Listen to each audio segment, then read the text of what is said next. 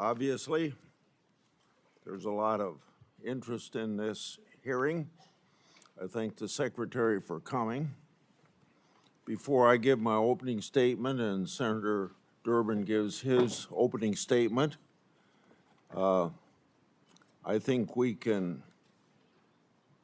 expect in a hearing this important that we ought to have utmost of decorum during this hearing.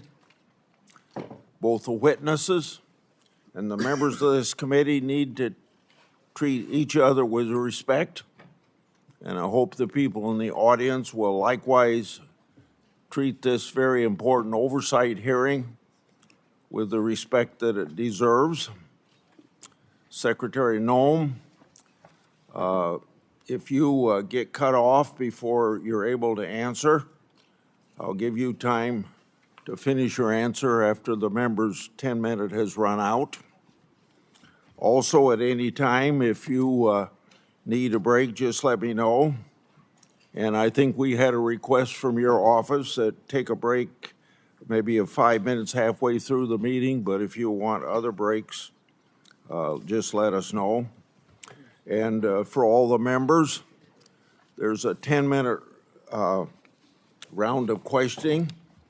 And I'm pretty liberal. If you got 5 seconds left in your 10 minutes and you start your question before the 5 seconds run out, I'll let you finish your question, but don't extend it into a 5-minute speech because we got to keep pretty much on time here. So once again, I would welcome everybody to the Judiciary Committee's oversight hearing for the Department of Homeland Security.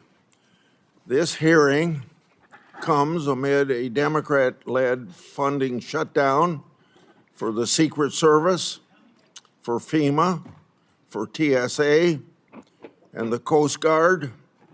These agencies are vital to keeping our country safe. The hearing also comes as our military is engaged with Iran, and I offer my prayers and thoughts to our brave servicemen and particularly to those families that have lost loved ones.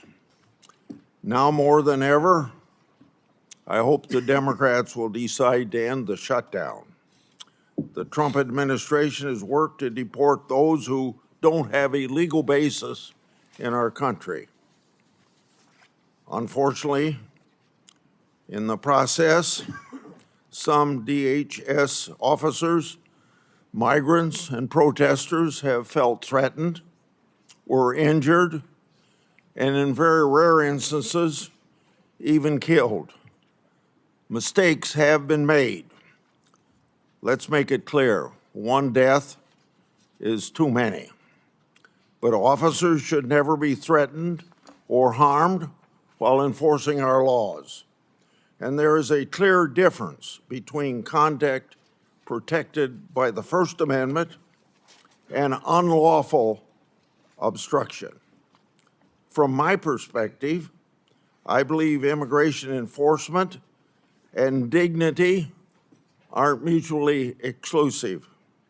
Secretary Noem, I look forward to hearing how you're addressing these important issues while continuing the department's mission. And your department's mission is, of course, one of the most challenging in government.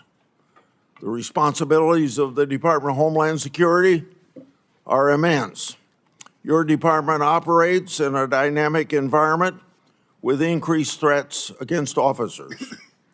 According to DHS, ICE officers have faced an 8,000% increase in death threats.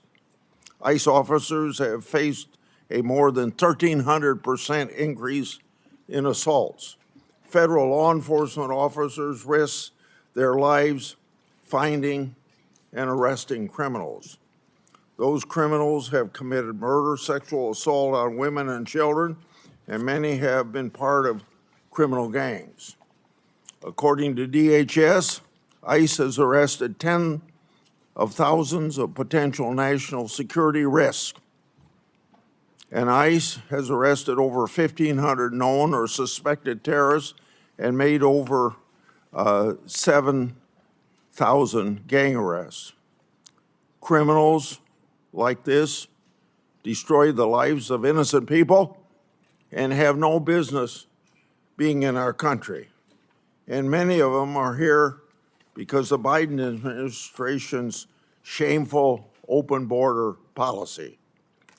Under your leadership, the department has renewed focus on removing criminals from our neighborhoods.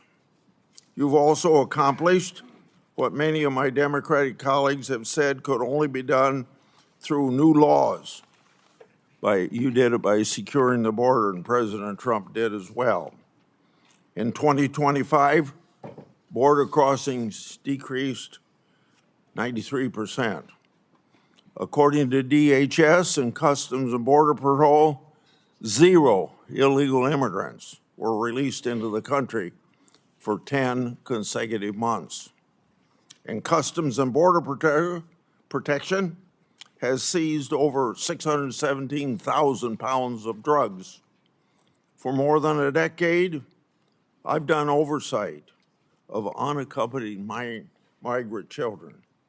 The Biden administration lost track of thousands of children. The Biden administration disgracefully released children improperly vetted sponsors with addresses including gas stations, shopping malls, movie theaters, and even Disney World. That ought to shock the conscience of every American, and we all love children. The Trump administration has located over 145,000 of these children lost by Biden's open border policy, and thank God for finding those children. The department has taken important steps to ensure these children are located and removed from harm. The examples I just shared are results that keep our communities safe. The example, Secretary Noem, you've also been more responsive than your predecessors to a favorite effort of my part, my oversight requests. Now, I say how you've been responsive, but to be intellectually honest, from the previous administration, that's a low bar to overcome. In August last year, you provided updates regarding my longstanding Afghanistan evacuee oversight. Since 2021, I've investigated the Biden administration's failure to vet Afghan evacuees. The Biden administration hid vetting failures from the public, and multiple inspectors general have since confirmed these vetting failures. As one example, the Biden administration failed to vet evacuees against all available Defense Department tactical data prior to being paroled. On September the 9th last year, DHS told my office that as of August 12th, 2025, thousands of Operation Allies welcome parolees were potentially national security risks. Records provided by DHS also show the Biden State Department recommended a special immigration visa to Afghan nationals charged with shooting 2 National Guardsmen here in Washington, D.C. According to the Biden State Department, at that time, the terrorist, quote, poses no threat to national security, end of quote. The Biden administration's failure to put this country at risk. Yet, my Democratic colleagues keep trying to ignore that historical fact. You all know I'm a strong supporter of inspectors generals and oversight. Inspector General Kafari has told my office several times that he's been restricted by DHS memo from speaking to certain congressional committees about classified report. That report is about covert testing of the Transportation Security Administration checkpoint security screening. I hosted last year a bicameral, bipartisan, classified briefing with senior DHS officials on that matter to do what I can to bring about transparency. I asked the Inspector General, Kafari, to attend, but he declined, asserting that there was a memo in the department preventing him from doing so. I've also commissioned the Government Accountability Office to review the matter relating to that classified report. Government Accountability Office has said they've been unable to obtain possession of the report and access to relevant Transportation Security Administration personnel. Inspectors General and the Government Accountability Office help bring about transparency, and we all know transparency brings accountability to government.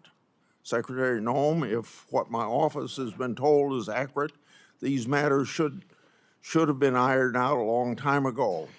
If that isn't accurate, you can tell me. Lastly, after your confirmation, you worked with me to restore 3 whistleblowers to their jobs.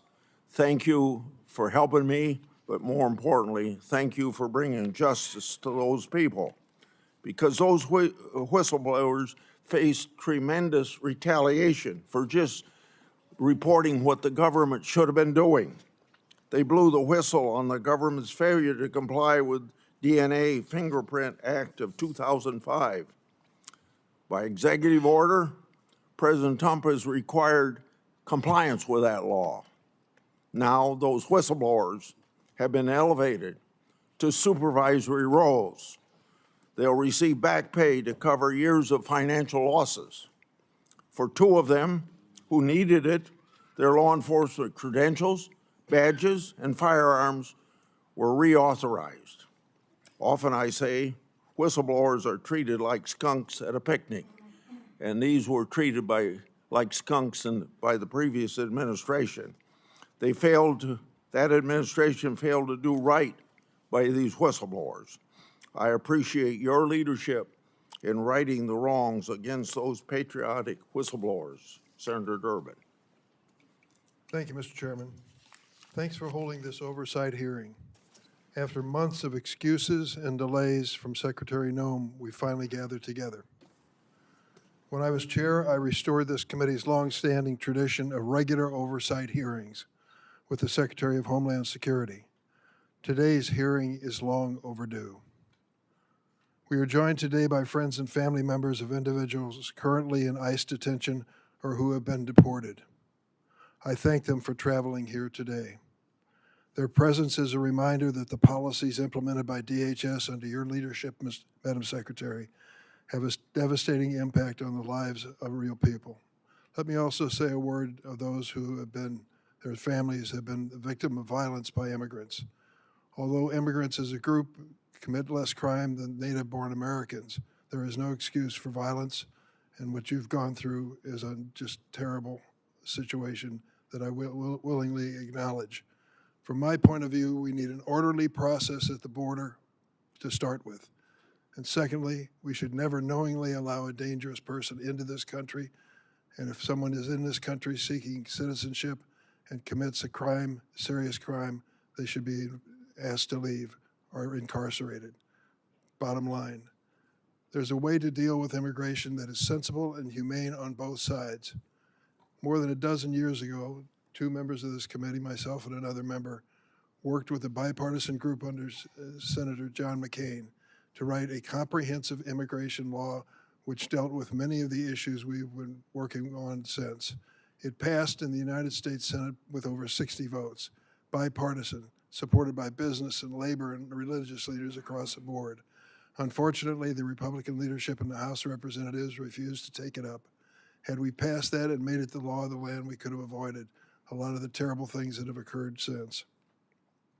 Madam Secretary, under your leadership, the Homeland Security Department has been devoid of any moral compass or respect for the rule of law. Without hesitation or remorse, DHS agents have wreaked havoc in our cities. I've seen it in the city of Chicago, and acted with unspeakable cruelty against children, immigrant families, and American citizens. This administration's reckless immigration enforcement campaign is creating fear in communities and eroding the foundational tenets of our democracy. Democrats believe that Congress must do its job and rein in ICE abuses by requiring immigration agents to simply follow the same rules as local police. While Republicans claim the DHS shutdown is putting us at risk, the reality is this administration has engaged in mass layoffs of career national security officials and diverted many others from protecting the homeland of the president's with the president's mass deportation campaign. This is all while Secretary Noem is sitting on an unprecedented amount of appropriated funds, more than the United States Marine Corps. The Republicans in Congress gave her this and gave her virtual decision-making power in terms of the execution of policies. And she is spending nearly $300 million on a fleet of luxury private jets so she can travel in style. Really? Secretary Noem has repeatedly claimed that the department is arresting the, quote, worst of the worst and making American cities safe. In fact, less than 14% of immigrants arrested during Trump's first year back in office had charges or convictions for violent criminal offenses. Less than 14%, 1 out of 7. Immigration agents arrive in cities without consulting local law enforcement. They roam the streets in paramilitary gear and arrest and detain people based on the color of their skin, their accents, and the language they speak, the infamous Kavanaugh stops. That is not a public safety operation. That is a paramilitary occupation. And Secretary Noem has made excessive force the department's default position. In my home state of Illinois, during the so-called Operation Midway Blitz, agents violently attacked, tackled, arrested, and detained immigrants and citizens. They conducted a military-style raid on an apartment complex, kicking down doors and zip-tying children. A Border Patrol agent shot an American citizen, Miramar Martinez, multiple times, 5 times. She miraculously survived. After the incident, the agent bragged on the internet, 5 shots, 7 holes. And this administration didn't just shoot her 5 times. They called her a domestic terrorist, tried to prosecute her on trumped-up charges that were ultimately withdrawn, and fought the public release of evidence in her case. In Minnesota, your agents shot and killed Renee Good and Alex Preddy, 2 American citizens. And as their families struggle with these horrible tragedies, they had to fight baseless accusations of domestic terrorism from Secretary Noem, the head of the agency responsible for their loved one's death. The department has also translated the president's racist attacks into immigration policy. President Trump has repeatedly called Somali immigrants, and I quote, garbage, and said that he doesn't want immigrants from what he calls, and I'm going to clean this up, S-hole countries. I heard him say that in the Oval Office repeatedly. Secretary Noem responded to what she called, quote, a full travel ban on every damn country that's been flooding our nation with killers, leeches, and entitlement junkies. It just so happens that every country covered by the Trump-Noem ban has a majority non-white population. Earlier this month, the Trump administration deployed Border Czar Tom Homan to Minneapolis, supposedly to end Operation Metro Surge. The president is reading his sinking poll numbers and finally recognized the American people are sick and tired and fed up with this heavily armed, masked secret police agents causing chaos in our cities. But the reality is the administration has not backed down from Stephen Miller's 3,000 person a day arrest quota. Meeting this quota is impossible without continuing indiscriminate enforcement. There simply are not enough of the so-called worst of the worst to do it. ICE agents are even arresting trafficking survivors like Luna, who was abused for years. In February 2025, The Trump DHS found Luna's application for a trafficking visa was bona fide. Today, Luna is still in detention. DHS has launched a cruel scheme to purchase massive warehouses for detaining immigrants, some designed to hold 8,000 people. To put that in perspective, our largest federal prison holds 4,000. Listen to what the U.S. Conference of Catholic Bishops said about this. The thought of holding thousands of families in massive warehouses should challenge the conscience of every American. Whatever their immigration status, these are human beings created in the image and likeness of God, and this is a moral inflection point for our country. Even with tens of billions of dollars at your disposal, the administration already cannot meet the basic needs of the 65,000 people currently in immigration detention. Detained individuals, including children and infants, are subject to abusive conditions and inadequate medical care. This includes Liam Ramos, the 5-year-old arrested with his father in Minnesota, who became ill in detention, and Amalia, an 18-month-old baby who became so sick with a respiratory illness she was hospitalized for 10 days, only to be returned to detention and denied medication. We have also seen an unprecedented number of deaths in ICE custody.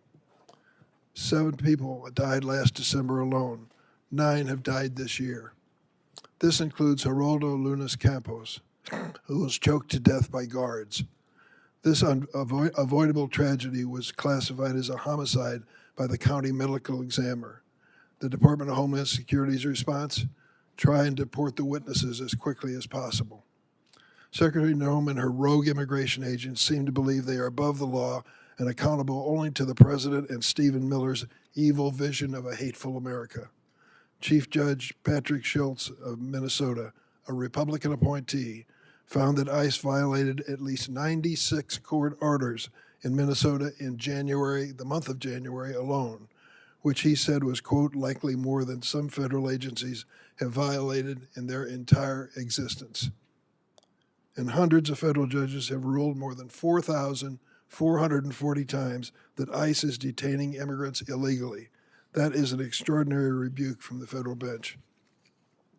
It hasn't stopped there. This department has trampled on the Fourth Amendment, forcibly entering private homes and businesses without judicial warrant. The Trump administration has also punished individuals for exercising their rights to free speech and peaceful protest under the First Amendment.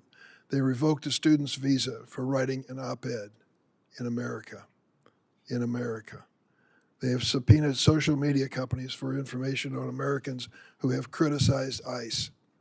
ICE agents have found the addresses of peaceful protesters and showed up their homes to intimidate them. Now the administration is even threatening to interfere with our elections. President Trump has suggested that the federal government should nationalize elections. Top Trump ally Steve Bannon recently said, "We're going to have ICE surround the polls. We'll never again allow an election to be stolen," end of quote. Secretary Noem went further, and this is what you said, and I quote, "Make sure that we have the right people voting, electing the right leaders to head this country." And the administration has threatened immigration enforcement surges if state officials do not turn over their voter rolls and raided an election office in one swing county. We must ask, what is President Trump's endgame for this reign of state-sponsored violence against America's own citizens? History teaches us that immigrants are the first target when an authoritarian regime seeks to erode civil rights and consolidate power. But immigrants are never the last target. And we know that Donald Trump does not respect the constitutional rights of any American, regardless of party. Secretary Noem, this is the first time we met. I've been on this committee for more than 2 decades. I worked with every one of your predecessors of both political parties. I tried to meet with you before and after your confirmation, but you refused every request. I want to be clear, and you should know this. No official on this side of the rostrum or the other is above the law. You have no right to deploy immigrant agents as a paramilitary force in American cities. You swore an oath to uphold the Constitution. You have an obligation to answer questions posed by the member of this committee so that meaningful accountability can begin for the terror we are witnessing in America every day. Would you please stand to be sworn? Do you affirm the testimony you're about to give before the committee will be the truth, the whole truth, and nothing but the truth, so help you God? Thank you for that positive response. Please go ahead and give your opening statement. Kristi, Noem, you should be ashamed of yourself. I'm a No. former FEMA Okay. employee.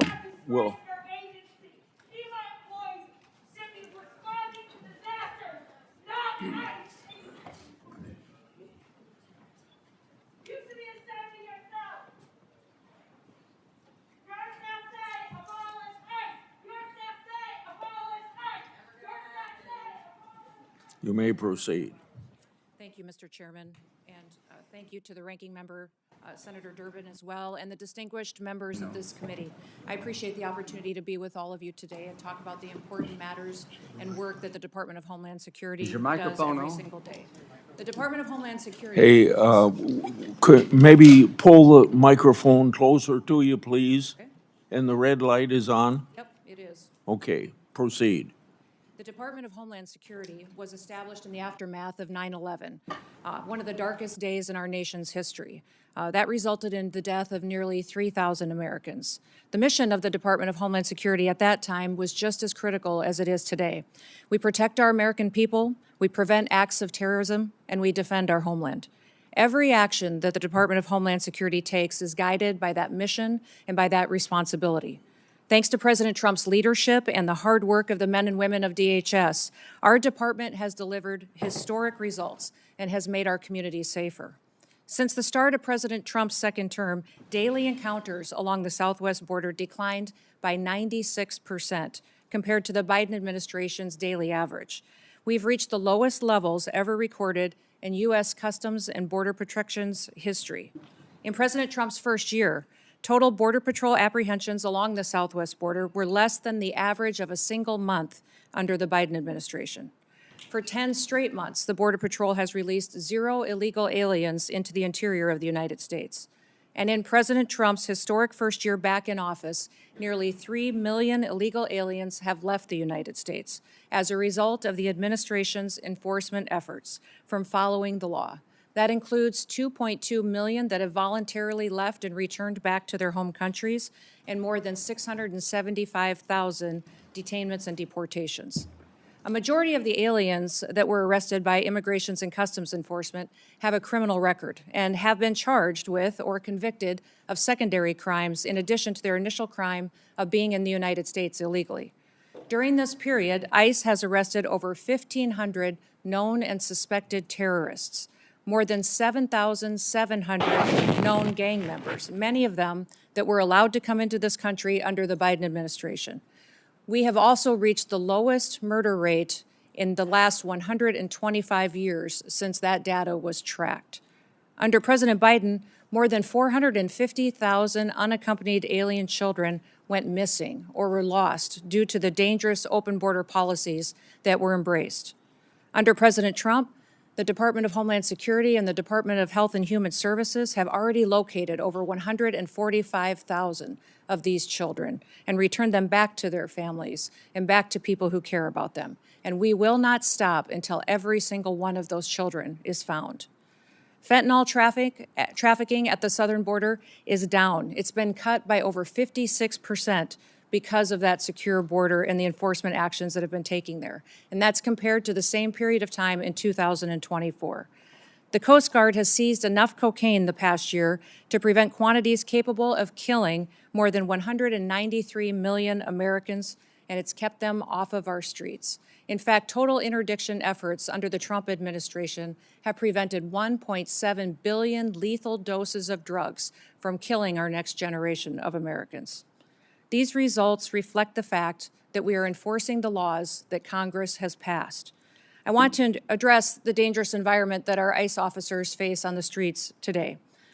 They are facing a serious and escalating threat as a result of deliberate mischaracterizations of their heroic work and rhetoric that demonizes our law enforcement.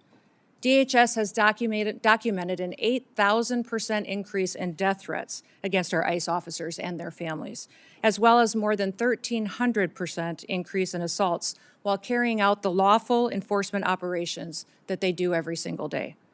I recognize that members of this committee may hold differing views about immigration policy, but it's important that we distinguish between disagreements over policy and the department's operational responsibility to enforce existing law that has been passed by Congress.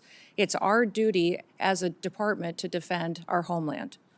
The latest Democrat-led shutdown of DHS is reckless, it's unnecessary, and it undermines the American national security, and it harms the men and women who work at DHS and their families. Despite the House passing a bipartisan, bicameral full-year DHS funding bill, it is Senate Democrats who've chosen not to fund the department and have held this department hostage.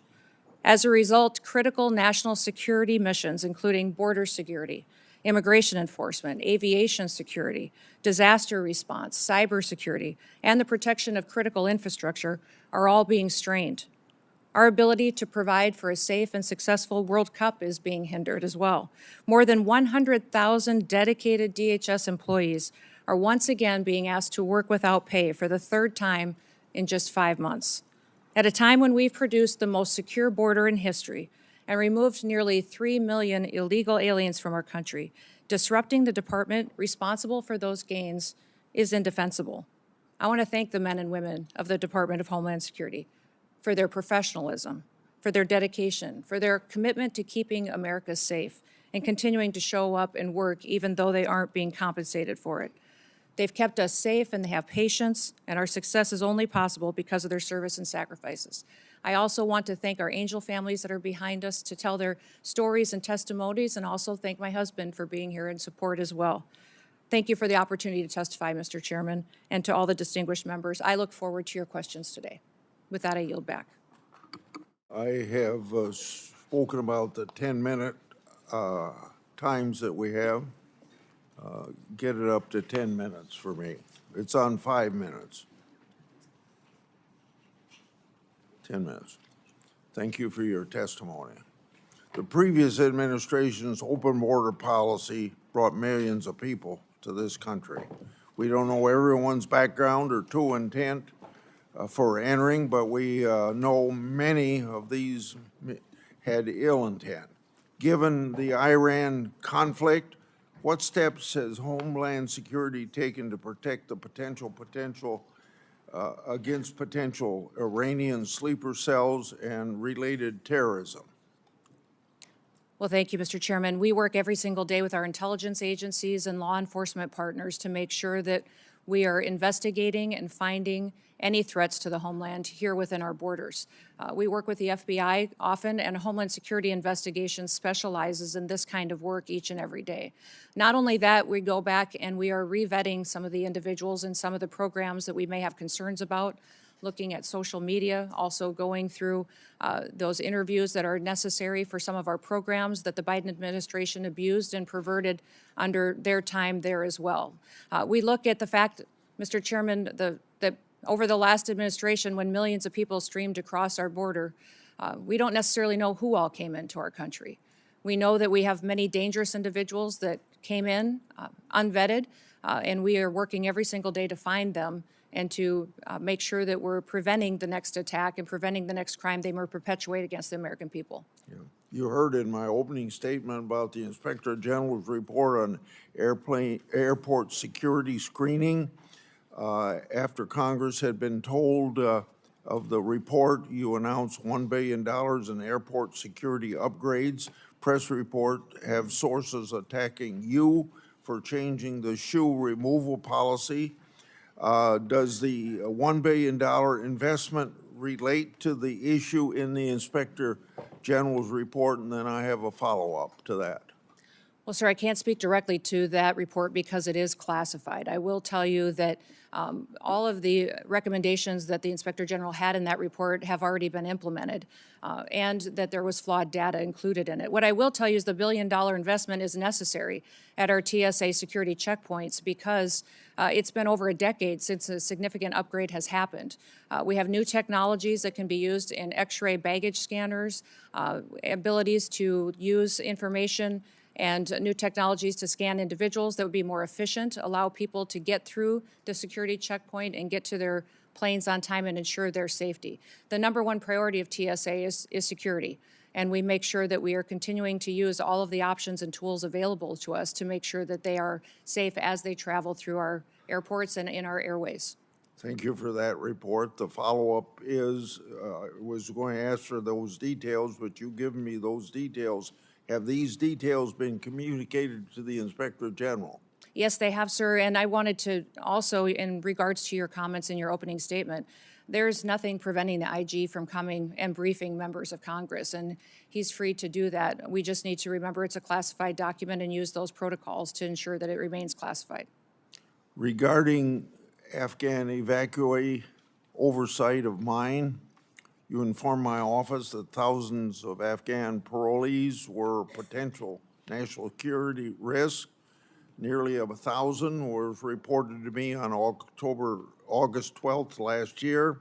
What steps have you taken with the interagency partners to investigate these parolees, and what, if any, national security concerns still exist because of the previous administration's failures to vet?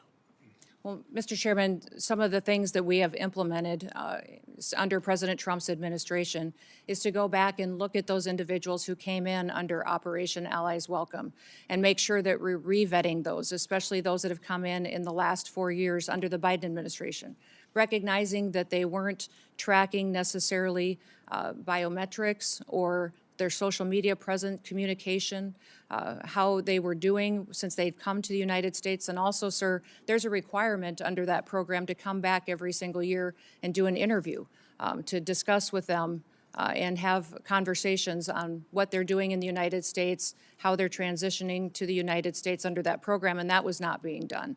So we're going back and re-vetting all of those individuals and making sure that we know that if someone is here in this country, that they love America, they want to be a part of our way of life, and they don't wish to do us harm. I'd like to have you provide me an update on the Afghan evacuee data. As I said in my opening, Trump administration has located over 145,000 children that the previous administration lost. Your department is also performing welfare checks on these children.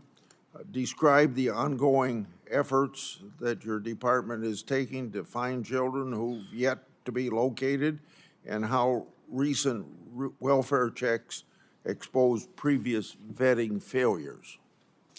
Yes, I would say those 450,000 children that came into this country that were unaccompanied alien children were lost by the Biden administration, not tracked. We've located about 145,000 of them, and we've done that through the investigative work of our Homeland Security investigations team. They are phenomenal at the work that they do, and they specialize in child trafficking, sex trafficking, and finding individuals that would perpetuate that harm against our children. The one thing that has been challenging is that under the Biden administration, the government paid sponsors in HHS in order to host these children. And those sponsors, many times, we found instances where they trafficked these children themselves. So under that administration, we not only had children that were in this country as a part of a program, the government was paying individuals that were knowingly trafficking them and abusing them. That has stopped. We have gone through and found these children and put them back with their families when we have the opportunity to do so, and with loved ones that will care for them. And I would say that even in one case, we have other countries where we've been working with them to get their children back home, where we've been prevented returning these families back and helping them to be reunified by activist judges. But we will continue to work to ensure that these individuals and these children that were abused by the trafficking over the border have the opportunity to be brought back to their families and to their loved ones going forward. I want to bring up administrative warrants. There's been questions raised about your department use of them. Immigration laws include complex and specialized legal processes. For the record today, please briefly discuss how the administrative warrant works and how often they're used. Well, an administrative warrant is utilized on a regular basis because it's the process that Congress has given us. It's the process in immigration law that you've given us to ensure that someone is returned back to their home country. And I would say that most of the time when it gets talked about, it's inaccurate. In the 400,000 cases that ICE has used these administrative warrants, only 28 times have they been used to enter a home. So it is the legal process that we have, that we follow as given to us by Congress, and it's been affirmed by the Supreme Court as the correct way to follow the law. We will continue using this tool as it's important in the duties that the Department of Homeland Security is responsible for. Under both Democrat and Republican presidents, I've conducted oversight of employees called special government employees. By law, these employee is limited to 130 days a year of government work, and it's been understood that a partial day is 1 day at work. Have you ensured the SGE personnel follow all laws, rules, and regulations as intended? Yes, sir. They have career officials at the Department of Homeland Security that track that data, and they've all followed the laws and the rules regarding special government employees. You stated that the Department of Government Efficiency found software on your government devices that was used to improperly surveil you and other political officials. What's the status of the investigation into that matter, and has any disciplinary action taken? Yes, sir, there was software that was doing surveillance on political appointees at the Department of Homeland Security, and there was measures put in place where some people were removed from their positions and accountability measures put in place. And we continue to monitor our systems as the agency that is trusted with cybersecurity and ensuring that our critical infrastructure is protected from hacking attempts from foreign nationals who wish to do us harm or individuals within this country. We take seriously the amount of software, surveillance, and work that we do within the department as well. My 10 minutes are up. Senator Durbin. Thank you, Mr. Secretary. Secretary Noem, the nation has watched horrified as immigration agents killed Renee Good, Alex Preddy. In Chicago, one of your Border Patrol agents shot Marimor Martinez 5 times after ramming her car. You and your agency rushed to brand these victims as, quote, domestic terrorist. We have ample video evidence and eyewitness testimony proving you are wrong. Your statements caused immeasurable pain to these families. Let me give you an opportunity to do the right thing. Do you retract these statements identifying these individuals as domestic terrorists? You know, Senator Dermott, when we have these situations happen, we always offer our condolences to those families, and I offer mine as well. These are tragic situations, and I can't imagine what these families go through in losing a loved one. What I will say is we always work to provide the American people with as much information as possible, that we're relying on reports from the ground and from agents that are there, and working to be transparent, and we'll continue to do all that we can to provide the accurate information and the facts to people as we can. Where did you get that information? In a recent hearing before the HISGAC committee, CBP and ICE officials testified under oath that their agencies did not inform you that Preddy was a domestic terrorist during that hearing, stated during that hearing.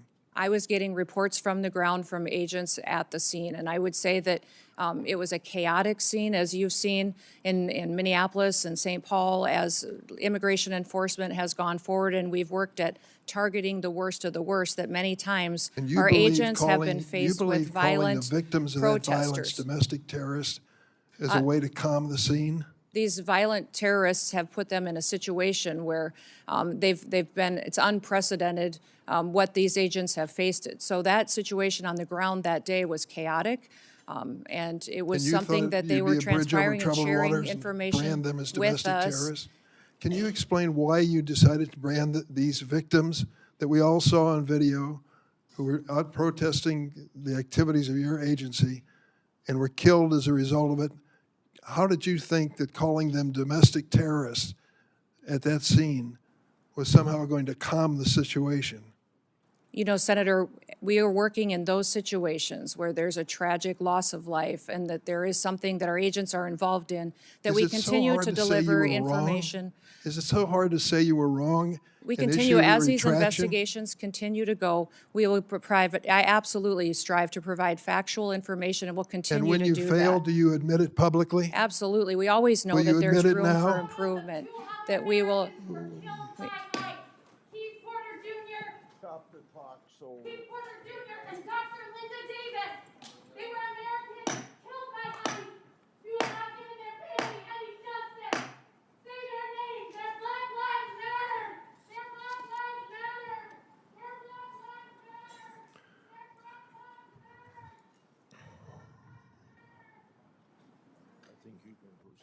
Thank you, Mr. Chairman. I want to turn to another incident where DHS is concealing the facts from the American public. Geraldo Luna Campos died in an immigration detention. DHS claimed he killed himself, but an independent medical examiner found his death was a homicide. Witnesses stated Mr. Campos was strangled by the guards at a detention facility. Instead of investigating this death, your department tried to deport the witnesses to the crime.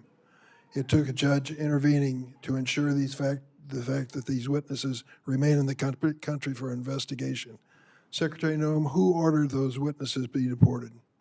Sir, I can't speak to the details of that case as it continues to be investigated, but I do know that within our detention facilities, we have the highest federal standards of any detention facilities compared to state or other local Did you facilities hear that may there- detain. There was an effort to deport the witnesses? Sir, I'm not aware of that, and I will continue to look at that. Whenever there is an incident where we have someone who works for DHS that has done something wrong, there is always an evaluation, an investigation, and there is consequences for that. So we will continue to do that investigation and make sure that the right thing is done if Who's something doing was. the investigation? There are internal investigations Internal within. investigation. Is that what you're saying? Yes, ICE and. Outside independent agency that's part of that investigation? Not that I'm aware of at this point in time, but I may not be able to speak to the details of this case because I'm not fully Shame, a informed on it. man lost his life. Just last week, the Republican-appointed chief federal judge in Minnesota identified over 200 court orders that ICE officials had violated in the last 2 months. He wrote, quote, "The court is not aware of another occasion in the history of the United States in which a federal court has had to threaten contempt again and again and again to force the U.S. government to comply with court orders." In a sworn declaration, the Trump Justice Department itself acknowledged that your agency has violated court orders more than 50 times in recent weeks in one state, New Jersey. Secretary Noem, is DHS required to follow federal court orders? Yes, sir, and we do comply with federal court orders. How do you explain that your agency has repeatedly violated court orders, as your own administration has admitted? Sir, we follow court orders, and when they apply and when the jurisdiction and decision is applicable to a federal agency like ours. I'm sorry, would you clarify what you ended that with? We follow court orders when they are given to us. Federal court orders, we follow, So absolutely. these judges are wrong? No, I'm not saying that they're wrong, and I can't speak specifically to that statement that was given. Let me ask you about DACA. Are you familiar with the program? Yep. Do you understand the people that are covered and protected by DACA have to go through a background check, which includes a criminal check? Yes or no? Yes. You do? Last week, your agency informed us that last year ICE arrested 261 DACA holders and deported 86 of them. We learned about a DACA recipient who'd lived in this country for decades, was arrested by ICE at her green card appointment. In tears, she hugged her daughter goodbye. She was deported to Mexico within 24 hours. Madam Secretary, why have you deported dozens of DACA holders who had to comply with a criminal background check to be eligible for DACA? Sir, we follow all laws as applicable to the Department of Homeland Security Why and did you how we deport handle them? detainment and deportations. Why did you deport them? I don't know the details of that specific case you just read, but I'll look into it, sir. But we ensure that we follow the law that applies to our department and who we detain and who we deport back to their home You countries. clearly violated the law if that is the case. Let me ask you about the fact that 85% of the 400,000 immigrants that ICE arrested during President Trump's first term in office had no violent criminal record. The president said over and over at his rallies, we're going after the worst of the worst, the terrorists, the murderers, the rapists. And then it turns out that 85% of the people you've gone after have no criminal history whatsoever. How do you explain that?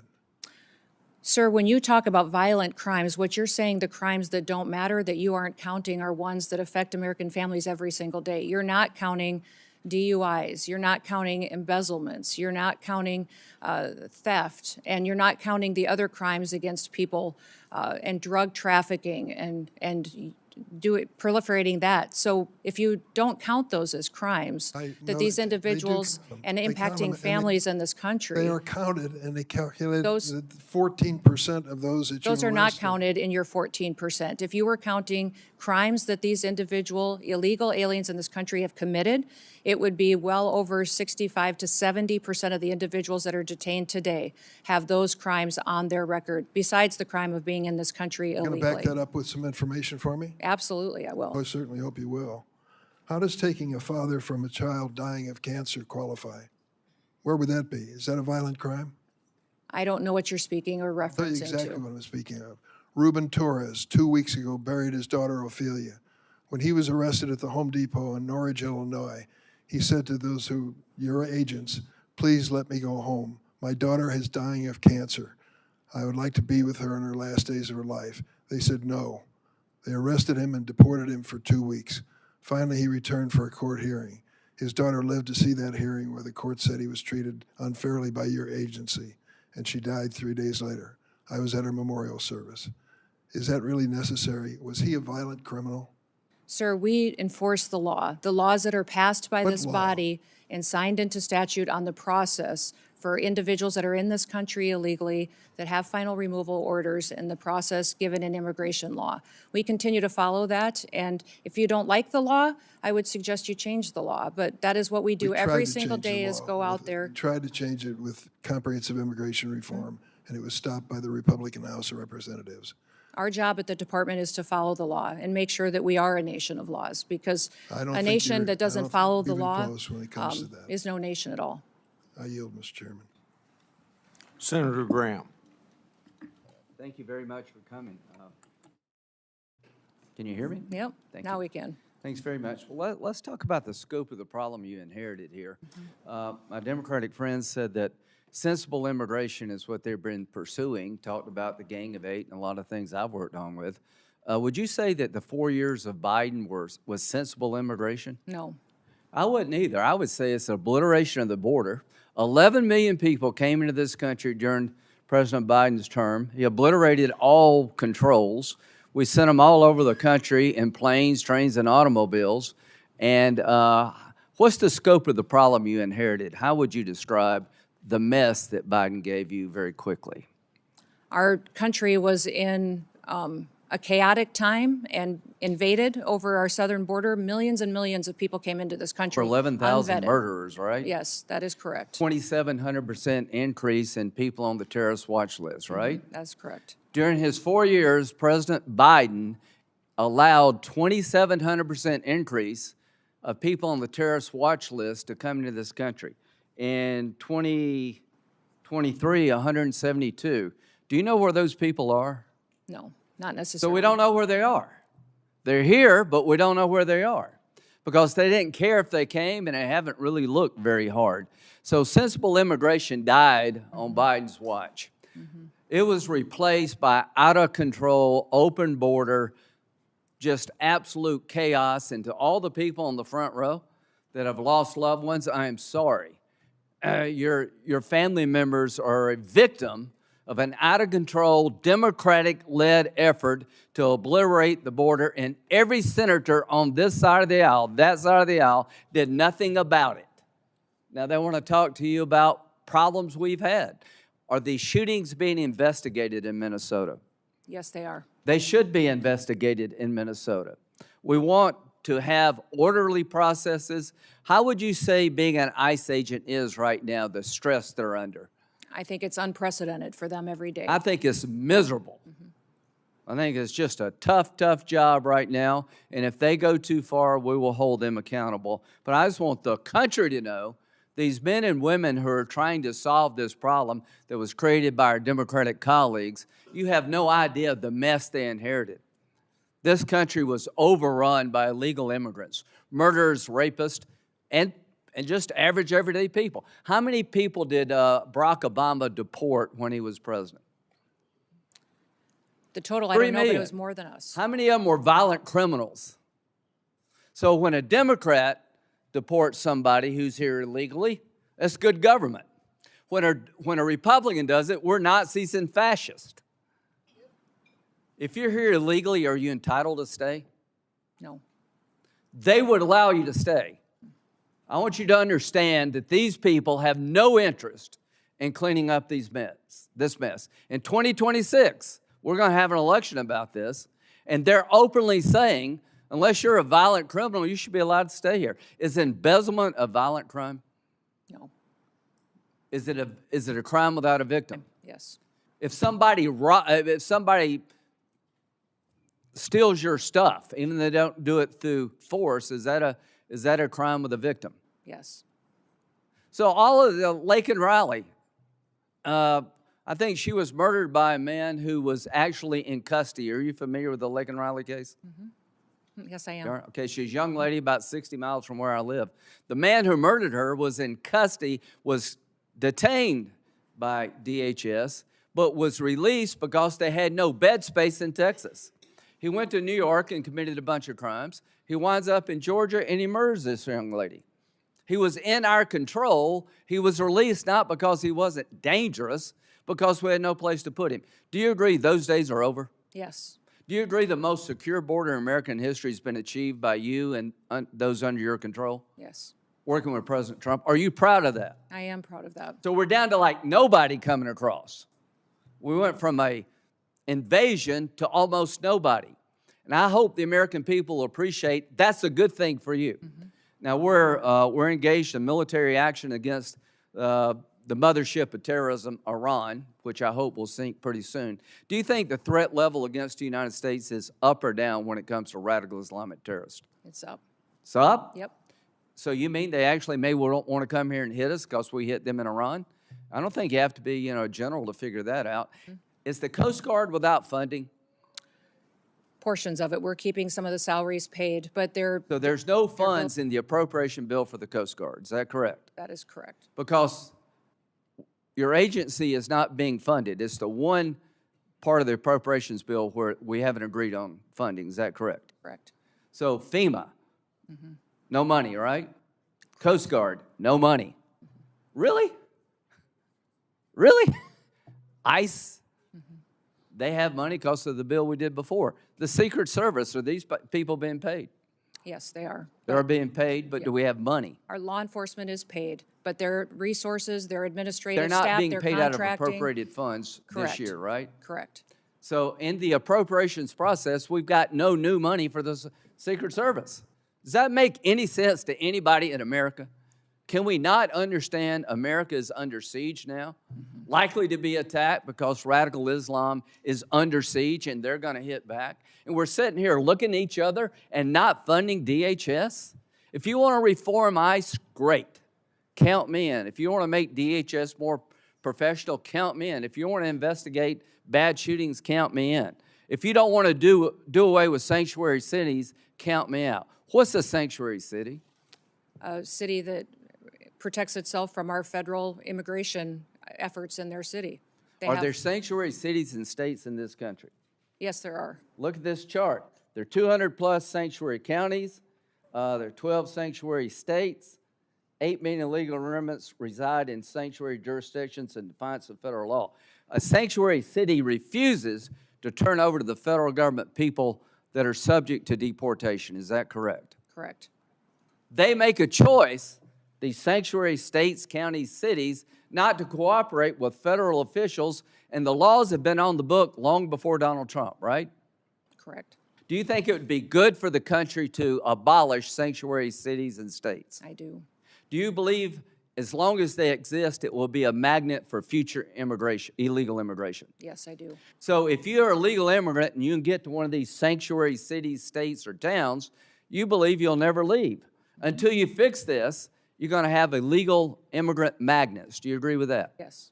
Would you urge the Congress to abolish sanctuary cities Yes, I would, sir. and sanctuary states? When it comes to the threat level against our homeland, how would you characterize it right now? Right now, I would say, sir, that we should have our every effort within the Department of Homeland Security out protecting people 24/7, because we face not just enemies from overseas that threaten our way of life and our American values. The Biden administration let them here. They let them in our borders. They're in our hometowns.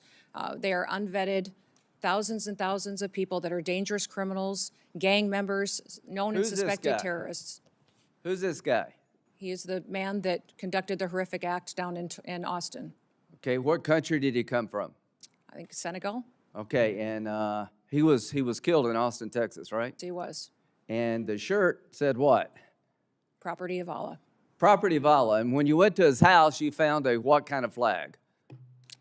Iranian flag. Iranian flag. Wonder how many people are like that here, waiting to pounce. And DHS doesn't have appropriated funds. This is insane. There are more people like this. We obliterated our borders. 1.7 million people came into this country from countries that were designated to be a problem. Special interest aliens. Are you familiar with that? Yes, I am. So 1.7 million came from countries that would make you a special interest alien because of the nature of the country. Libya, Nigeria, North Korea, Afghanistan, China, Cuba. Do you know where those 1.7 million people are? Not all of them. Yeah, I don't know. I don't know where they are either. But they let them in. We don't know where they are. They came from countries that are so dicey, we made you a special interest alien if you came from those countries. So we're having a hearing here. I'd like to make ICE more professional. I'd like to make sure if there was a bad shooting, it's documented as such and people pay a price. But I will not apologize to anybody in this room to try to clean up the mess that Biden started and you empowered. We've got to deal with this. We've been invaded. Only God knows how many people are here and what they're up to, and we're not going to stop. We're going to learn, but we're not going to stop because America is under siege, and the idea we're not defunding DHS is insane, criminally insane. Senator Whitehouse. Thanks very much, Chairman. Let me start by noting that we have repeatedly said, our ranking member on the Senate Appropriations Committee, Senator Murray, has said that we are more than willing to fund TSA, more than willing to fund the Coast Guard, more than willing to fund FEMA, and that it is the administration that is holding those agencies hostage in order to extract additional funding for ICE and CBP. That is our quite clearly stated position, and I just wanted to recognize that now. Ms. Noem, I want to walk you through an incident that took place in Rhode Island. We have a courthouse in Rhode Island, our Superior Court. The court had an agreement with your organization not to conduct operations in that courthouse. Despite that agreement, your officers went in to conduct operations in that courthouse. They went in plain clothes and masked, so maybe they were aware of the agreement, maybe they weren't. Either way, it was unprofessional not to honor the agreement with the court. There is also a court rule against photographing people in the courthouse. They were photographing people in the courthouse. They either didn't know or didn't care about that court rule. Either way, it was unprofessional. They were pursuing an intern and taking photos of this young intern who was not the person supposedly sought. The intern was in high school. The person sought was in his 30s. It shouldn't be too hard to tell the difference. They couldn't. It was unprofessional. A state judge escorted the intern out to his car to take him back to high school. The agents didn't recognize the judge. They operate against the agreement in a courtroom and don't bother to know who the judges are. Again, unprofessional. They followed the judge out to his parked car, which was parked in a spot reserved for judges. Whether or not they already knew he was a judge, it does not take much in terms of powers of deduction to understand that the person getting into a car in a parking spot reserved for judges is probably a judge. Again, unprofessional. Then they threatened to smash his windows and drag him from the car. A judge with a high school intern in the car who's not the guy they're looking for. That kind of escalation seems unprofessional and irresponsible. Then they held the kid for half an hour in another vehicle while they figured out that, in fact, the high school kid was not the 30-plus-year-old person that they were supposedly looking for. Nobody was hurt, but there was nothing professional about that entire exchange. And I would ask you to send a signal down to your folks to stop that kind of dangerous and unprofessional nonsense, particularly in our courthouses.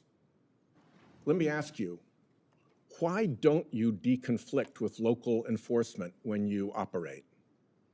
Our officers do. We welcome cooperation from local law enforcement and want them at the state level, at the local level, to cooperate with us so that we can continue to conduct our federal operations That's a different with the thing. safety of the cooperation that comes from those types of agreements. Deconflicting and cooperating are two different things. They can overlap, but they are two different things. You deconflict when you plan an operation in another law enforcement agency's jurisdiction, like here, the court sheriffs, and let them know what you're going to do. This all could have been headed off if you'd spoken to if your people had spoken to the sheriffs first and said, we're concerned about this guy. Oh no, he's an intern, he's in high school. None of this was necessary if they had bothered to deconflict. So please, send the message down to your people that there's a reason that deconflicting is standard law enforcement practice for, among other things, officer safety. Will you do that? Yes, sir, but I will tell you that our law enforcement are being doxxed at unprecedented levels. So at times we've run into situations in sanctuary cities or in sanctuary states where notifying that local law enforcement on some of these operations has doxxed them and their families and leaked a law enforcement operation, which puts people's lives in jeopardy. So they absolutely want to work with cooperative local law enforcement. About that, and in that case I strongly specifically, suspect that there's a big difference these between individuals. non-cooperation and actual interference with your operations. But I'll reserve that to a question for the record so you can substantiate that. Could you explain this? Sir, I'm looking at a picture of an interior, looks like a bedroom. Of an airplane. Yes, sir. You're not familiar with that? These photos are not accurate. If you're referring to the airplanes that the Department of Homeland Security has purchased in our purchasing. We're using them for long-range command and control aircraft that is dictated in statute by Congress for the Department of Homeland Security to have a plane. You did not use a luxury jet with a bedroom in it? Yeah, we used a 737. I've been on it once, but it is being used by other administration officials, and it is used for command and control flights for the department. The department has found that in purchasing our aircraft, that we will save the taxpayers hundreds of millions of dollars. Does it have a bedroom in In it? fact, we spent $1.42 billion on ICE deportation flights Does it last have a bedroom year. in it?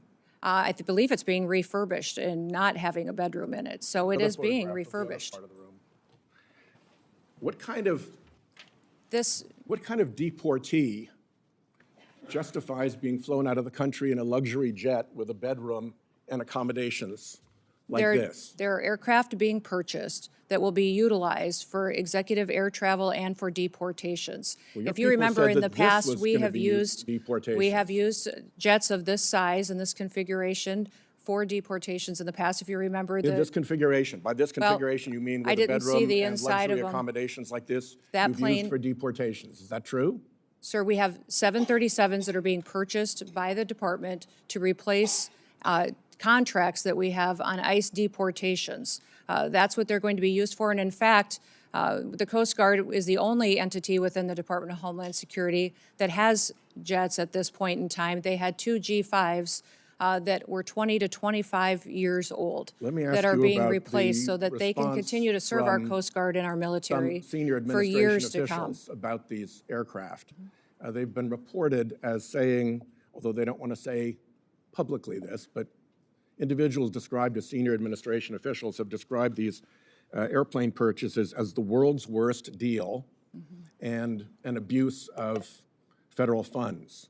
Can you tell me what the Republicans on this committee who voted for what I call the billionaires bill that gave you the money to buy these jets knew about your plans to acquire luxury jets when they voted for that money? The dollars for these airplanes was appropriated by Congress. In fact, it's mandated from Congress and rules that you've given us that we need to have a long-range command and control aircraft that will seat up to 17 people in the Department of Homeland Security for national security purposes. We are complying with the law.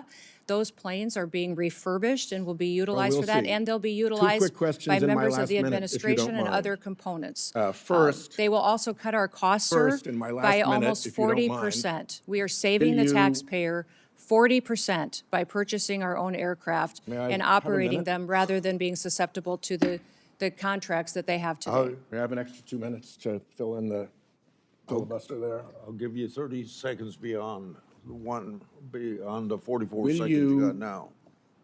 Truthfully answer a question for the record about your role in stopping the civil rights investigation into the Minnesota shootings. Sir, I don't know what you're talking about. I did not stop any investigations whatsoever. Will you testify truthfully if you get a QFR?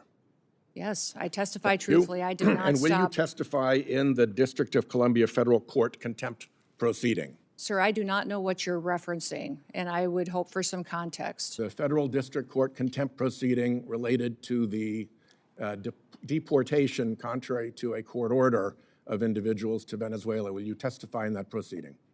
Sir, I think that you're referencing something that I have a gag order to, but I can certainly follow up with you. My time's up. Thank you.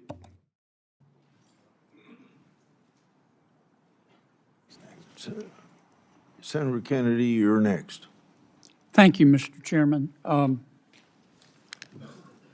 Thank you, Madam Secretary, for being here. President Trump, ably assisted by Mr. Stephen Miller, quickly in the President's second administration developed policies to secure our southern border, policies that you and the Department of Homeland Security implemented. And I congratulate all of you on your success. properly vetting people at the southern border is not racist, is it? No. Could you answer for the record? No, it is not racist. Properly vetting people at the southern border is prudent, isn't it? Yes, sir, it is. And to do that, we need the Border Patrol, do we not? Yes, we do. And we also need ICE, do we not? Yes, we do. Okay. I just wanted to get my congratulations on the record. I believe you have a policy, Madam Secretary, that you have to approve all contracts at your department over $100 million. No, sir, I have a policy in place that I review contracts. My deputy chiefs have the ability to review anything under 5 million. Above that, I evaluate and look at. Okay. And you do that, I understand, to try to curb waste and abuse of taxpayer money. Is that right? Yes, sir. In fact, it's been extremely effective. We've saved the taxpayers over $13.2 billion just by evaluating contracts, negotiating lower ones, and canceling ones that aren't necessary to do our duties.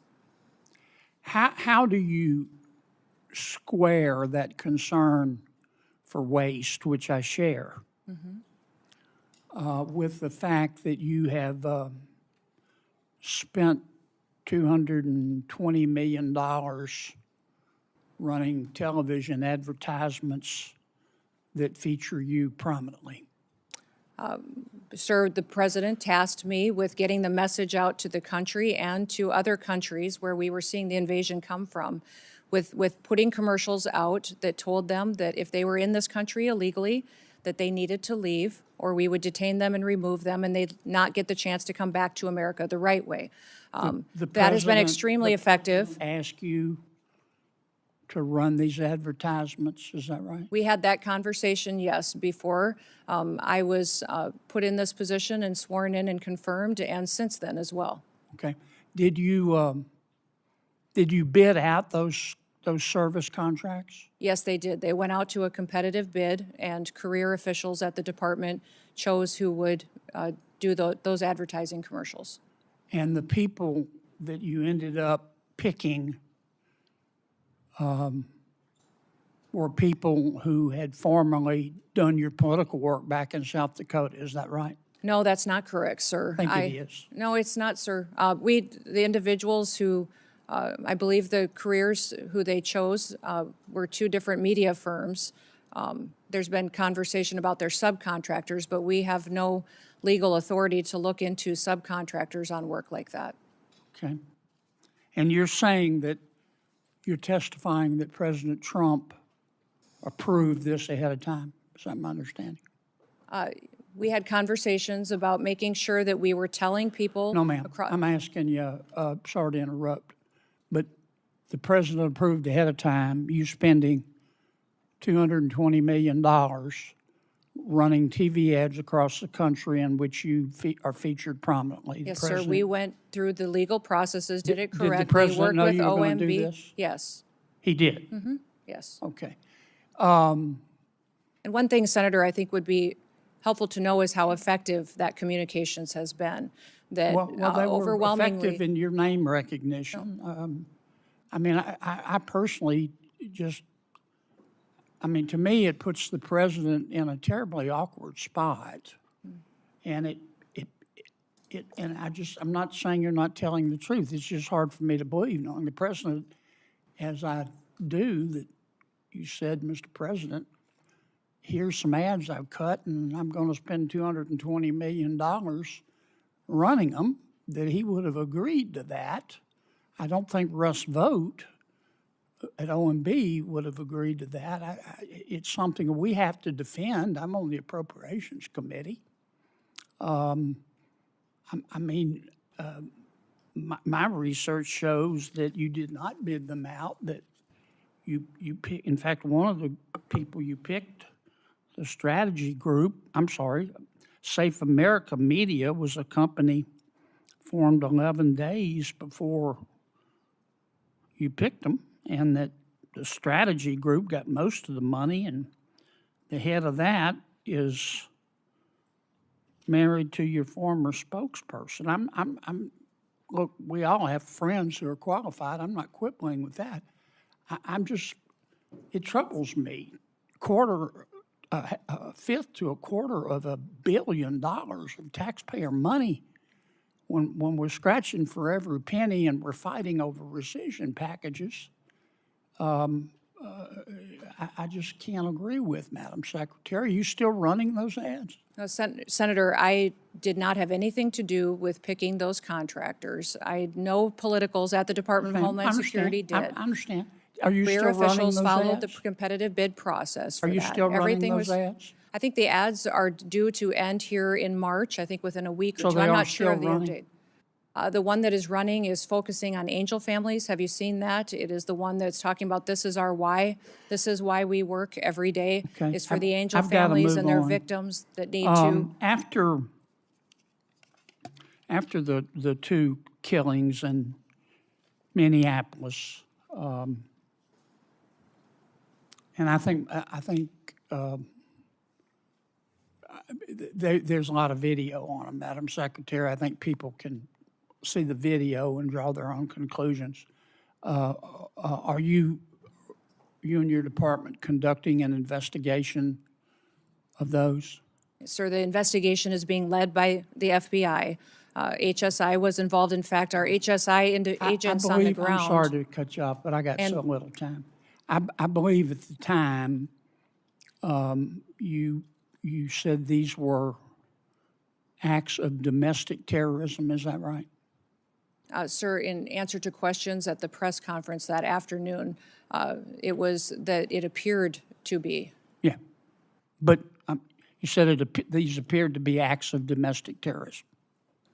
And as I've said previously in this hearing, But is that first, Madam Secretary, did you say we're that? getting I think it's been information from widely a chaotic reported. scene on the Did you say ground that? and relaying information to the American people. Okay. Now, again, those videos are public. People can draw their own conclusions. I think it'd be safe to say you got some pushback on that. Would that be fair? Yes, sir. And you got some criticism. I'm not saying the criticism was accurate or inaccurate. I think you did. What got my attention was that you blamed those statements on Mr. Stephen Miller at the White House. Did you not? No, sir, I did not. And in fact, where you're seeing that is in a news article of anonymous sources. And anonymous sources say a lot of things, but I've never said that at all. Well, here's what you said on the record. I'm going to read your words. Quote, "Everything I've done at the direction of the president and Stephen." Sir, where did you see me say that at? You read that in a was news reported article with no sources You said it affiliated on the to it. record on January 27th of 2026. Did I Sir, read your words accurate? I enjoy working with the president and with Stephen Miller, and that day we were working to get as much information to the American people as possible. That is what we'll continue to do, and as that happens, we'll go Do you forward. think and, it was fair to blame Mr. Miller? Sir, for I your did not do words? that. You're reading from a newspaper article with Yes, ma'am. anonymous sources. Are you denying that you said that? Sir, I'm not going to speak to that situation that is relayed on anonymous sources that no This one wasn't has heard me anonymous. say that. It was you. No. Who I mean, you reported said that it. to that newspaper? They're quoting you on the record, saying it's Stephen's fault. Thank you, Mr. Chairman. Senator Klobuchar.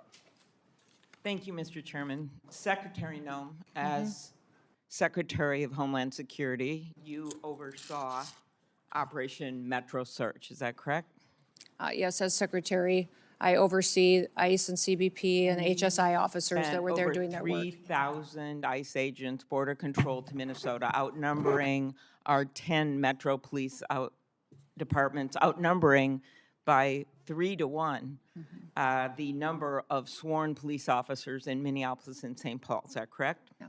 we were working to do targeted operations against Just if you could criminal answer yes illegal or no. aliens, and we needed to do that in a safe manner to make sure that we could ensure the safety of our law enforcement Two officers. of my constituents, Renee Good and Alex Preddy, were killed.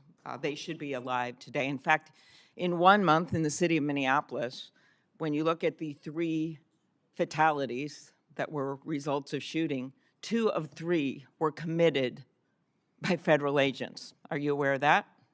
Yes, I am. So your agents, not only their actions resulted in the deaths of 2 innocent American citizens, but they repeatedly violated my constituents' First Amendment rights to assemble.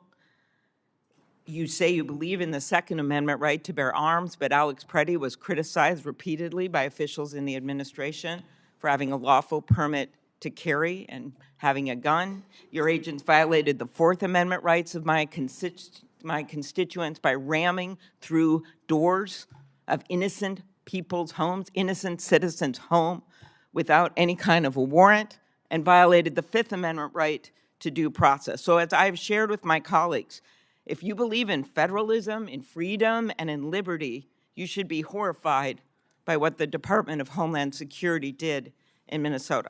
So my first question is, having spoken to Mr. Homan, what is the exact number of DHS agents still in Minnesota?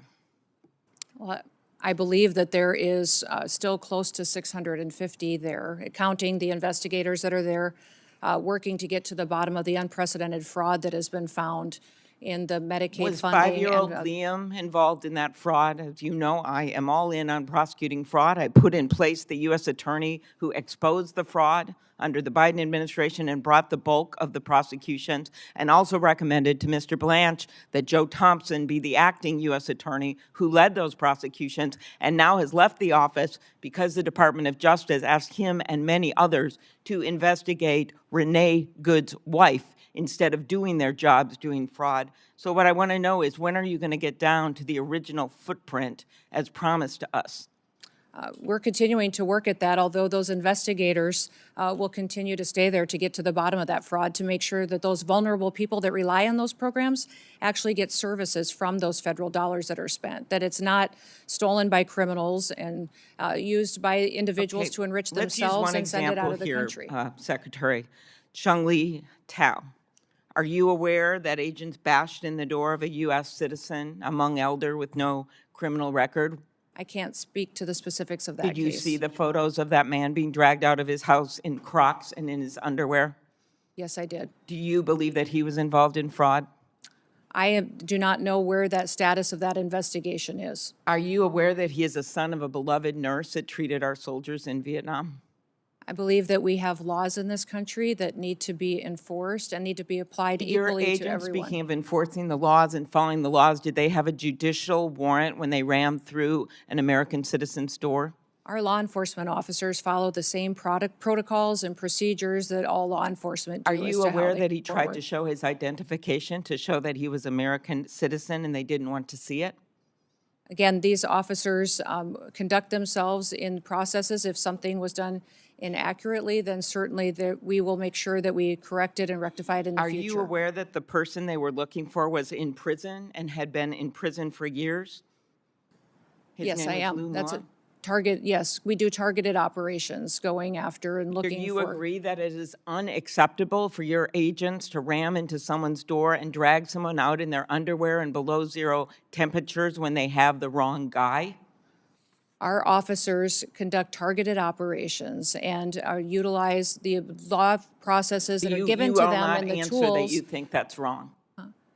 They needed to identify that individual, and They that couldn't individual. identify him by looking at his identification. Instead, they had to drag him out, throw him in a car, and drive him around for an hour. How about pulling off off-duty police officers, Madam Secretary, every single one of whom made clear who they were? They were people of color, off-duty police officers. In Brooklyn Park, Minnesota, the chief described how one off-duty officer, someone of color, a U.S. citizen, was stopped and confronted by ICE agents with their guns drawn, demanding her proof of citizenship. As Chief Bruley said, I wish I could tell you that this was an isolated incident, but the other chief said it had happened to their own officers. Why were these officers stopped? We have thousands of law enforcement operations that we do every single day. Do you think they were stopped get because they were people of murderers color? and Were they rapists racially and drug profiled? traffickers Ms. off Noem. our streets? When I look at these American families that have been victimized by criminals that we have removed from cities and from communities, I'm grateful for the work that our ICE officers do. And by your Are only you focusing, defending stopping I would like off-duty to hear you police talk about some officers of the of color operations and that we've dragging done a to Hmong bring elder people out of to his justice. home? When you only talk about these situations like this that we are conducting, and you don't talk about the good work that they do to protect people from being victimized by people that are in this country that want to conduct violent crimes against them or take advantage of them. The laws need to apply to everyone, and we're out there enforcing the law. I am a former prosecutor, Context is Ms. Noem, and incredibly important. I have always in every worked with our situation. police well, but that's not what was going. These ICE agents were not following police procedures. After the killings of Renee Good and Alex Preddy, when I spoke to Alex's parents, they told me that you calling him a domestic terrorist, this was directly from them, the day after he was killed. A nurse in our VA, Alex, one of the most hurtful things they could ever imagine was said by you about their son. Do you have anything you want to say to Alex Preddy's parents? We were relying in the hours after that incident that was so horrific on information we were getting from the ground from our I just asked agents. if you had But I would anything you say wanted to say to the but I would parents say or to the family that's of what Renee I'm doing Good right after now, is you that called I them domestic can't terrorists. even imagine what they have gone through in the loss of their son and the loss of their family members. But It's how about absolutely specifically tragic, calling them and I domestic send terrorists them- without any evidence of this. that? Sir, ma'am, I did not call him a domestic terrorist. I said it appeared to be an incident of. I think the parents saw it for what it was. After the killings, the federal government refused to cooperate with state law enforcement. Agents blocked Minnesota investigators from accessing the scene. I know because I got directly calls from the mayor. I tried to call the DOJ. I tried to do everything I could because they were very worried about what was going to happen immediately, especially after Alex Preddy's death. Do you think that blocking local law enforcement from the scene of a shooting makes people safer? Yes or no? Actually, our HSI law enforcement officers risked their lives on that scene, preserving evidence and keeping the violent rioters away from the evidence so it What could be life was preserved lost for the at that investigation. scene, Secretary Noem? Yes, I Was understand that. Alex Preddy's life And that was after it lost. became I very, believe it is in the interest of justice to have a full and transparent investigation. yes, the investigation's being led by FBI and internal investigations as well into this incident. Will you commit to reversing the decision to cooperate with the Minnesota Bureau of Criminal Apprehension, an agency of seasoned professionals that the agents worked with directly, the agents, FBI agents worked with directly to investigate after the shooting, assassination of Speaker Hortman, after the killing of those two little kids in that church with the bullets going through those stained glass windows? In both incidents, our federal and local law enforcement worked together and are working together in those investigations. But they have been blocked, the locals have, from being part of this. Why is that, Ms. Noem? The FBI is leading this investigation, and I would leave that question for them to answer. Thank you. Before Senator Blackburn, without objection, I'll introduce into the record unaccompanied children case study that the Trump Health and Human Services provided to my office. These records describe horrible cases in which children were forced to work to pay smuggling fees, physical assaulted by sponsors, and denied chance to attend schools. The unaccompanied children case study are further evidence of the previous administration's policies to put children in harm's way. I appreciate the cooperation of the Trump administration. Is there any objection? Mr. Chairman, Proceed. I do not object, but I would like to have unanimous consent to enter into the record the details of the 3 instances where the Secretary referred to the victims that we've discussed and as engaged in acts of domestic terrorism. We have the exact statement, the exact date and time that you made those statements. I'd ask unanimous consent to put those in the record. On both requests, any objection? No objection heard. Senator Blackburn. Thank you, Mr. Chairman. Madam Secretary, thank you for being here today. And I want to thank you so much for the work that DHS and FEMA have done in Tennessee with the recent ice storm, but also previously with Hurricane Helene, and the responsiveness we have gotten from FEMA, the difference from the previous administration and your administration has been noted by people in Tennessee, and I just want to express my gratitude to those employees that are working so hard. So we truly are grateful for that. I want to go back to something Senator Durbin said in his opening statement. He referred to the Biden policy, immigration policy, as sensible and humane. And in his comments, he said there was a sensible and humane way to deal with immigration, but he felt like Biden's policy was sensible and humane, and what you all are doing is not sensible and humane. And this struck me because the Biden administration allowed hundreds of thousands of those illegally entering the country. We have seen hundreds of thousands of migrant children that have been lost. There is nothing sensible and humane about that.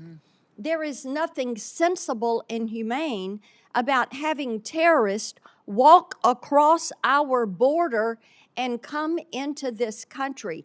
There is nothing sensible and humane to these wonderful families who are grieving the loss of loved ones, that somebody illegally came in the country and took the life of their loved ones.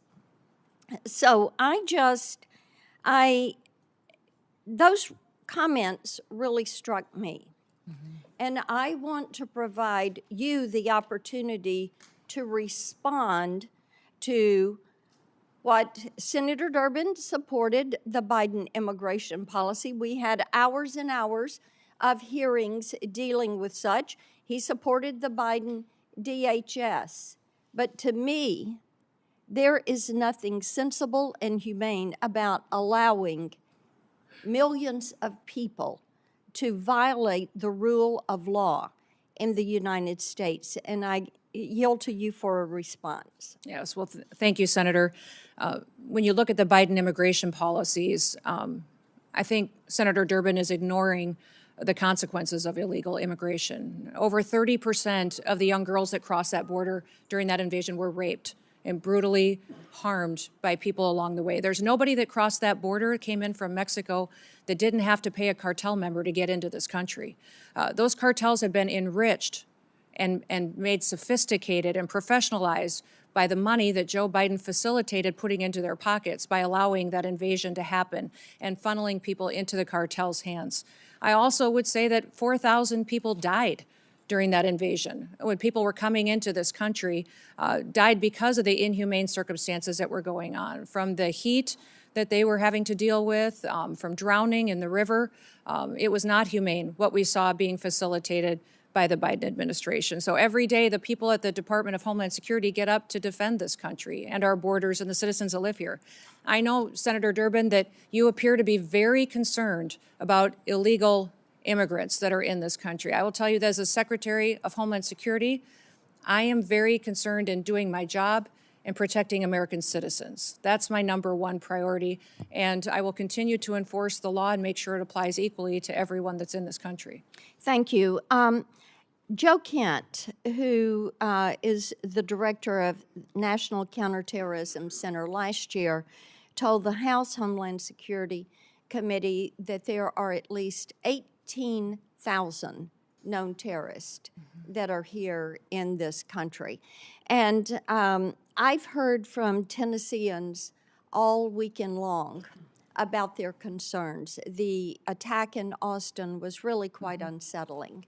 And the awareness that there are these terrorists that are among the citizens here in our country. So would you lay out, not only for this committee, but for the American people, what steps are you and your team taking right now to make certain that we apprehend, detain, and prosecute these terrorists before they have the ability to conduct any act of evil? Well, Senator, when you let millions of people into this country unvetted, you truly don't know how many dangerous, known and suspected terrorists there may be in this country.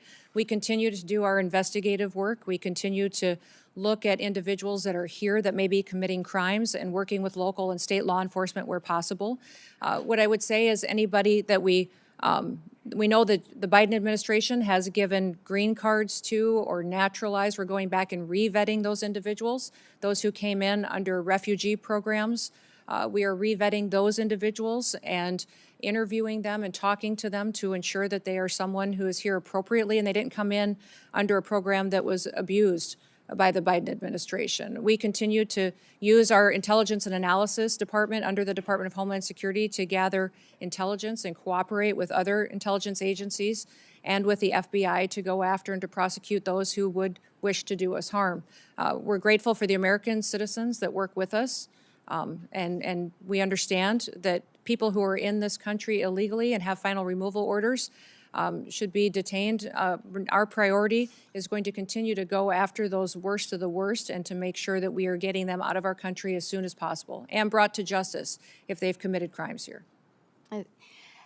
There are a couple of bills we were able to fund in the Working Families Tax Cut Big Beautiful Bill back during the summer, and we're so grateful for President Trump and the attention that he put on some of these issues of protecting the American people and making that the priority. And you know, that's a part of upholding our oath. I think many of us were struck last week when the president asked, do you think it's the first order of business to protect the American people? And many of our colleagues on the other side of the aisle just sat there. That was stunning. So we're grateful for this focus on protecting our people. There were two bills, the Prince Act and the End Child Trafficking Now Act. These are pieces of legislation I've pushed forward. Now, this helps with protecting these children that are being trafficked, many of them globally trafficked. We're fully aware that Homeland Security investigations, and I think they're defunded right now during this shutdown, are trying to find some of these traffickers, rescue these children, and return them to their families. These two bills allow the collection of DNA and fingerprints so that we can stop this repeat trafficking of children. And I want you to talk for just a moment about the importance of having this legislation on the books and how you were using this to help break these global trafficking rings. Yeah. No, I appreciate those bills, and I'm hoping that this body will find them important and get them signed into law as soon as possible. Collecting of DNA is incredibly important to making sure that children aren't being abused or trafficked. But we saw many times during the Biden administration where the same child would be used by cartels to move individuals into this country illegally. And so one of the policies we put it back in place as soon as President Trump came into the White House is DNA testing of those individuals coming into our country. When we interdicted them, that we would ensure that they were the family that they said that they should be, and that those children weren't being moved with strangers or abused and trafficked by them. One of the things that has come up regularly when I'm out and about around Tennessee is that we have some of these mayors and governors that have recently demanded millions of dollars in taxpayer reparations for having ICE in their communities. Now, in the case of Minnesota, they're looking at as much as $18 billion in fraud. 18 billion. And what they've uncovered there, what they allowed to happen, whether they want to say they knew about it or they didn't know about it, but it appears they knew about it, and we'll let the investigation bear that out. What do you say to these mayors and governors who are defying the law by having a sanctuary city for illegal immigration, that are allowing rampant fraud of taxpayer money? It is not their money, it is taxpayer money. They allow it to happen, and then they are so brazen and calloused and disrespectful of the taxpayer, they stand up and demand reparations. What do you say to them? Yeah, it's impossible to take them seriously. The hypocrisy of saying that you care about your economy and you care about your citizens when you've allowed that kind of fraud to go forward that they have in these programs. And these programs are there to care for individuals and give services to some of our most vulnerable in society. Those individuals that have developmental disabilities, individuals who need special services in order to care for them and to help those families for a period of time with individuals and their family members that need to be that specialized care. They have stolen that from them, allowed individuals to abuse those programs, and have done it to the detriment of not just their families there, but also the businesses there and the educational entities and even their credibility to speak. You know, those are the same individuals that called our ICE officers the Gestapo and demonized them, and their rhetoric is very detrimental to the environment that we face every day on their law enforcement operations. So my hope is that we'll continue to get to the bottom of those investigations and bring those criminals to justice. Before Senator Coons, Senator Durbin wanted to. Mr. Chairman, the senator from Tennessee invoked my name several times, so I'd just like one moment to respond. What she said is simply inaccurate. I didn't mention the Biden administration at all in my opening statement. What I said, and I still believe, is that if we work together in a positive, good faith, bipartisan effort, we can come up with a sensible, humane immigration law for America. You've heard the witness say repeatedly, we write the laws. She's correct. We need to accept the responsibility of writing a law that is sensible for this country. What I think is happening now in this administration is neither sensible nor humane. I yield. Senator Coons.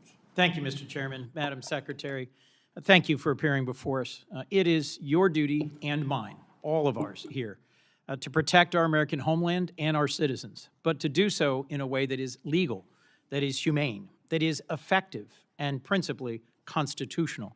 So let's get to that.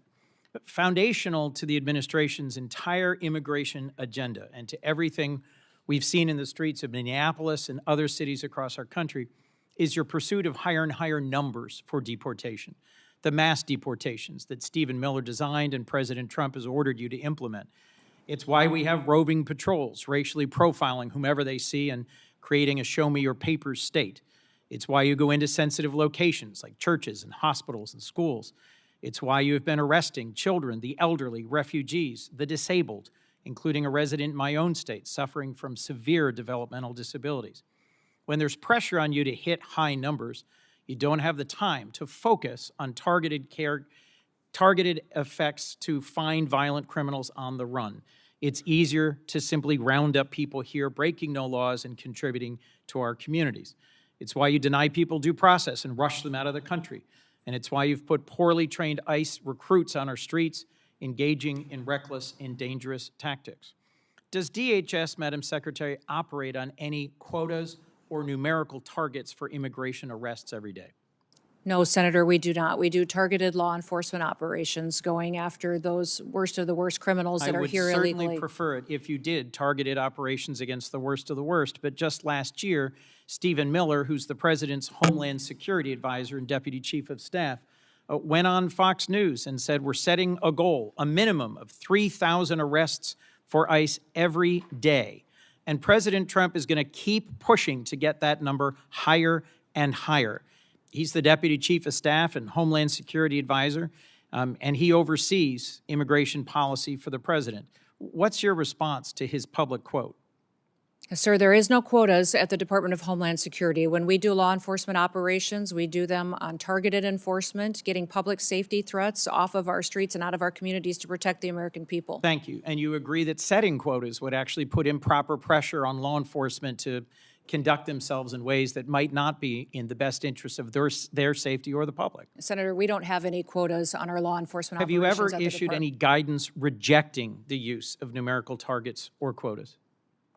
I usually put out notices on things that are impacting our operations. There's been no discussion or requirement on numerical quota targets. Therefore, there would be no need to reject them in a memo unless I feared that they were being implemented, which they're Ma'am, here's not. why I think there might be real value in your putting out a memo saying, I reject any quotas.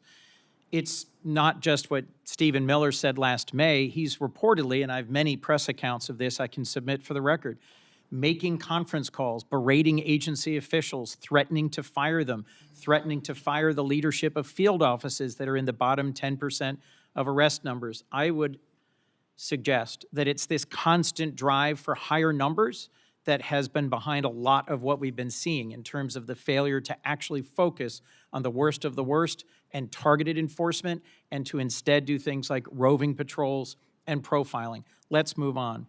Steve Bannon, long an advisor to the president, one of his earliest public supporters, recently said that ICE should be deployed at the polls in the next election. Will you rule out the deployment of ICE or CBP to polling places this November? There are no plans to have ICE officers at our polling locations. And I'm glad to hear that, but would you rule it out? Would you say it will not happen? do you plan on illegal aliens voting in our elections, Senator? I do not. In Okay, fact, then the there should be Heritage no need to, Foundation, unless you plan on illegal Madam aliens Secretary, the voting. Heritage Foundation recently concluded that over a 20-year period where they reviewed hundreds of millions, billions of voting cases, they found only a small handful of actual cases of illegals voting. So I'm concerned by your rebuttal, which suggests you may be unfamiliar with 18 U.S.C. Section 592. Are you familiar with this federal statute that relates to sending armed men to polling places? There are no plans to send any of our law enforcement officers to But polling Madam locations. Secretary, you're sir. clear it would There be a have been federal illegal crime aliens. for you to do so.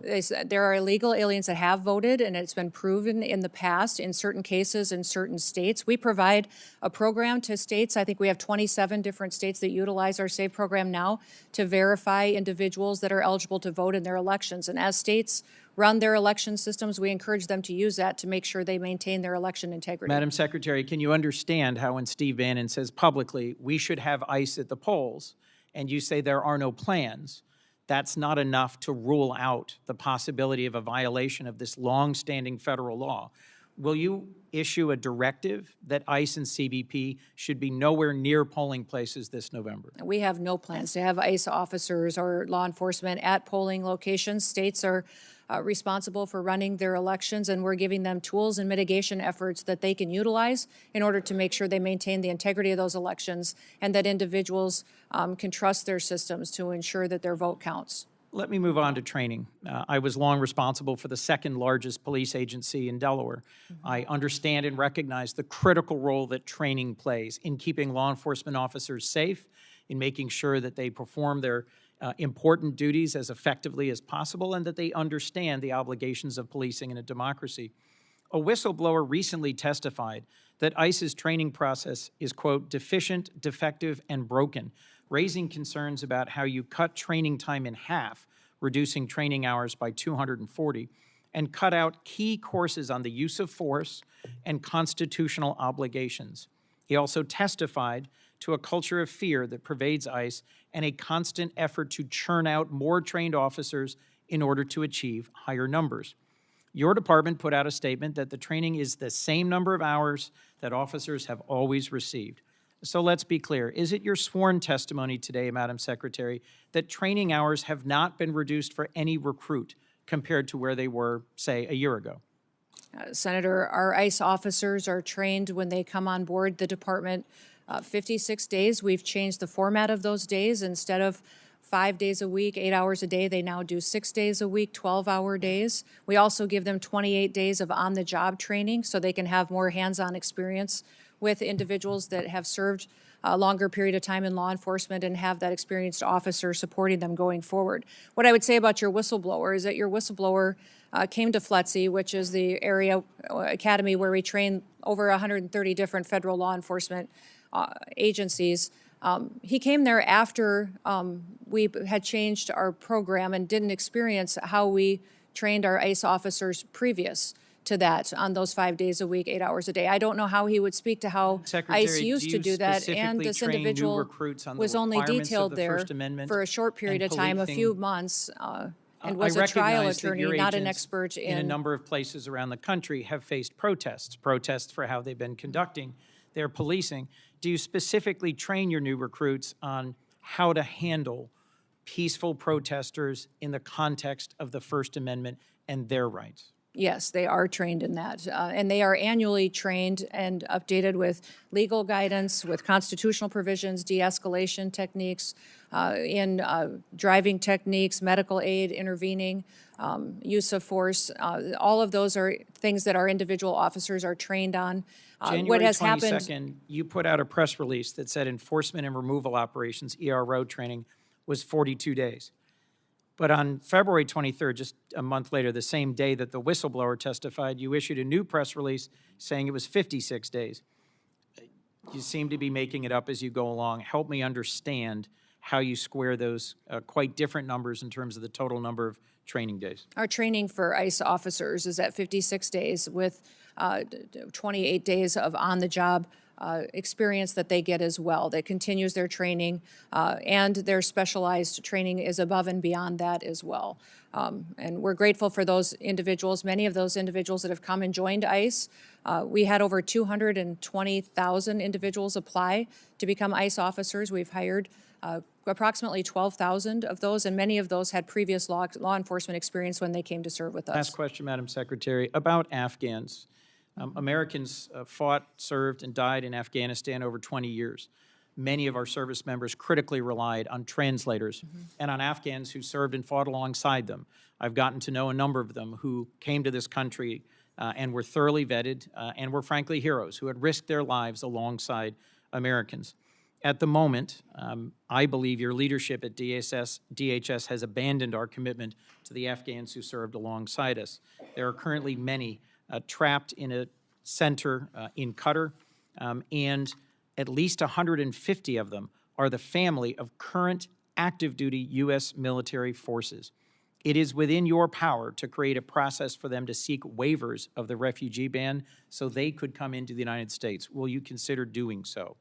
We'll continue to do our due diligence on vetting individuals that come into this country, especially those who came in on a refugee program, and make sure that that vetting process was thorough. We found deficiencies in how the Biden administration was doing that. Will you commit to not and I'll look forcing into any the of them back situation. into the waiting arms of the Taliban, who will certainly torture or kill them? We'll continue to look at every situation and make sure they qualify for the programs to how they're laid out in statute. Madam Secretary, as I said at the outset, it's your obligation and mine to protect our homeland and American citizens in a way that is legal, effective, humane, and constitutional. My concern is that across all the different incidents that have been spoken about today, you are failing to do so. You are failing to deliver legal, humane, effective, and constitutional protection for the American people. Thank you, Mr. Chairman. I got three things to do before I call on Senator Britt. First of all, Madam Secretary, you can correct me if I'm wrong, but it seems to me the answer you should have given about Steve Bannon is he's not even in the administration. Correct. So why would he have any influence over what you're doing? Correct. Secondly, we're going to take a break after Britt, Blumenthal, and Schmidt. Lastly, without objection, I'd like to introduce evidence of potential human trafficking that I sent to the Biden administration as part of my unaccompanied children oversight. For over a decade, I've exposed how children in this category and the program associated with them have been subject to harm, abuse, and even sex and labor trafficking. Thanks to Secretary Noem, Trump administration, greater transparency has finally been brought to this issue. Senator Britt. Thank you, Mr. Chairman. Thank you, Madam Secretary, for being here today. To echo what my colleague Senator Kennedy said, I appreciate you actually securing our border.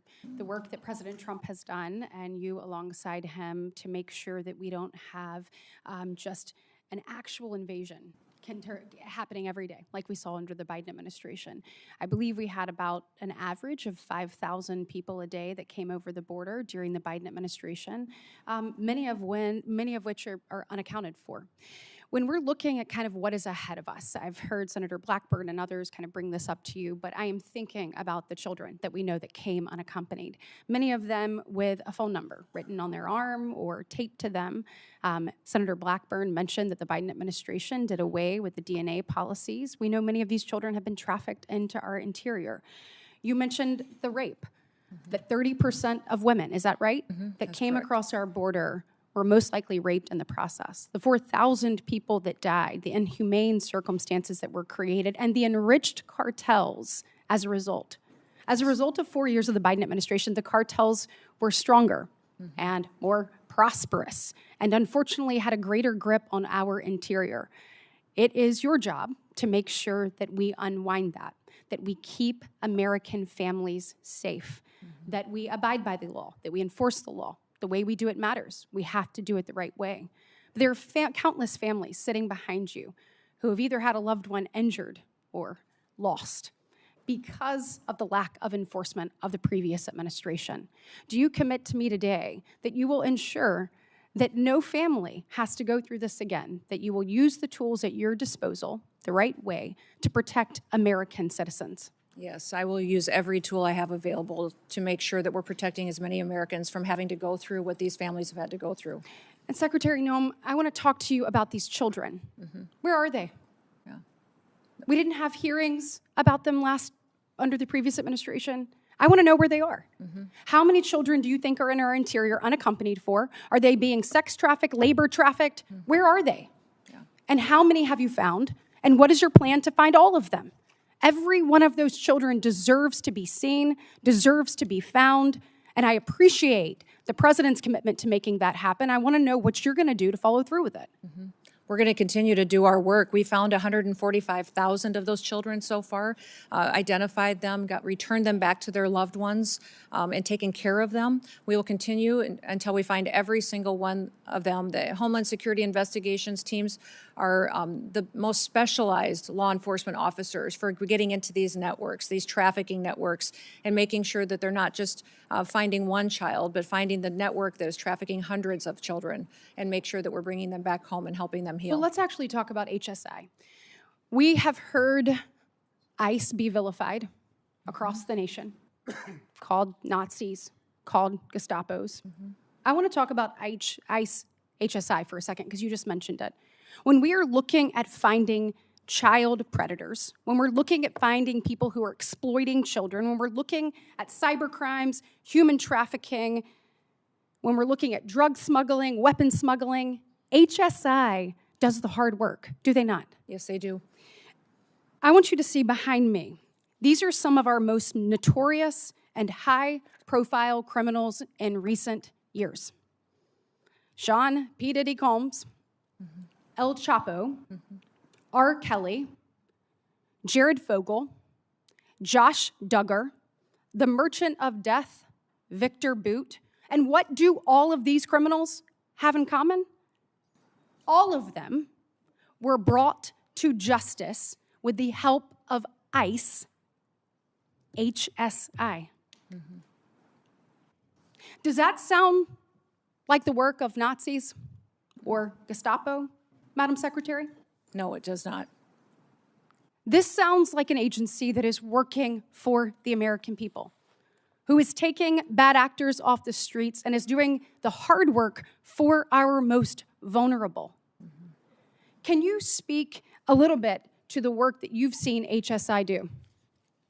These HSI officers are I believe, the most exceptional law enforcement officers that we have at the federal level. They specialize not just in identifying sex traffickers and human traffickers, but also any kind of money laundering, financial investment. They partner with our other intelligence agencies to use that information to build cases that we then win in prosecutions and hold those people accountable. And they all have families. They all have families that they care deeply about, and when you talk to them, they will go on and on about how they do their work to make sure that families in the United States can be safe and that they have a future and they can walk down the streets and continue to be entrusted that their kids won't fall victims like they see so many times in their work when they do these types of cases.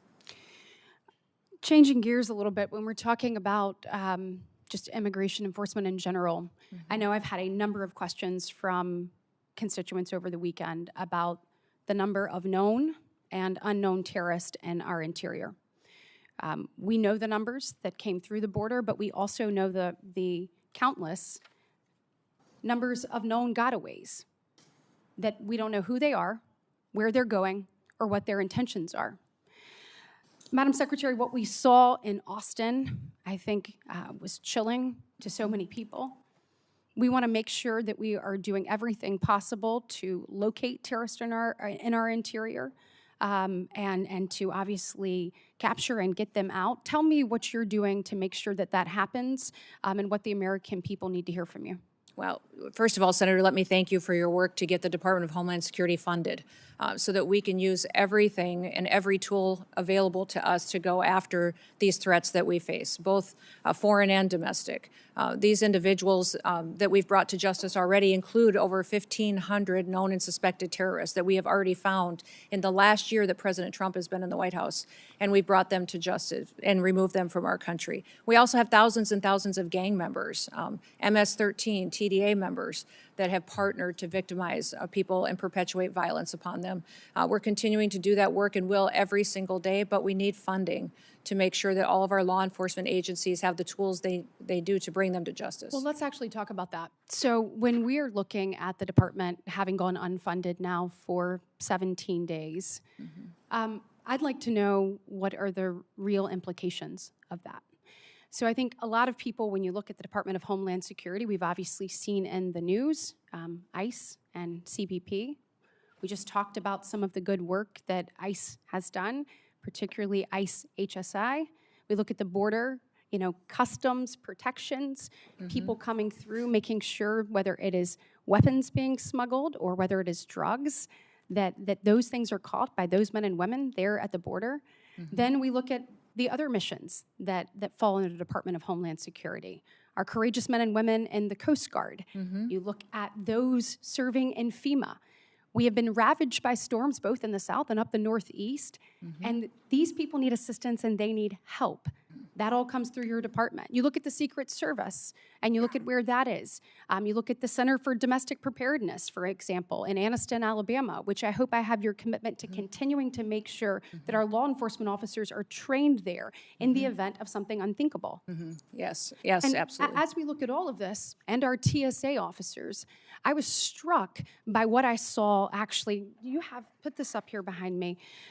When you see what's happening with people going without pay, again, so you have people like a TSA officer that went without pay for 43 days in the previous Democrat-led shutdown, and here they go once again. The financial insecurity that comes from that is tremendous. We heard reports of officers sleeping in their cars at airports to save money on gas, selling their blood and plasma, and taking on a second job to make ends meet. Some are just recovering from the financial impact of the 43-day shutdown, and many are still reeling from it. We cannot put them through another such experience. In the last minute left, will you tell us the real implications of this shutdown on men and women that stepped up to serve our country in the highest way to keep our homeland safe and secure? Yes, I'm grateful for our TSA law security officers that are still showing up and doing their jobs, running those security checkpoints, even though they're not collecting a paycheck. A couple of the stories that I had heard when I spent time with them just in recent days was one individual whose wife needed cancer treatment, $1,200 treatment that he couldn't afford, and had to go and borrow money so she could get her cancer treatment because he wasn't getting his paycheck. Another individual who had 9 children, was raising 2 of his grandchildren as well, that was struggling to pay his bills, took a nighttime job as a welder just to try to keep food on the table for the responsibilities that he had. These people joined TSA because of 9/11, because they wanted to be a part of keeping people safe in the United States and defending our homeland. Beyond that, FEMA, our ability to fund disaster response is virtually gone. It needs to be refunded. Our FEMA employees are out there doing work every single day, but we have 10,800 individuals that are funded out of the Disaster Relief Fund that could potentially not be there for them and not respond to individuals who need it when they have those terrible storms or devastating crises. Thank you for your work, and I'm hopeful that we can work with our colleagues on the other side of the aisle to find a pathway forward to fund the Senator department. Blumenthal. Thanks, Mr. Chairman. Thank you for being here today. Madam Secretary, for a year, you maintained that no U.S. citizens have been arrested or detained by ICE or CBP. After hearings that I conducted in the Permanent Subcommittee on Investigation as the ranking member, you admitted finally in a letter written to me just last month that, in fact, U.S. citizens have been detained and arrested. I'm going to ask, Mr. Chairman, that that letter be entered into the record. Thank you. You put the number as 38. Far more American citizens have been arrested by ICE and CBP, probably in the hundreds, perhaps the thousands. Have you met with any of the American citizens who have been detained or arrested by your agency? The individuals that may have been detained and arrested were individuals that could have been obstructing law enforcement operations haven't met and with committing them, crimes correct? that way, and that we would have I'd like been to individuals introduce you to until their 3 identity of was them. confirmed. Leo, Javier, and Marimar, would you please stand? These 3 individuals, Madam Secretary, were arrested by your agency, Leonardo Garcia Venegas, Javier Ramirez, and Marimar Martinez. Do you know what your agents did to Leo Venegas? I'll tell you. On May 21 of last year, they entered the private property at a house that he was constructing without consent, without a warrant, illegally. Again, on June 12th, they entered private property, a home where he was doing construction. He is a United States citizen, born in Florida. They seized him and ignored and disregarded his proof of citizenship. Wouldn't you agree with me that no U.S. citizen simply working lawfully should be arrested? In law enforcement operations across the country, there are times when U.S. It's a citizens simple yes or may no. be arrested or detained until Would their you agree identity is with me, confirmed Madam and that they Secretary, haven't that committed a U.S. crime. citizens should not be arrested when they are obeying the law, they have no criminal record, and they are engaged in a lawful activity? Sir, in situations where law enforcement, regardless of the agency across the country, when there is probable Let me cause, tell an you about individual Javier may- Ramirez. Do you know what your agents did to Javier Ramirez? He was on his own private property when he was assaulted by masked agents, his own property. Without a warrant, without consent, they said, "Get him. He's Mexican." He was violently slammed into the ground while being handcuffed and taken into custody, despite telling officers that he is a United States citizen and even showing them his passport. And when he was asked what he was being arrested for, you know what they said? We don't know. Wouldn't you agree that targeting someone just because he is or looks like he is Mexican when he is a United States citizen is wrong? Senator, we do not target people based on their race or ethnicity. We do targeted operations Well, based on criminal backgrounds and This story information goes that we on, have. Madam Secretary. Javier was detained for over 4 days. he was denied medicine that he needed for severe diabetes. He lost consciousness. He had severe hypoglycemia. Wouldn't you agree with me that medical treatment should have been provided to him? Senator, Denied. medical treatment is provided to individuals wasn't in for our him. Wouldn't processing and you agree that detention was wrong? centers. Within 12 hours, they have a medical examination. We get them the prescriptions and medication that they need. They also have a full Will you evaluation. commit to take including- action and to look into why he was denied medical treatment? Yes, I will look into that case specifically for you, Senator. Marimar Martinez is with us today as well. She's standing right behind you. She was on her way to donate clothing at her church when she came across an unmarked car. The agents sideswiped her car. 3 masked agents in camouflage stormed out, and one of them pulled out his gun and fired at her moving vehicle, hitting her 5 times. She almost bled to death. Wouldn't you agree that shooting Miramar Martinez on her way to donate clothing at her church, a United States citizen from Chicago, is wrong? Sir, I don't know the situation or the case. I'll look into it to ensure that all Well, the I'm glad procedures were you'll look followed into properly.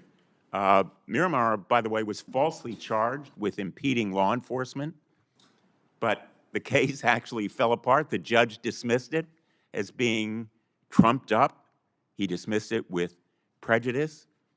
And in fact, the agent who shot her, I'm not going to name him, but you know who he is, was quoted on social media the day or so afterward. And he said, quote, "I fired 5 rounds and she had 7 holes. Put that in your book, boys." And quote, "Cool, I'm up for another round of F around and find out." Will you join me in condemning that agent? Sir, that situation, I don't know the details of, but I will look into that. I don't know why you can't join me in saying it was wrong to shoot Miramar, almost cause her death, and then brag about it. Wouldn't you agree with me that it was wrong? Well, sir, the way that you have portrayed it, it appears to be, but let me look into the case so I can speak to the specifics of it. In fact, apparently, contrary to what you just said, you actually supported the agent who shot Ms. Martinez 5 times. He's quoted as saying, when he was asked, everyone has been supportive, including Chief Bovino, Chief Banks, Secretary Noem, and El Jefe himself, referring presumably to President Trump. Is the agent who shot Ms. Martinez still on the job? Sir, our law enforcement officers conduct operations every day according to procedures and to training and the experience that they have. When there is the when agent there is something that who is not shot done Ms. properly, Martinez still on the job carrying a gun? I don't know the details. I will find out and get that information to you. Would you agree with me that he shouldn't be on the job I carrying a will gun? look into this case and get back to you on the details. I'm I not think familiar Americans with it. would find it absolutely terrifying that that agent is still on the job carrying a gun. And the fact that you can't tell me that you will take him off? Sir, do you know who Angel Samanago is? Do you recognize that name? You know, This is I an think we're individual talking about that was an murdered egregious in your illegality state here, by an a illegal violation alien, of rights and trust. duct taped. The answers are It looked very like it was simple, an assassination. And I would have hoped I haven't that heard you say you one could give victim's better name answers today from to illegal these immigrants that three are here individuals. perpetuating Would you like violence to say against anything people. to Ms. Miramar, Ms. I'd like to hear you Ramirez, say the or name Mr. of one of our victims Venegas? of illegal criminal activity and fight for one of those victims so that we can stop as many of them from being created in the future by people who should never be in this country to begin with. Illegal The individuals and charges aliens that are against in this country. Ms. Martinez were dismissed with prejudice. Let me ask you about a memo that evidently was written by the acting director of ICE. This memo, have you seen it? I can't tell what it says. I see lots of memos. I see Well, this many, memo many a is day. by Acting Director Todd Lyons. It's been frequently referenced in the hearing that I conducted by the whistleblower who testified, Brian Schwank, as being the basis for instructing ICE agents. It specifically says that ICE agents should violate the Fourth Amendment and break into people's homes without a judicial warrant. Do you agree with it? I will look at that memo, sir. I can't read it from here, but if it's referencing administrative warrants, that is the proper legal tool that this body has given us to utilize on immigration enforcement operations. Those administrative warrants were provided and affirmed by the Supreme Court. Let me ask you one last and we'll question. continue to use those. Madam Secretary, does Corey Lewandowski have a role in approving contracts? And if so, what is that role? His role is a special government employee, special government employees work for the White House and the administration. There's thousands of them. So he does have a role. Senator Schmidt. Thank you, Mr. Chairman. Since we're having folks stand up, I would have Laken Riley stand up. I would have Kayla Hamilton stand up. I would have Jocelyn Nangari stand up. I would have Rachel Morin stand up. I would have the beautiful sons and daughters who were murdered by illegal immigrants stand up, but they can't because they're dead. They were murdered by illegal immigrants that were led into this country by Joe Biden. And I think it's important to set the stage, since we're having this oversight hearing, to set the stage how we got here. 5 years ago, something was done that had never been done in the history of our country. We had a president who willfully ignored immigration laws and immigration enforcement, threw open the border to 15 million people who are here illegally, tens of thousands of murderers, hundreds of thousands of hardened, violent criminals. And we can debate why. I know why. They're trying to pump up the numbers for their congressional districts because they lost the case with the American people. But the tragedies that ensued, the tragedies that were left in the wake of this disastrous policy are what we're left with. And your job now is to finally enforce our immigration laws. And they don't like it. They actually don't think that anybody should have to leave. Because if you create the problem so big, which is what Joe Biden and the Democrats tried to do, the only solution is mass amnesty. And I'm here to tell you, we're not doing it. And the mass deportations will continue. Thank God we front-loaded the money for ICE. Thank God we did it. Because it was just a matter of time. Now, by the way, the outrage machine has moved on to something else, so I actually have hope that maybe we'll actually approve DHS funding. But we're not kneecapping ICE. We're not doing it. We're not going to take away the tools that they have to deport criminals in this country who are raping and murdering sons and daughters. So for all the spectacle that the Democrats want to create, the American people will not lose sight of what this mission is, which is to restore American sovereignty. No country, no sane country would ever do this. We lived through it. Now it's time to fix it. And the sanctuary status that many of these jurisdictions, there's about 11 that matter the most in this country. But what is that about? What does that really mean? It means that the local leaders will not tell ICE when rapists and murderers and criminals are released from prison so they can be deported. Think about that. Think about that. That's what's happening. And by the way, it's happening in Northern Virginia. The new governor just today said that this brutal killer, Abdul Jallo, an illegal immigrant from Sierra Leone with more than 30 prior arrests, who brutally stabbed to death Stephanie Minter, a mother, an American citizen, less than 50 miles from here, she will not work with ICE. If for some reason this monster gets released, she will not let ICE know when he's being released. Think about that. That's what is happening in this country. So forgive me if I don't want to be lectured by the Democrats on this point. I would think in a different time, in a different place, that we could all actually agree that if somebody is here illegally and they're being released from prison, that we would let federal law enforcement know about it. Apparently not. And so if you want to know why we had the flashpoint in Minneapolis, it's because it's a sanctuary jurisdiction that wasn't letting anybody cooperate.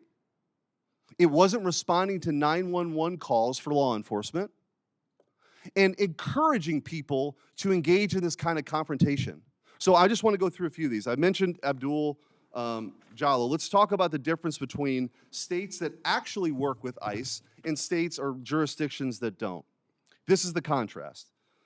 Cecilio Lopez Vaquez was an illegal alien from Guatemala. He was arrested by the Missouri Highway Patrol for DUI. Cecilio had previously been deported in 2006 and had an active rape warrant in Guatemala. Missouri is not a sanctuary state and turned Cecilio over to ICE. He was deported. Thank God. Hernando Garcia Morales was an illegal alien from Mexico. He was arrested multiple times in New Jersey for crimes including burglary.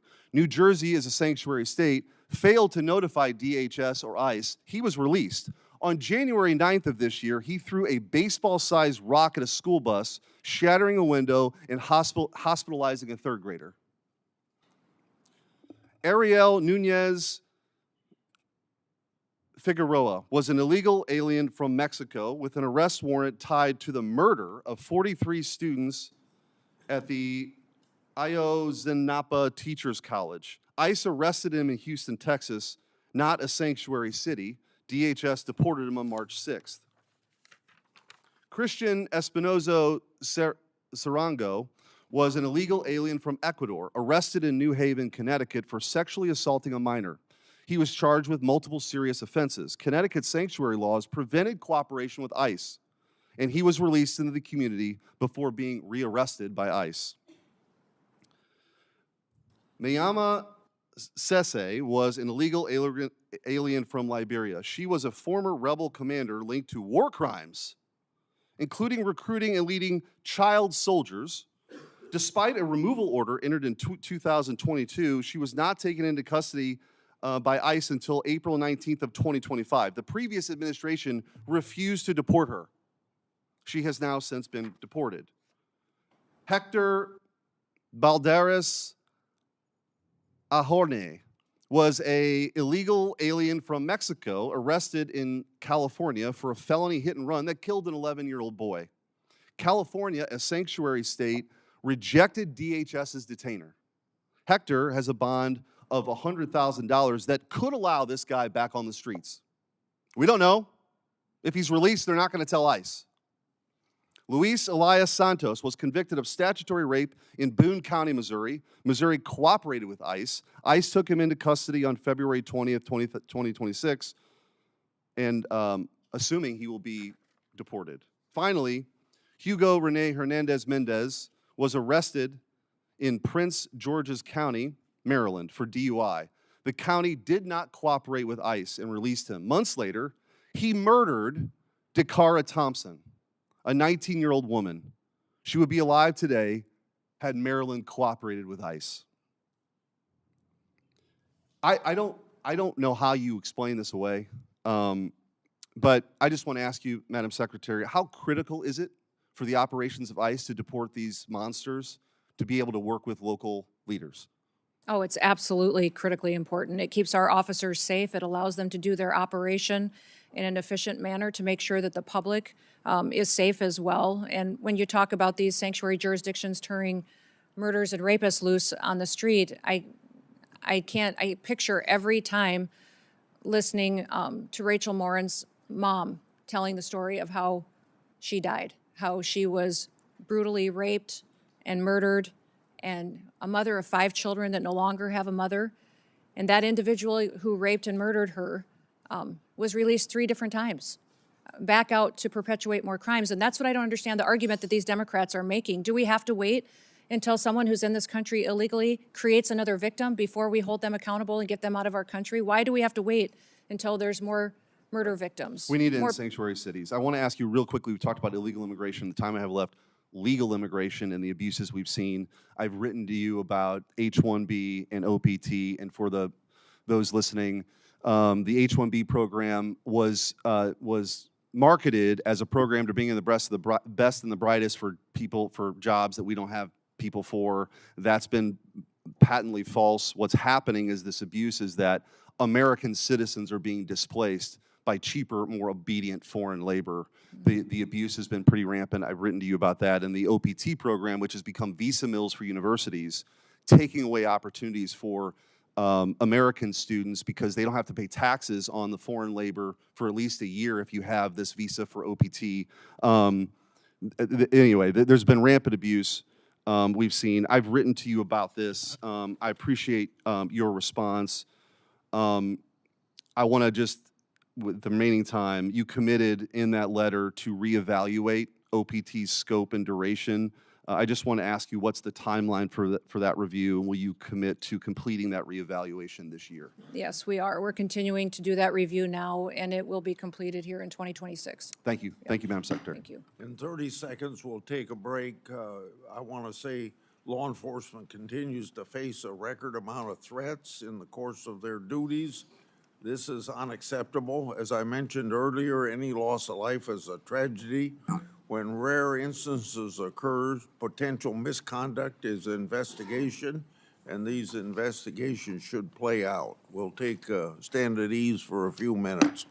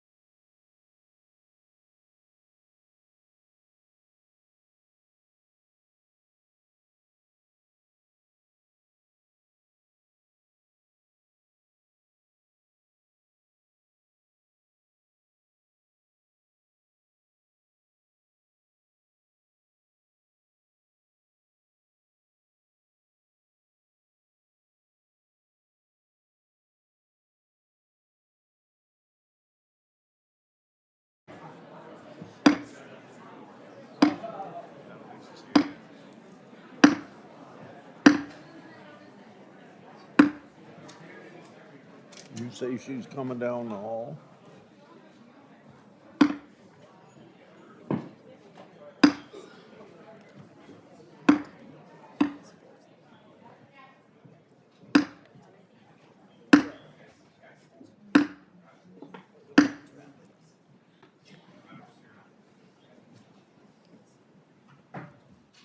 The secretary's just about here, and when she gets here, Senator Ronald will be the first person to question.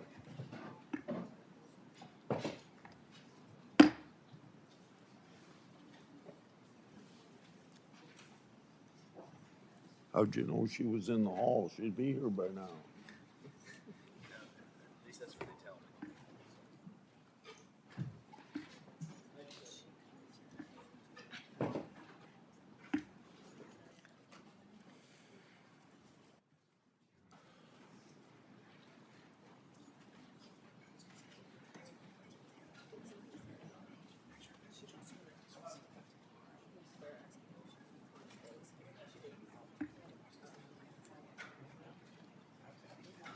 Is she coming through this door? Yes, sir. She'll come through here. Go see if she's coming down the hall. She's down the hall. She's walking down the hallway now, sir. Yeah. I just checked, the secretary is coming.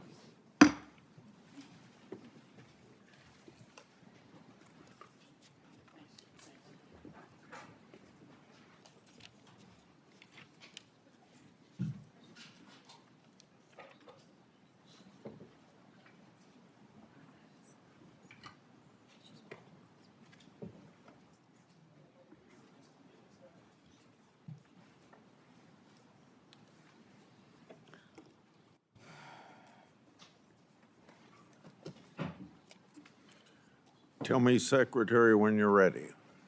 Yes, Mr. Chairman, I'm ready. Yes, sir. You're ready? I'm ready, yes. Senator Verano? Thank you, Mr. Chairman. Over the last year, the American people have watched in horror as DHS agents have terrorized our communities.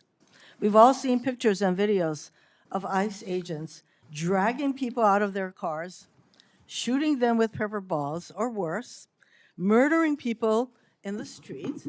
This is not normal, but it's what communities being targeted by ICE are forced to face every day under this regime.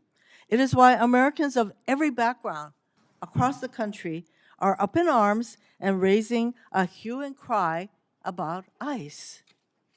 My first question, Ms. Noem. Last August, DHS attempted to deport 600 children to Guatemala in the middle of the night. When challenged in court, the lawyer representing DHS said a request had been made by either their parent or legal guardian to justify deporting these children. A federal judge found that statement had no support. In other words, no evidence that the parents have been asked.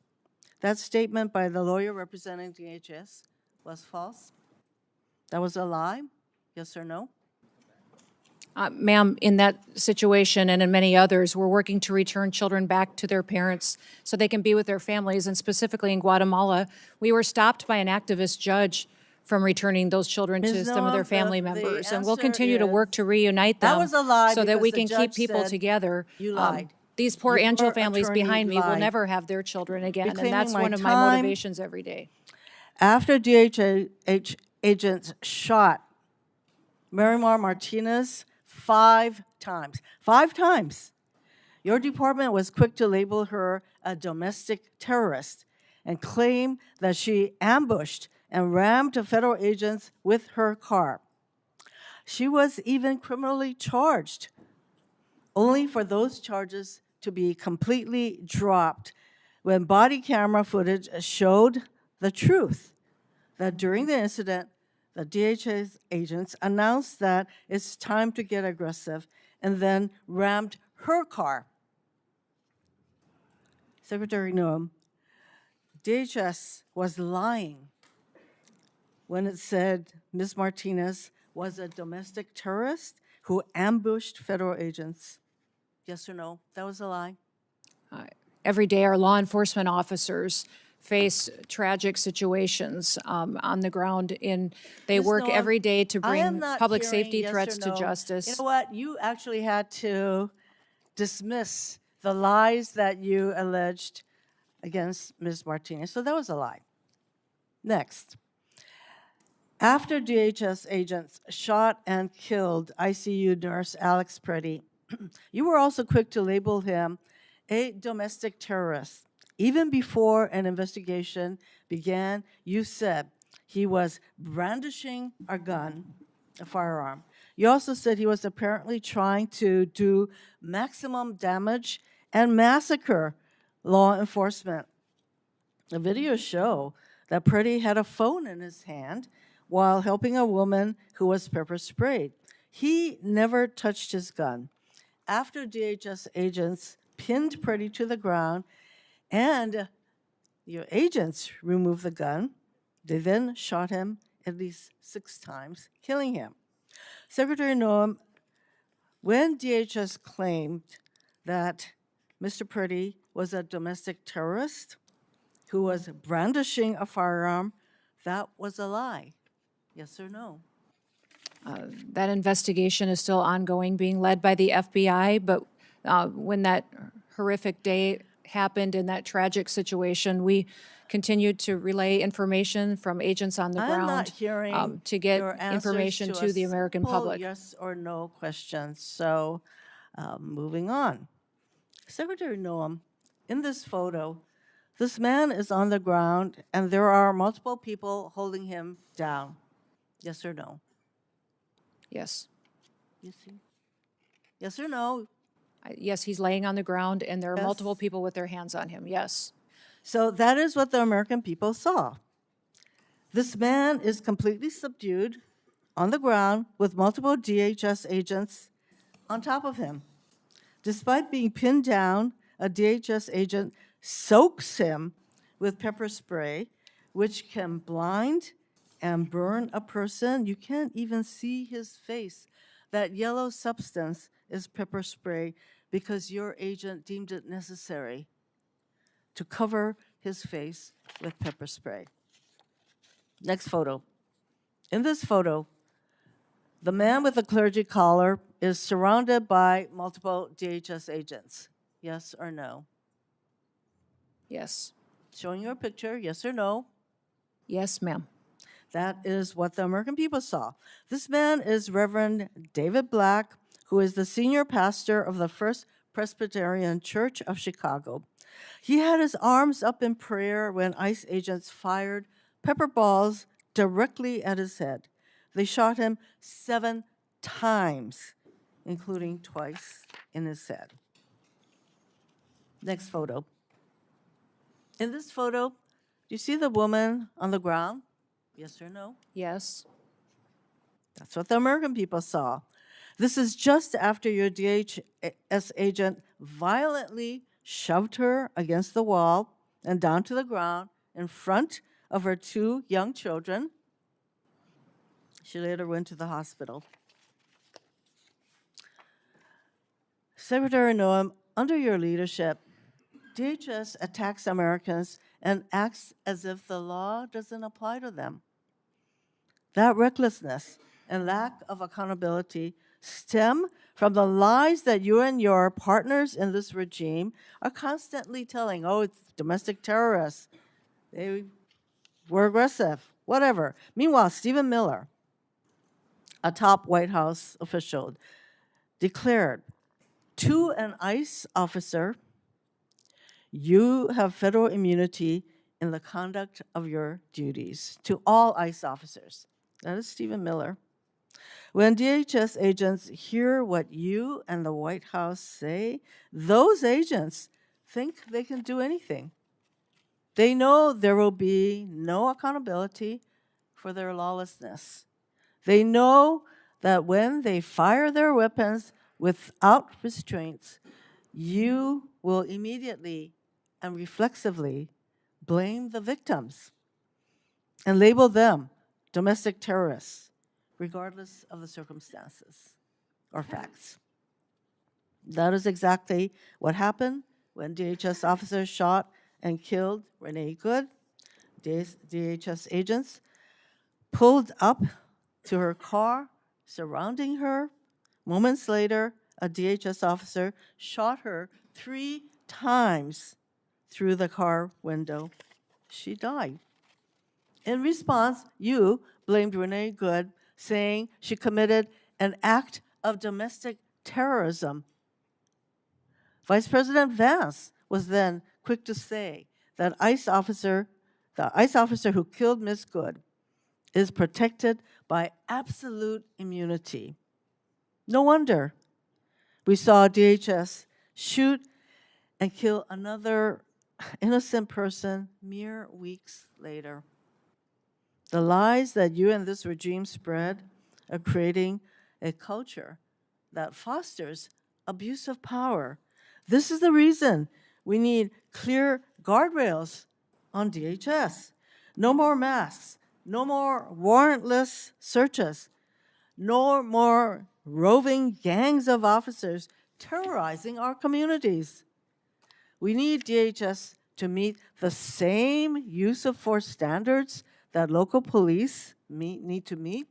They have the same requirements to identify themselves like local police have, and use the same warrants that local police use. In other words, we need immediate guardrails to rein in the lawlessness that you have unleashed. Mr. Chairman, I am done with this witness.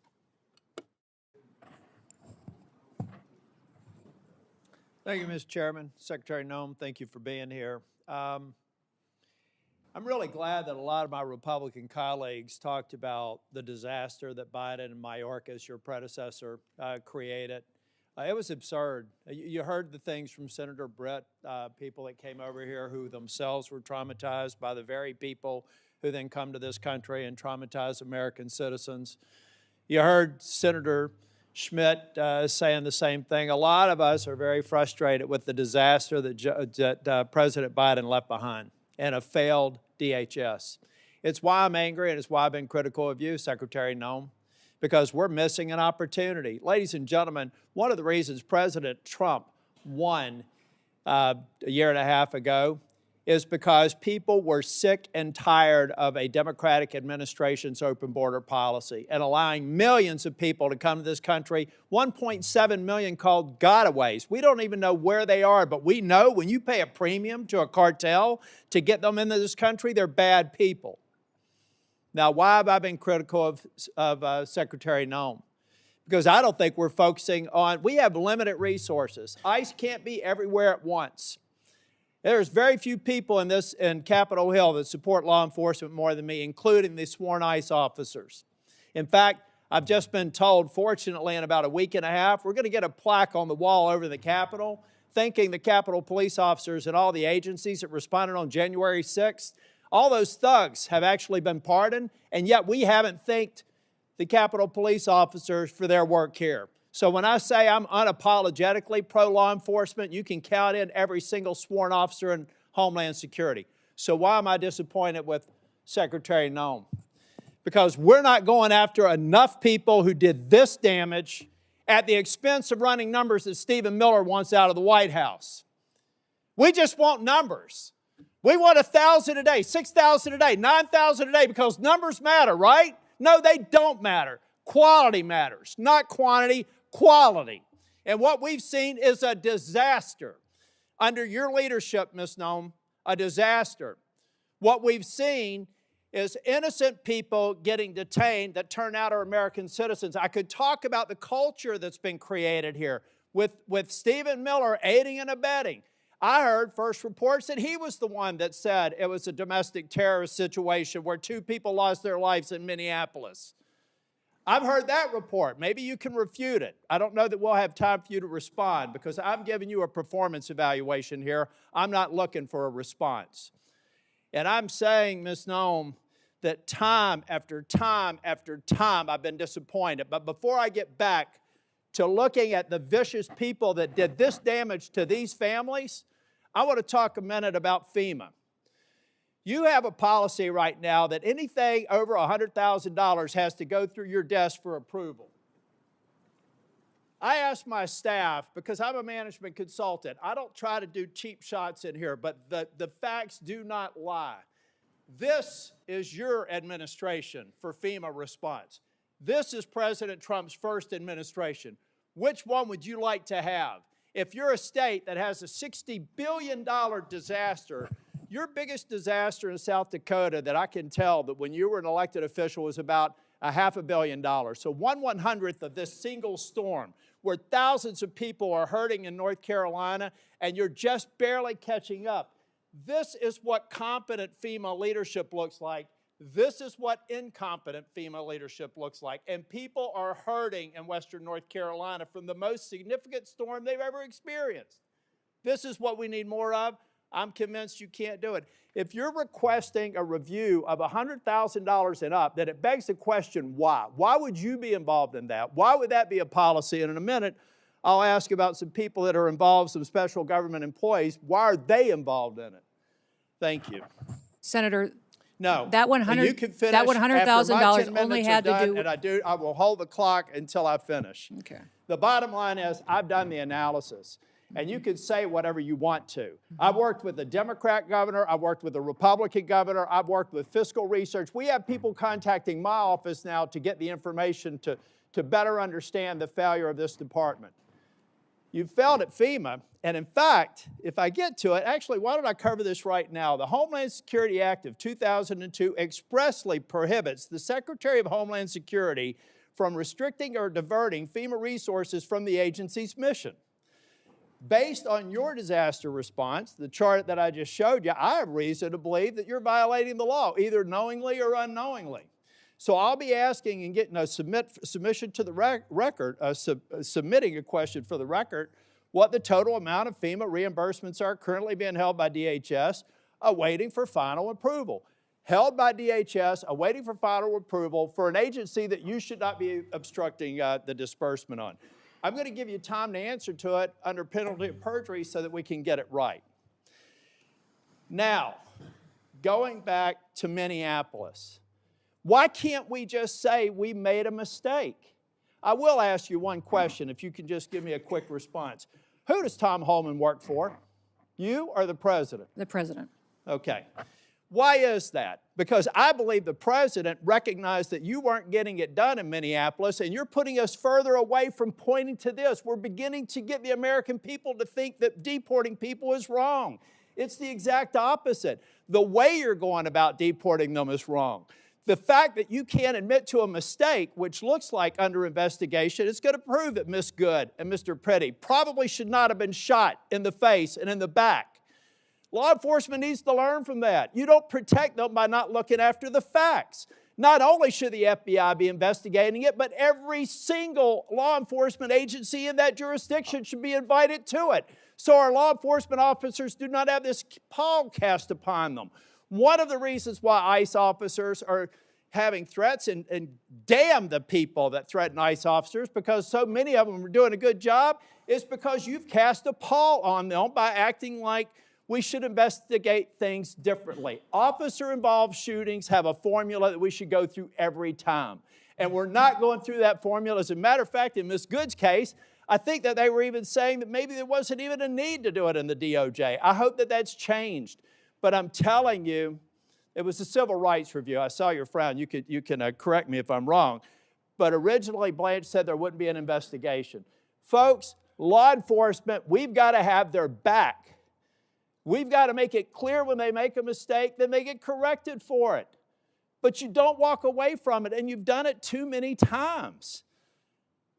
Now, Secretary, I read your book last week.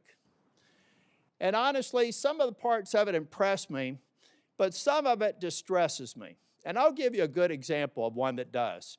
The passage where you talk about killing a dog that was 14 months old. I train dogs, all right?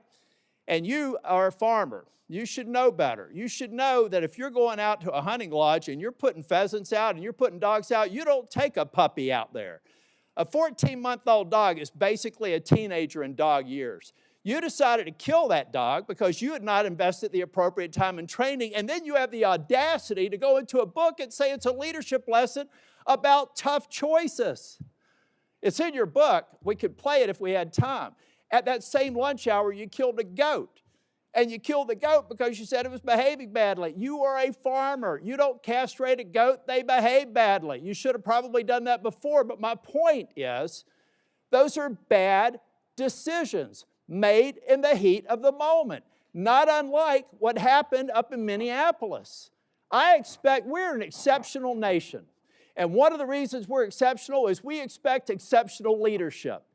And you've demonstrated anything but that in the time that I've seen you responding to the emergency in North Carolina and across the Southeast, and acknowledging when mistakes are made, and speaking too soon for the expedient of social media or whatever it is. I'll leave you with this, Ms. Noem. I'm expecting answers to Charlotte's Web. I requested it a month ago. That was one of the investigations in Charlotte, 20 minutes from where I live. All I asked for, if it had to be anonymized, was information so that I could determine if your hit rate is right. I want to find more of those people, and I want to detain fewer of the others. And Mr. Chair, in my remaining time, I have a lot to go. But I want to submit this letter from the Office of Inspector General that cites 10 different instances under Ms. Noem's leadership where they've been misled and not allowed to pursue investigations that they think are critically important.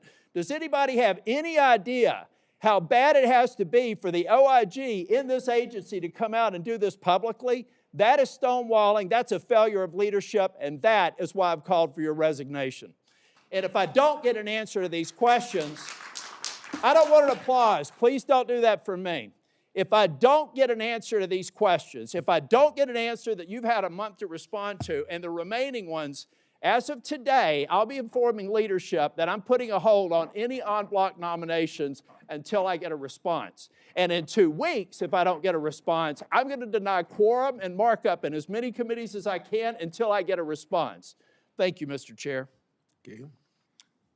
Now it's Senator Booker's turn. Thank you, Mr. Chairman. Secretary Noem, you're in charge of your agency. The buck stops with you, correct? I'm in charge of my agency, what? The buck stops with you, Yes, correct?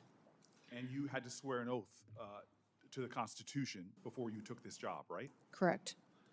So one of the most sacrosanct ideals of our nation, enshrined in our Constitution, is freedom, is liberty. Mm-hmm. It is an idea that the government has a very high standard should they take away liberty and freedom from an American citizen. How many U.S. citizens has DHS detained as of last October? Senator, if you're talking about detained and arrested, is that those that have been violating and obstructing our law enforcement operations? Is that what you're referencing? Because it could be hundreds and hundreds. We have faced violent riots across the country, You are specifically saying that in Portland and in the only Minneapolis. people you've detained are committing crimes, but you and I both know No, I that's haven't not true. said that. I didn't so say then that. I how asked many which ones you were people referencing. have you detained? I can't give you an accurate number because we've literally detained and arrested many for those obstruction of law enforcement operations, and So also public others records, that had probable let me tell you what cause, my staff researched. and then released May, once may I, the- may I yes. continue?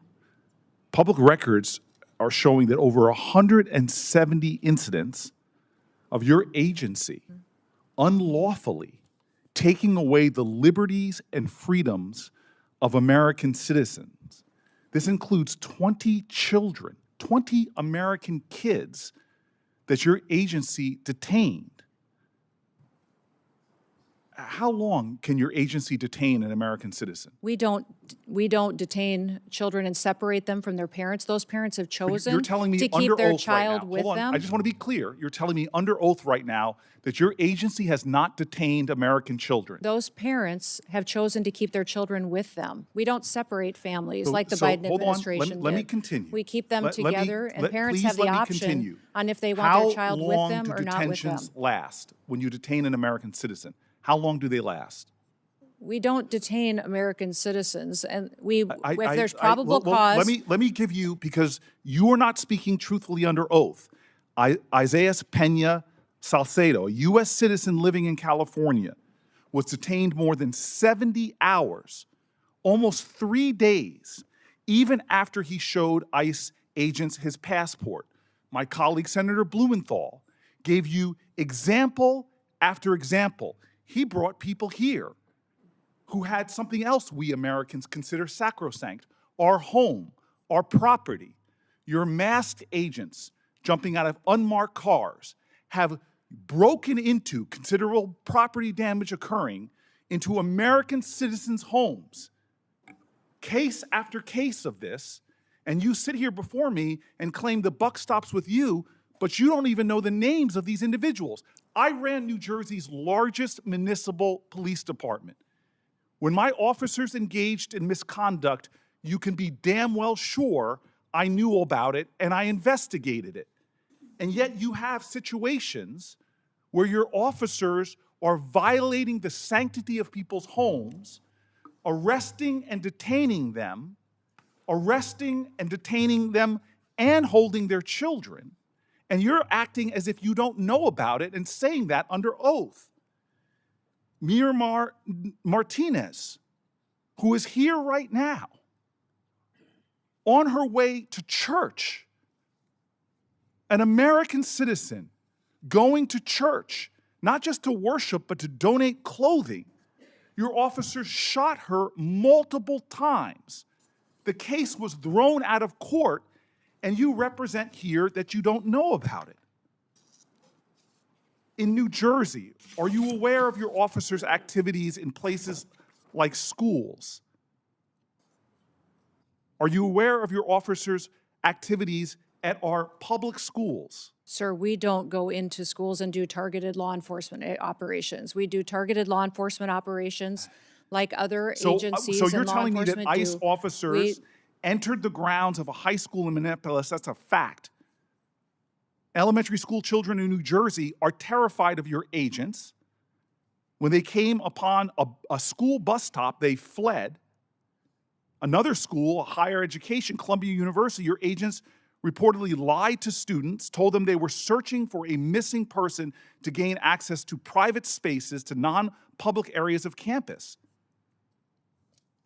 Secretary Noem, these are kids.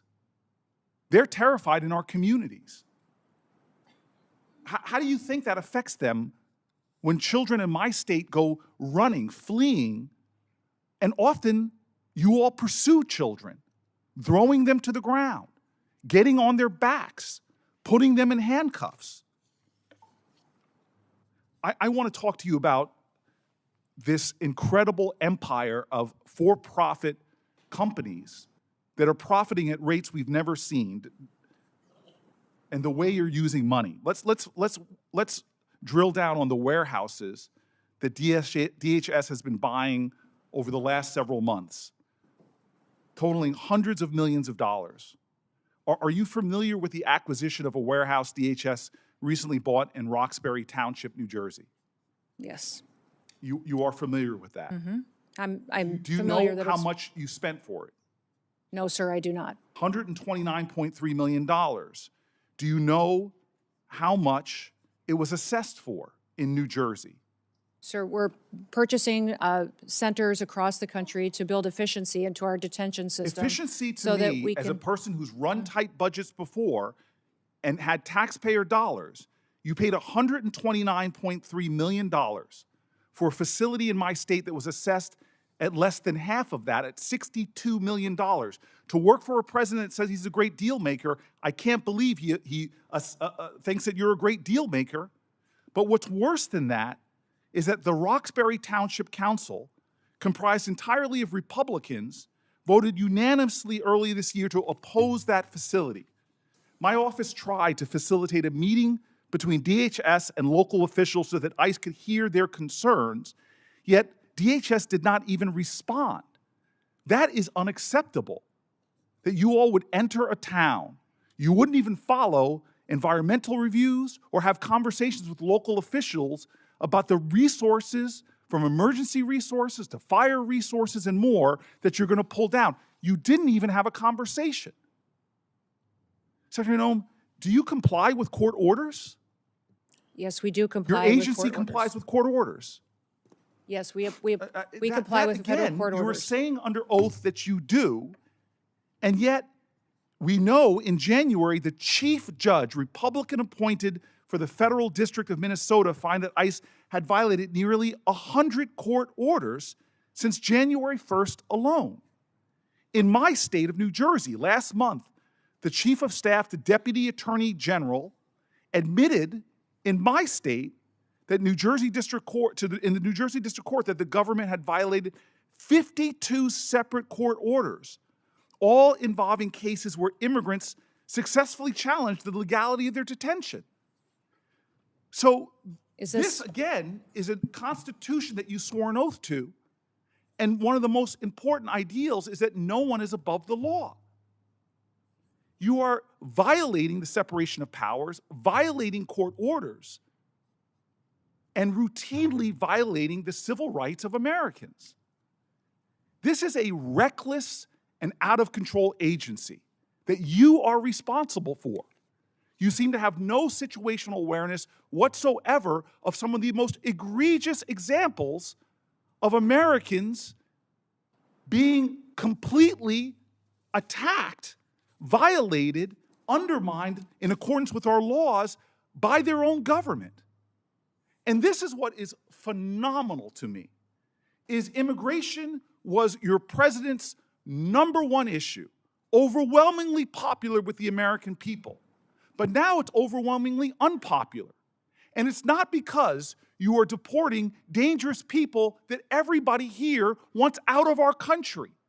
No, it's because you're going into our schools. You're terrorizing our children. You're detaining children. You're arresting Americans. You're breaking into our homes. You're terrorizing our streets. You're violating our rights to peacefully protest again and again and again. None of and then that when is a court true. tells you None to of stop, that is true. and then when a court You are tells you trying to stop, to impede you us violate from enforcing judges' the law orders. Not in and a getting partisan dangerous way, criminals off of our streets Republican-appointed and so we don't have more Democratic-appointed. families like the ones that are Don't sitting sit behind there me. and tell me that Lost you are their children. They're responsible gone forever. for the running of your agency when you're not even aware. Either you are utterly incompetent or you are violating laws with impunity. You should step down from your position. If you don't, you should be removed by this president. And if not, Congress should impeach you. Yeah, I appreciate the encouragement. Thank you, Mr. Chairman. Thank you, Secretary Noem, for being here. Just over a year ago, President Trump took office. At the time he did so, he came in with a significant mandate or set of mandates. One of those mandates included the task of having to address a veritable tidal wave of illegal immigration that had occurred during the 4-year period between 2021 and 2025. A period of time in which an unknown number of people entered the United States borders unlawfully. Some have said it's maybe 10 or 15 million. Some have said it's more. It's difficult to ascertain.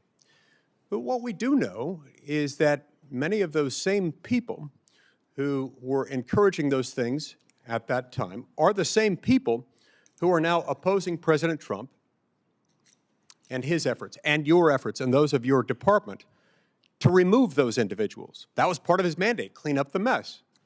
Now, under ordinary circumstances, I would think that when there are laws of the United States that have been broken, most or all members of this body, if asked, should those who have violated the law in coming to our country be returned to their own countries? I would think we'd all be able to raise our hands in support of that. We had doubt cast on that last week during the President's State of the Union address, when President Trump made the point, quote, "The first duty of the American government is to protect American citizens, not illegal aliens." He asked those of us who agreed with him to stand. And stunningly, a whole lot of my colleagues and a lot of our counterparts on the House of Representatives side declined to stand, refused to stand. These things are not without consequence. Illegal immigration is not something that poses no risk to the American people, to the security of the homeland, to the safety of individual families. It brings tremendous risk, and we've felt that. Some families represented here have felt that all too personally, and my heart goes out to each of them. We also face another threat as we approach another election this fall, a threat that, due to a ripple in existing federal law under the National Voter Registration Act, it's stunningly easy for someone in almost any state of the union to walk into a DMV, fill out a form to apply for a driver's license, which you can do as a non-citizen in almost any state. And by merely checking a box and signing your name, you can register to vote, including to vote in a federal election, even though existing law prohibits anyone who is not a citizen from voting in a U.S. federal election. It's phenomenally easy to do so if they follow this stunning formula. That's why I've proposed the Save America Act, which would make sure that we have the tools necessary to protect your vote. Because anytime someone casts a vote in a federal election who is not an American citizen, it's taking away your vote. It's taking something that doesn't belong to them and that belongs to you uniquely as an American citizen. Yet stunningly, some of the same people who were condemning you and condemning President Trump for trying to clean up the mess that President Biden created over a 4-year period of time are also the people most staunch, most dogged, most dug in their opposition to this very simple reform to make sure that those showing up to vote are entitled to vote. You know, you have to show your credentials in all sorts of circumstances, when boarding a plane, when applying for Social Security benefits, applying for a passport, when starting any new job for a new employer. You have to prove your identity, who you are, and that you're entitled to do that thing. You've got to demonstrate that you are entitled to do the thing that you're going to do. But it's not just government that requires these. When you pick up a prescription at a pharmacy, when you go to the doctor, when you're admitted to a hospital, when you board an airplane, when you pick up airplane tickets, when you go to the Super Bowl, the Emmys, the Grammys, the Oscars, or even the Democratic National Convention, where, yes, photo ID and credentials are required or you can't get in. You see, because the Democratic National Convention understands that when people participate at that event who are not entitled to, they're taking something from someone else who does have that right, and that is wrong. Meanwhile, many of those same individuals who publicly cheered and advocated for President Biden as he was distorting various immigration laws, including the use of immigration parole, which requires an individualized determination in order to admit somebody into this country. President Biden used it categorically to bring in millions of people. With respect to our asylum laws, he just opened the floodgates and started treating people as if they were asylees just for having submitted an asylum application, then let them off into the interior of the United States saying, "We hope one day you will show up to your immigration hearing where you'll have an individualized determination." And by the way, that immigration hearing might be many years or even decades into the future. So the same people who were applauding that are now condemning you and condemning President Trump for just trying to enforce the law. And those very same people today want your department, the entirety of it, to remain shut down, to remain defunded. Secretary Noem, tell me how that is affecting your operations within the department.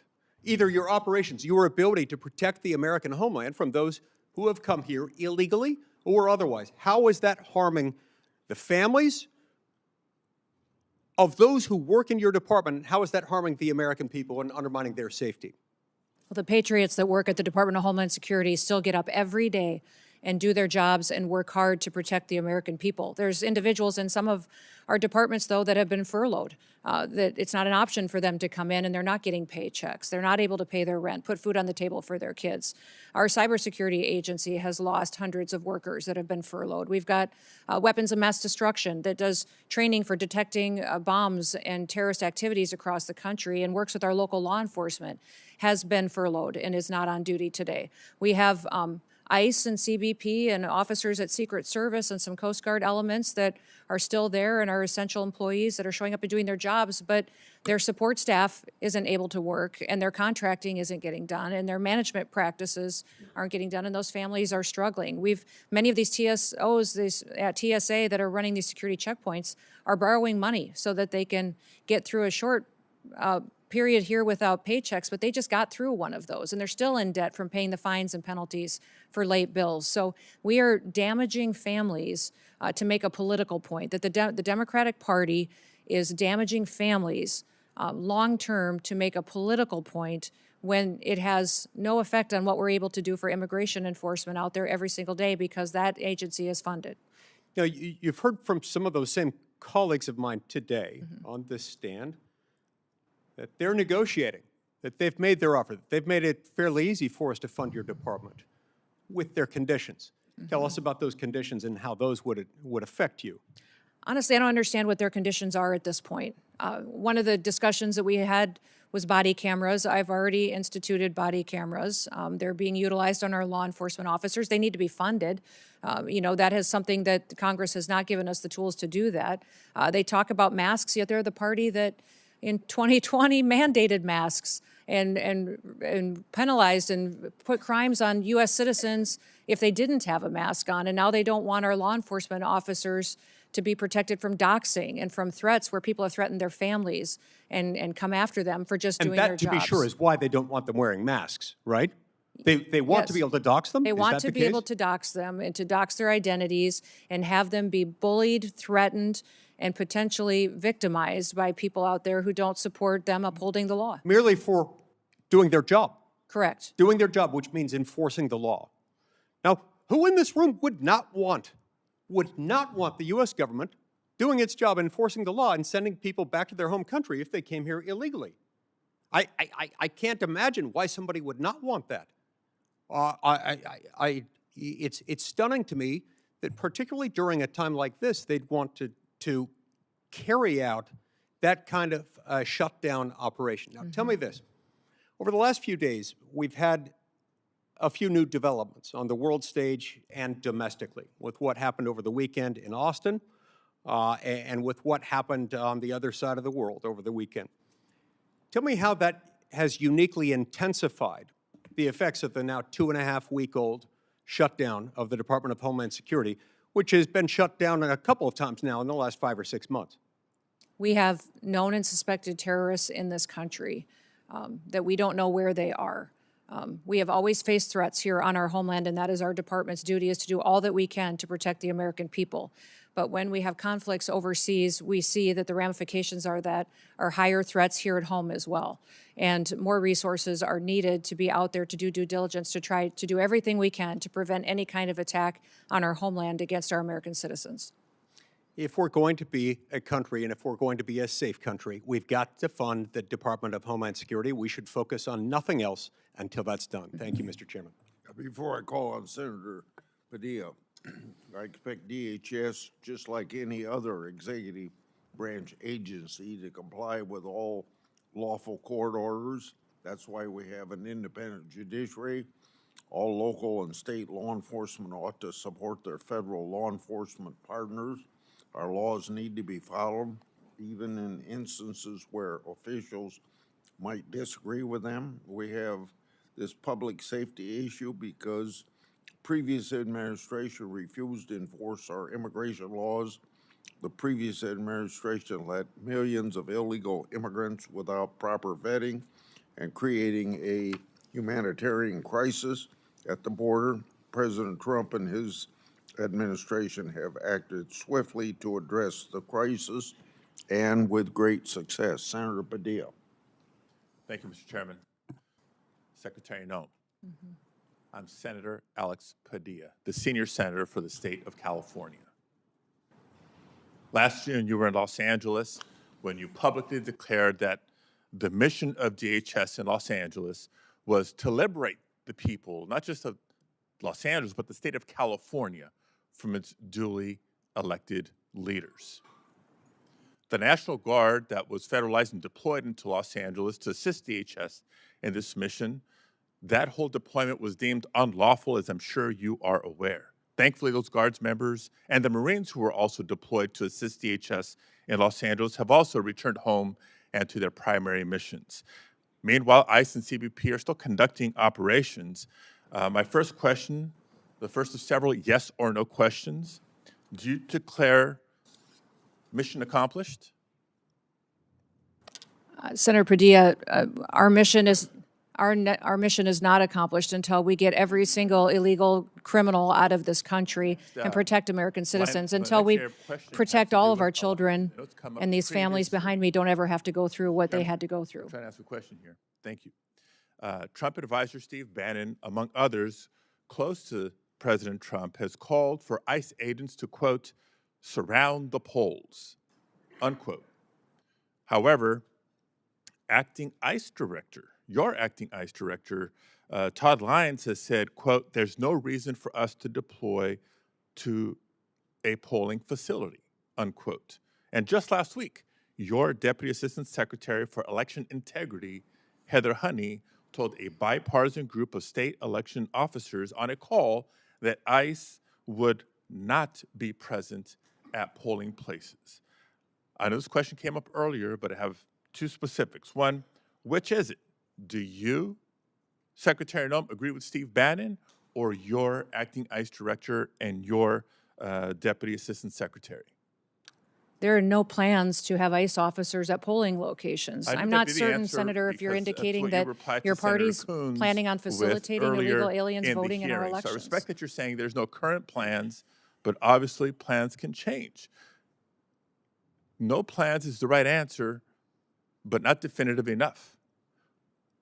Sending ICE agents to the polls to intimidate voters is illegal. Yeah. And so I want to ask you explicitly, if President Trump or Stephen Miller directed you to do it anyway, with or without a bogus national emergency declaration, would you say no? Sir, there is no plans to send ICE officers to polling locations, and we're not planning on doing that. Are you planning on sending illegal aliens to vote?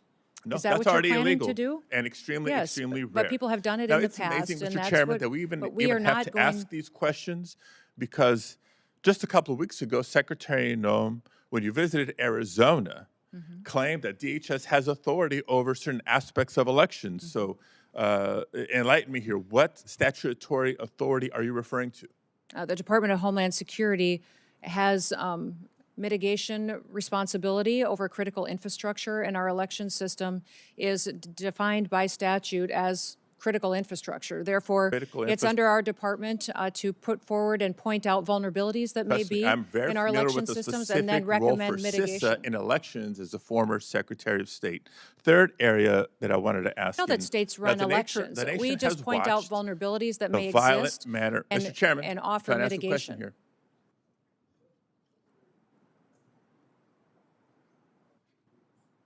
Okay.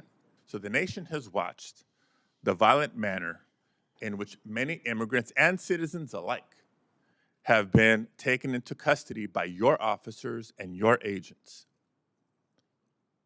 In addition to that, 32 people died while in ICE custody last year, and at least 8 more have died in the first 7 weeks of this year. The numbers are a big increase from prior years. Secretary Noem, yes or no, do you care enough about the human rights of the men, women, and children in your custody to improve the conditions as required by the courts? Yes, absolutely. We adhere to our federal detention standards, which are higher than virtually all state and local detention standards. We provide medical care to all of our detainees, 3 nutritious meals a day. We take care of them. Well, We keep families together. I appreciate the We continue to response, do but I that. have You to talk tell you about that I when we have believe my own unfortunate eyes. situations where And individuals I have believe passed my away. own eyes when I saw firsthand the poor conditions in which people were treated when I visited the detention center in California City. Now, Mr. Chairman, I'd like to enter into the record reports from California-based and national non-governmental organizations, as well as the California Attorney General's Office, about the deplorable conditions at the California City Detention Facility and a recent court order requiring DHS to address these conditions. If I may, without... Thank you very much. Now, maintaining basic standards should not require court orders. The deplorable conditions at facilities across the country are the result of Secretary Noem's failed leadership. Now, since the beginning of the administration, federal judges have found DHS not in compliance with judicial directives on a number of immigration matters. The administration has lost in court on immigration cases more than 4,500 times since October alone, with judges across the country finding that DHS is detaining immigrants unlawfully.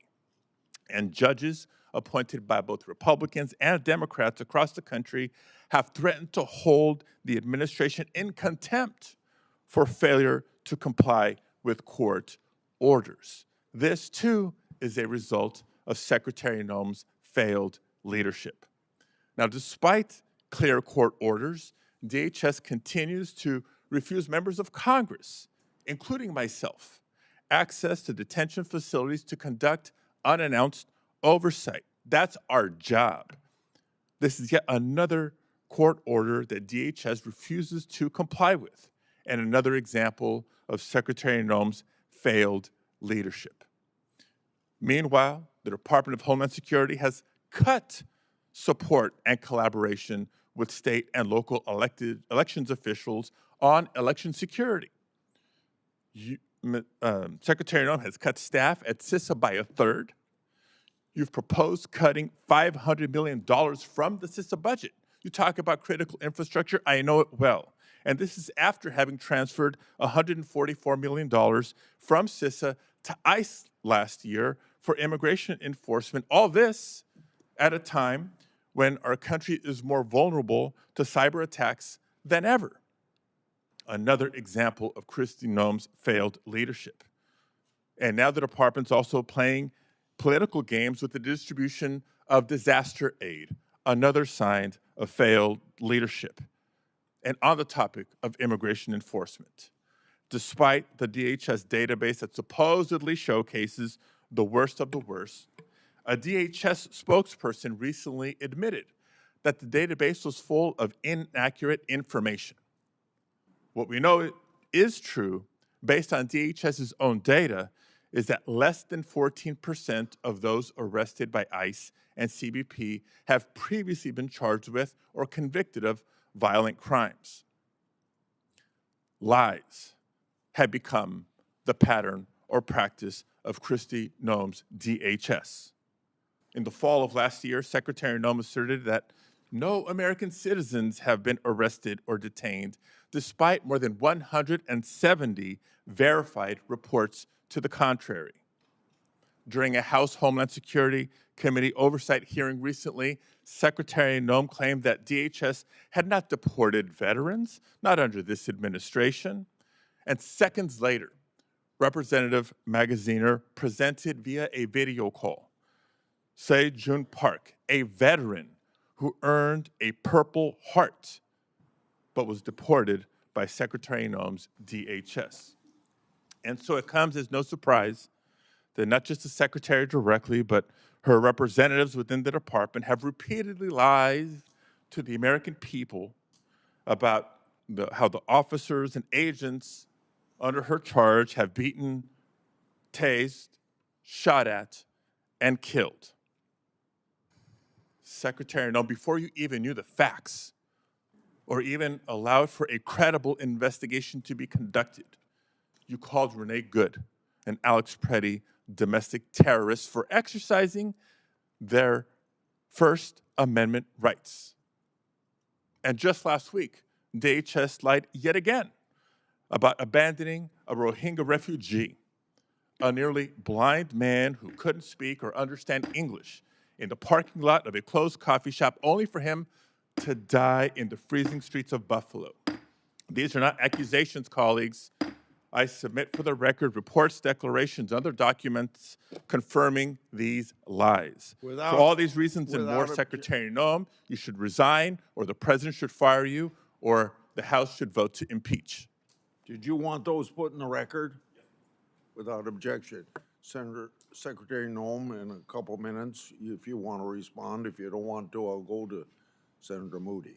I just wish that Senator Padilla would have used his time to talk about Kate Steinle or other families that lost loved ones that aren't here anymore because of violent, illegal criminals that are in this country that we are charged with removing to protect American citizens. He didn't use any of his time to talk about victims that have been perpetuated by Joe Biden's invasion over the southern border. He didn't talk about the 1.7 billion lives that were saved by the amount of drugs that we've stopped in the last year from coming into our country and killing Americans and many other people. He didn't talk about the fact that we have the lowest murder rate in the last 125 years because of President Trump and the work that he has done to keep Americans safe. He didn't talk about the fact that American citizens should be the priority in this country because they're American citizens. I know he's very concerned about illegal aliens, but my job as a Secretary of Homeland Security is to get up every day and to put American citizens first and keep them safe here in the homeland. And I'll continue to defend the homeland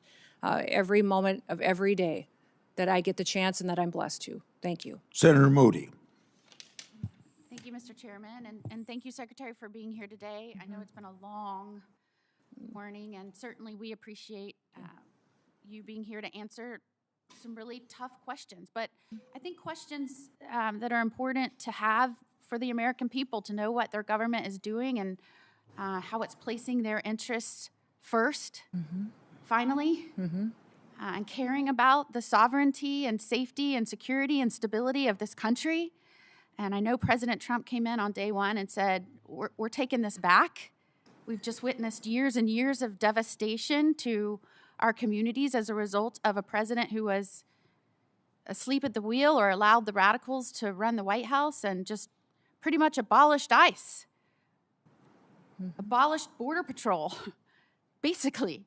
I mean, just in your understanding, I know you have previously served as a congresswoman, as a governor, but just in your understanding, have you ever seen anything like the dereliction of duty by a president as it relates to immigration and the safety of a nation? No, it was alarming, and under that invasion, every state was a border state. Even though I was from South Dakota and the governor there, we were the first state to deploy National Guard down to help support Texas in their efforts to keep our country safe because we saw millions of people coming into this country unvetted. We saw other countries sending their criminals and emptying out their prisons and their mental health institutes and sending people to our country to make them our problem and to deal with and to try to protect our American citizens from any crimes that they would commit. So that's why I took this job and why I'm blessed and honored that President Trump has asked me to do this job, is because I get the chance every single day to try to stop the damage that invasion has corrected and to try to make sure that America is safe here on our homeland.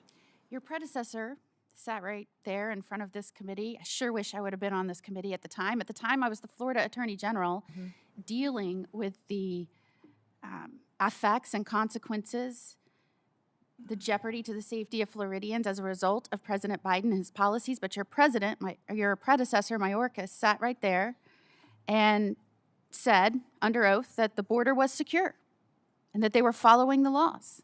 And in fact, when I knew with my team, my great team in Florida, not only within the Attorney General's office, but with the sheriffs across the state, local law enforcement, they saw what was happening. They saw the trafficking of children. They saw the peddling of poison in our communities.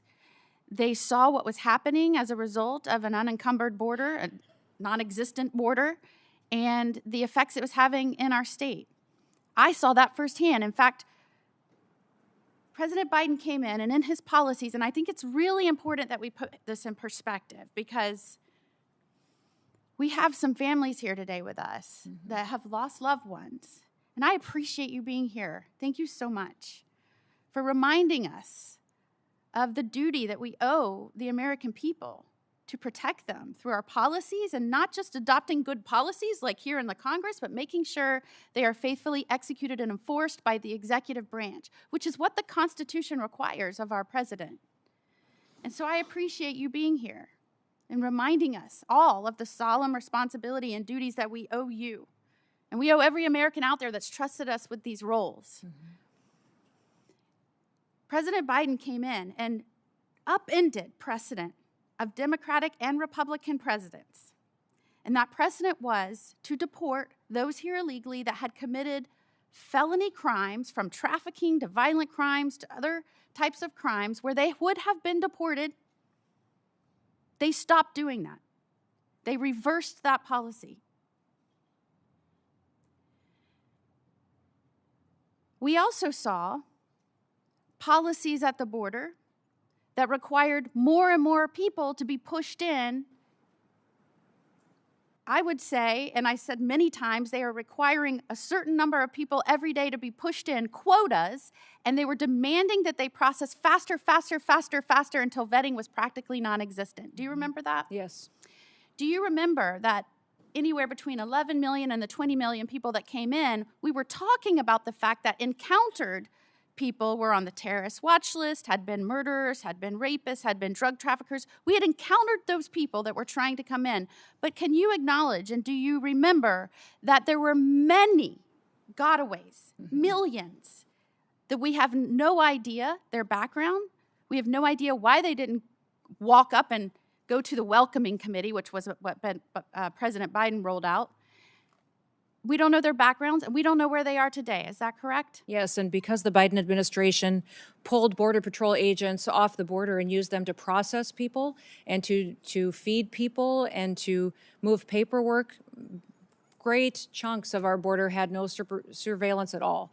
There was no security on other chunks of our border, and the cartel used that as a mechanism to divert attention. They would push thousands of people across the border in locations so that the other part of the border miles down could be exposed, and they could move their human trafficking and their drugs across the border unimpeded. The Biden administration facilitated that and gave the cartels exactly what they needed to enrich themselves, to commit their crimes, to build themselves up and perpetuate more violence. And that's why we're dealing with cartels now that are foreign terrorist organizations that are everywhere in this country. Years ago, you wouldn't even heard of foreign gangs like MS-13 or TDA. In fact, TDA didn't have a presence. Taking over apartment complexes. Yes, absolutely. But we sure saw that during the Biden administration. Yeah, and in addition to breaking down any sense of border, pushing more and more in, more and more, to where the Border Patrol said they were telling us they were asking us for our advice how not to stop it, but how they could process faster.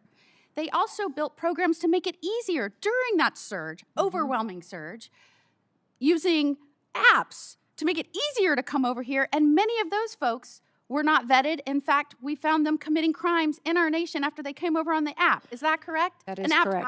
I alleged was illegal and couldn't be done. But yet they pushed forward, even though we were experiencing a historic surge and influx at our border. Is that correct? That is correct, yes. In fact, some Democratic states even had to declare an emergency based on Biden's policies and what was going on, right? That is correct. And they declared an emergency, and they demanded more money from the administration because they couldn't keep pace with the emergency that the Democratic President Biden and his radical handlers created. Correct.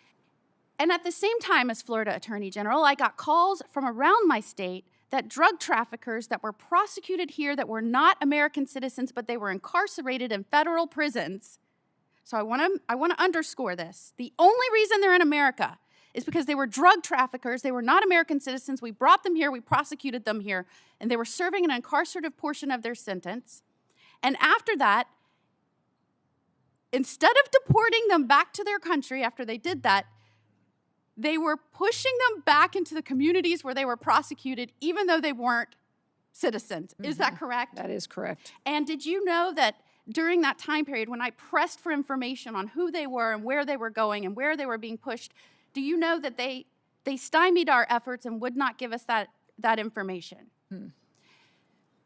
Would you say that what you are faced with as a secretary is unlike any successor has had to deal with in terms of cleaning up a dangerous, threatening situation created by their predecessor? Yes, absolutely. And it's not just the illegal immigration situation. It's the crime. It's the amount of individuals in this country that wish to do us harm that they let in, the amount of known and suspected terrorists that we know are here that we need to find and remove before they perpetuate harm on this country, to the neglect at FEMA, the politicization of FEMA, how they only did disaster response to individuals who aligned with the Democratic Party and their ideals and ignored other families who were suffering and had lost everything. What we saw as far as not investing in Secret Service and TSA and intelligence and analysis. And then CISA was manipulated and censoring people's First Amendment rights. It was deciding what was misinformation and disinformation and trying to manipulate election outcomes, and that has been fixed. So under the 23 agencies. How important is it?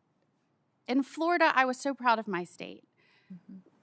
When we had an administration that came in and said, we're going to put the American interest safety first again. And it was so clear who supports that at the State of the Union. Yep. Every one of the counties, 67 counties in my state signed up and said, we will help you. We will enter in agreements with you. We will help you track these people down that should not be here, that have committed crimes. We will work with you. I, as a senator, said, let's get you money to help reimburse them for those efforts. Does that make a difference? And did you see a difference in the way you engaged with states and the stability and safety of all involved when you didn't have people working with you hand in hand? Oh, absolutely. And we're thrilled. We have over 1,400 law enforcement agreements through the 287G program at the state and local level that have partnered with us to do operations to address public safety threats and to get them out of communities. And those individuals that are local law enforcement are critical partners in the success and safety of the American people. And I would just ask for you to keep engaging with those sheriffs of the local communities, asking how they think best to safely do these operations. I think Just spent yesterday with all of our sheriffs, with That's all great four to hear. associations and hundreds of sheriffs, thanking them for the work they do. Thank you for being here. Senator Schiff.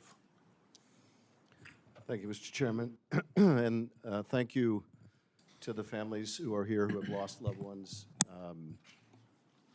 both who lost loved ones to violence perpetrated by immigrants, but also to those who have been seriously injured by ICE agents, and to those watching who have had family members killed by ICE agents. Madam Secretary, I want to ask you about one of the first claims you made in the immediate aftermath of the shooting of Renee Good and Alex Preddy. You accused them both, I think, within hours of engaging in domestic terrorism. You've testified earlier that you did so based on preliminary field reports. Who told you that these two victims were engaged in domestic terrorism? Where did you get that information from? I've said before, and will repeat again for you, Senator, that those reports were coming from on-the-ground agents that were there. It was a chaotic scene. So you spoke to agents on the ground who told you they were domestic terrorism? Yes. Domestic terrorists? My team was working with me, talking to those agents on the ground to relay as much information as possible that we could to the American people. Your team told you that people in Minneapolis said they were domestic terrorists. Did they tell you whether they had any basis for that claim within either minutes or hours of the shooting of Alex Preddy and Renee Good? Sir, if you look back at the day of January 24th, there was a press conference earlier in the day, and then I held one hours later. So I'm asking and we were also I'm talking, asking you, did you determine whether there was any basis for the sensational claim, a claim that proved to be utterly false, that these two victims were engaged in domestic terrorism? There is an investigation ongoing. The I'm aware of FBI that. is leading What that. I'm There's asking also you about, internal though, is not the investigations investigation that's that ongoing. are ongoing. I'm asking you We'll continue about, to bring the facts forward. Excuse me, Madam Secretary. I'm asking about your statements. In the immediate aftermath of these shootings, your statements based on completely unvetted information that if it was even provided to you proved to be utterly false, that you were content to tell the whole country Do you have any concern about misleading the whole country? Don't you think in the immediate aftermath of a shooting that you should provide only vetted information to the public? How do you imagine you're going to gain the trust of the American people if you're pushing out false information about the shooting of American citizens? I work every day to get factual information to the American you people. didn't on that day. You didn't on the day that Alex Preddy was shot, and you certainly didn't on the day Renee Good was shot. You weren't getting out good information. You were making a spurious claim that has caused endless injury to the victims' families on the basis of God knows what. And then your agency doesn't allow local investigators. They essentially push away independent investigators. How is the public to have any confidence in investigations done of excessive use by ICE agents if, number one, you make immediate and false statements about the victims, and number two, you don't let any independent agency conduct an investigation? How is the public supposed to believe anything your agency says or finds? These investigations are being done in the same way that they always are. No, they're and not being the done- FBI is they're not leading. being There done are the way they internal always were, investigations because as you're not well. allowing- In these situations, you're not ICE has an allowing- internal investigation. Excuse me. Well, would you like to hear about the investigations that are Excuse me. ongoing? You're not allowing state and local investigators to That is participate. not my decision. And furthermore, The Department of Justice and the FBI decides how they're not investigations being go. conducted in the way investigations are always done. Are you telling me that in the case of Miramar Martinez, that having an agent involved in shooting her, drive a vehicle that was used to ram into her vehicle, drive that vehicle, that evidence, away from the scene and 1,000 miles to Maine, you're telling me that's the way investigations are always done? That you let an agent involved in an officer-involved shooting drive a key piece of evidence 1,000 miles away? Is that how you conduct investigations at DHS? I'm not conducting these investigations into these. The Department of Justice with the Well, will you FBI is take- conducting will you those take some investigations, and responsibility CBP for and how investigations are conducted We when follow- when agents under your control are engaged in the the use of investigations. force? The investigations into our officers have I know not changed there's a under great my desire leadership or the to president's point the leadership than what finger. they Oh, were under the previous That's being administration. done by Pam Bondi's Justice Department. I'm not responsible for No, that our internal malpractice, investigations or are following the same that's policies the orders that they of always Stephen have. Miller, so I'm not responsible No. for that either. But you are responsible. You are responsible. You could insist on independent investigations, but you're not. You could wait until there's good information after a shooting before you go to the press and the public and mislead them. Let me ask you about a different subject, and that is the waste of resources at your agency, the continued allegations of favoritism and contracting, and let me in particular focus on the $220 million ad campaign, many of which feature you very prominently. An ad campaign that is more expensive than the whole budget for One Fight After Another or any Hollywood blockbuster film. So let me ask you, you said that the president approved this vast expenditure on a media campaign that largely profiles you. How do you know that? Did he approve it to you personally? This media campaign was critical in telling the world No, and I'm this asking about the country president's that approval. we are enforcing the laws in the I- United States of you America. testified That if you're in earlier in your answer country to- illegally, You testified then you earlier in should answer to leave Senator Kennedy's question. The now, president or if you want the approved chance to come back to the United So my States question is, someday in how the do you future. know- If you don't, you will be How do you detained know- and will excuse be me, removed and never get the Madam chance to come Secretary? back. How It's do you been know that the extremely effective president- in sending the Excuse me, Madam message. Secretary, how do you know the president approved of this $220 million contract? We had conversations and worked with OMB to So you had make sure that conversations the directly funding with the was there. president. Excuse me, I just want to clarify. So you had conversations directly with the president where he approved this $220 million ad campaign that significantly features you? Is that Sir, correct? this campaign was talking about making sure that people knew that our laws were being enforced. Again, I want to make sure that We we're not continue to go through the misunderstanding each process. other. It was a So the competitive president bid approved- campaign. excuse I me. had nothing of choosing. Excuse me, so the president approved this expenditure? Sir, I've been explaining this to you, how when it was a competitive process, Well, the okay, career you say it was officials at the competitive process. Department of I guess Homeland Security you don't want to chose the confirm the best president's role in this, and I can understand why. But you say it was a competitive process, and yet this contract went to a company that didn't exist 2 weeks before they got the contract. Sir, I can't speak And- to that. I don't No, know the name of that company. You're I'm sure saying you that can't speak to it, but let me ask you this.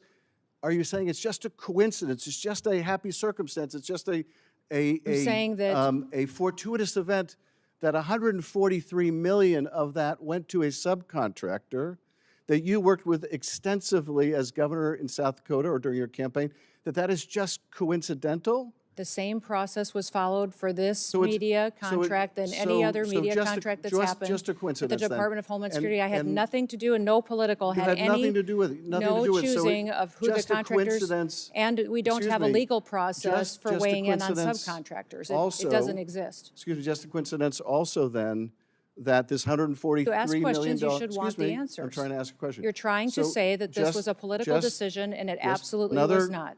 I'm just asking you. So it's just a coincidence that a $143 million subcontract went to the husband of your press person, also someone that Corey Lewandowski, one of your special government employees, worked with extensively. So that was all a coincidence, right? Because you had no knowledge of this, no Media involvement. company that and none gets of the the people around you contract, had any involvement. the ability to So choose the taxpayers should just subcontractors. assume We this don't is weigh a in coincidence. on who subcontractors are. There's not a legal process for us to determine what subcontractors are a part of a contract So can that you- goes out can for a you competitive state- bid. can you state And for the only career record- employees at excuse me, DHS were in on the Can you choosing of state those for media the record contracts. then that neither you nor Mr. Lewandowski nor your press secretary married to the husband of the person who got this $143 million We were not contract, a part of the Can you state for the decision-making. record that none of you that I've just described had any role, played any part, made any communication with any government agency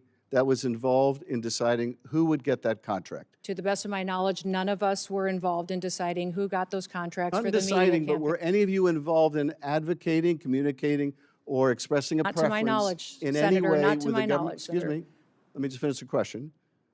Were any of you involved in any way in communicating, expressing a preference in any form, manner, verbal, written, with any government agency that was involved in the contracting The process? same process was followed for that contract that is You're for not all answering media my question. contracts that have gone forward. To my knowledge, or no? there was no involvement whatsoever of anybody that is on the political appointee side of this position and that media contract. Thank you, Mr. Chairman. I yield back.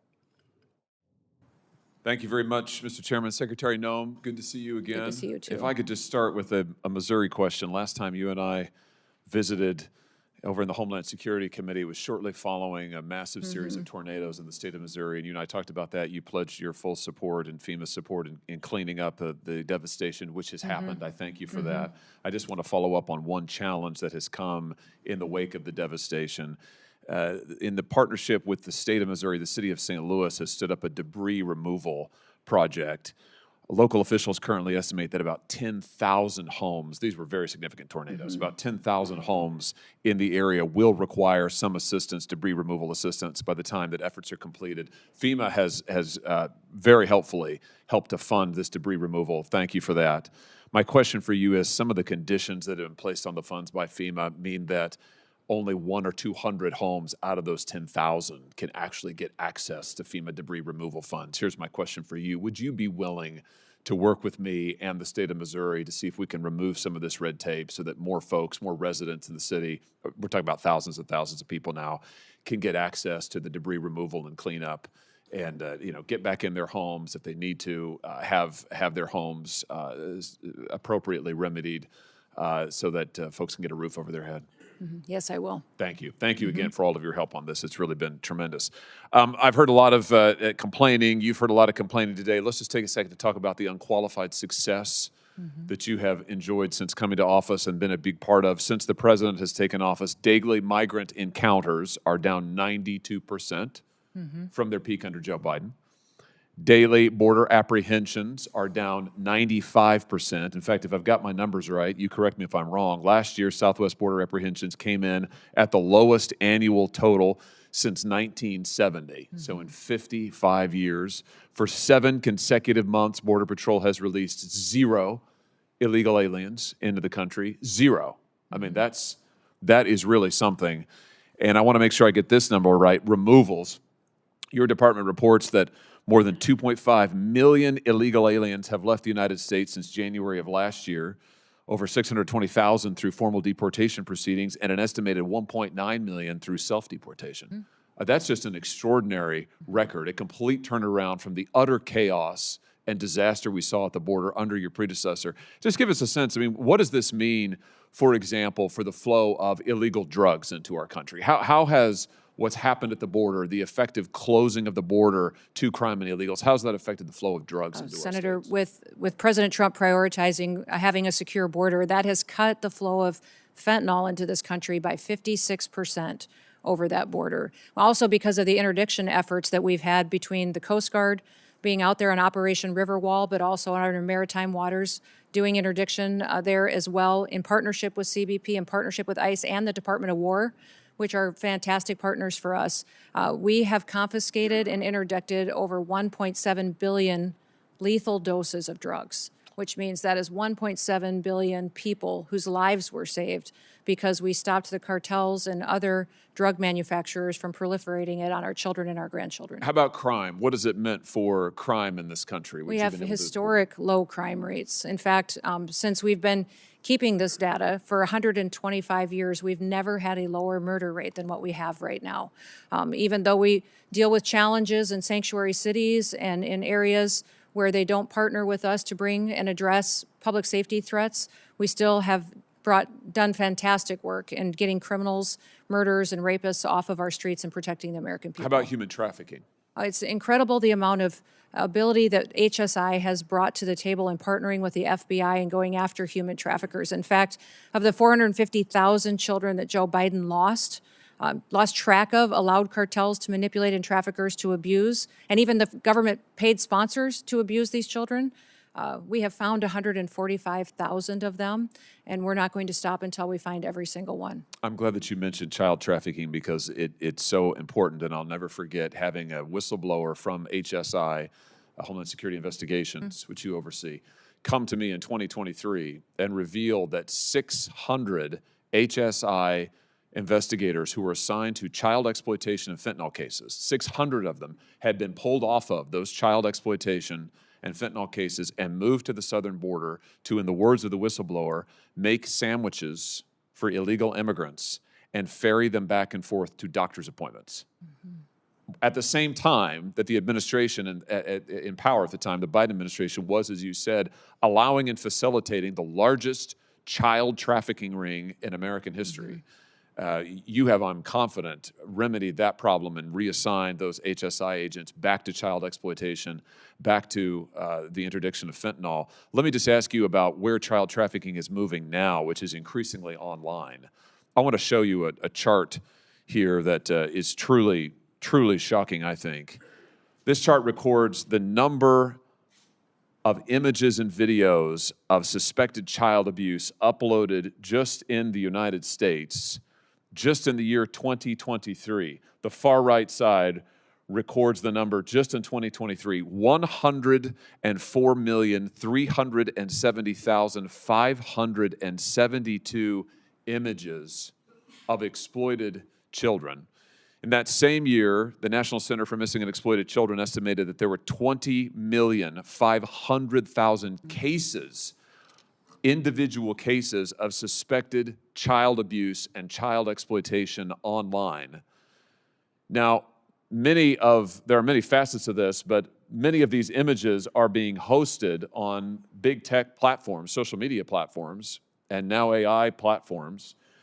We talked about Homeland Security investigations. You have a mandate and a unit to investigate child exploitation, to work with the FBI to prosecute it. My question is, first, are you getting cooperation when it comes to identifying the children in these images? Are you getting cooperation from the social media platforms who frequently are hosting these images to identify and then to take down the images? Are they helping you in your work of going after the abusers? Yes, they are partnering with us. There's always more we can do, but President Trump has done a fantastic job bringing them to the table and getting them to engage with us to go after these criminals and these individuals who abuse our children. You know, my big concern is with all of these data centers, I think there's 3,000 or 4,000 in the United States and another 4,000 that are coming online. If we don't take action soon and keep the pressure up to get rid of these images and to get the trafficking rings that are using these platforms to carry on their exploitation and to feed their trafficking rings, if we don't do that, I'm afraid that these data centers are going to be child porn libraries. You know, we're going to have 4,000 more child porn libraries in the United States of America.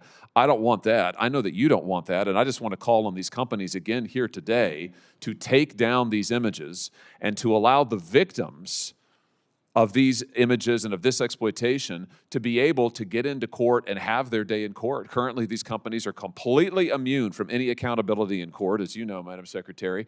This is completely anomalous and totally unjust. And the companies ought to say, we will take down these images, we will work cooperatively with you, we will not support the traffickers, and we will stop this epidemic of child exploitation. Let me ask you one more thing about this. You know, with all of these images of kids online, I was shocked to learn recently that hundreds of thousands of children in these images are unidentified, which means that we don't know who they are, we don't know where they are, and maybe most significantly, we don't know where their abusers are. Now, I know that DHS works very hard on this. You have an entire section that works on victim identification and rescue. My question is to you, is it time for Congress maybe to give you some more resources? Yeah, I know that you've got agents who are working hard, but the truth of the matter is I was looking through your budget, you know, you just don't have that many folks who are able to work on victim identification.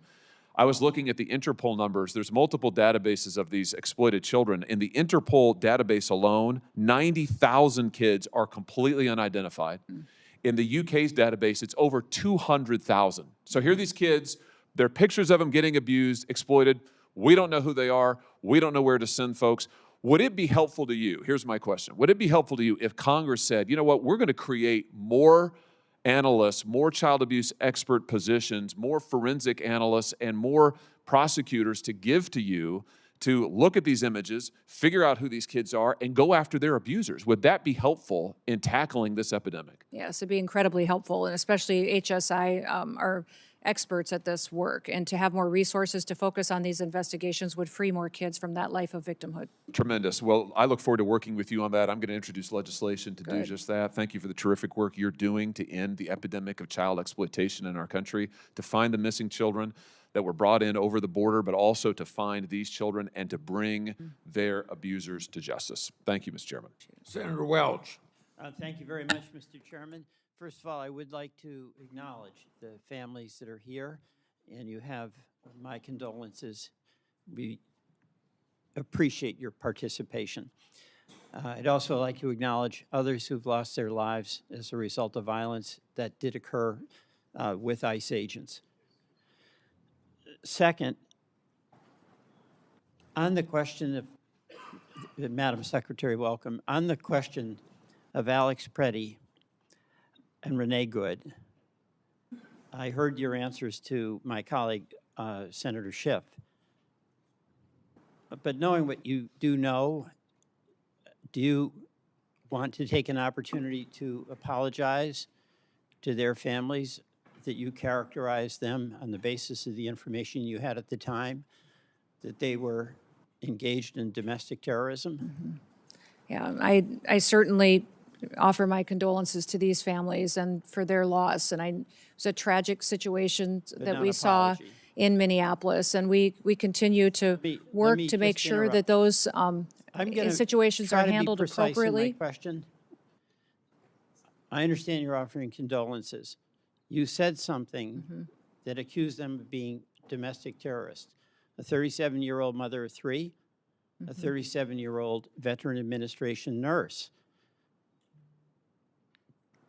One question, do you want to apologize for that characterization that they were domestic terrorists? I will continue every day to get up and to work hard to give everybody factual information and do all that I can to portray it. I want to move on to the use of department resources. Senator Kennedy asked a number of questions about this contract, $220 million. Senator Schiff asked about it as well. and I do too. I don't want to question what the purpose was, but how the award was made. This is $220 million. It was an advertising campaign, as I understand it, that featured you, and you on a horse at Mount Rushmore. The contract was a no-bid contract. You acknowledge that? I wasn't involved with this contracting process, so my understanding is that there was many companies that competed for this contract. The answer to that is yes or no. I don't believe it was. I believe other All right, companies competed for this have because here- there was 2 different vendors Madam that were Secretary, chosen. I have here a document from usspending.gov. And this document specifically states the justification for no bid contract that goes to Safe America Media and People Who Think. Those are the 2 entities that did the campaign, correct? I believe it is. I wasn't a part of this All right, contracting process. let's get so- serious here. Yes. Okay? Make the Safe America was incorporated 11 days or 7 days by my count before they got an award of $143 million. You have any dispute with that? Are you talking about the subcontractor on that contract? Because we Safe have, America. Senator, I wasn't a part of this decision. Okay. We followed the same processes Madam that have been Secretary, our policies and I'll how go this through was this and then you conducted can answer. appropriately. I will go through this and then you can answer. I don't want us to be talking over each other. Safe America was incorporated 11 days or 7 days by my account before they got a $143 million contract. Now, as a administrator who has fiscal responsibility over a huge budget, do you realistically think that a company that was created 11 days before they got $143 million is in a position to execute on a $143 million contract? Senator, I can't speak to their business model. I will tell you that since I've been at the department, I have reviewed over 10,000 contracts. I let have me keep saved the going through this. taxpayers I don't over want to filibuster. $13 I billion want to go through this, by Madam Secretary. renegotiating contracts and being more efficient. Mr. Chairman, I don't want the filibuster, all right? And I want my time back.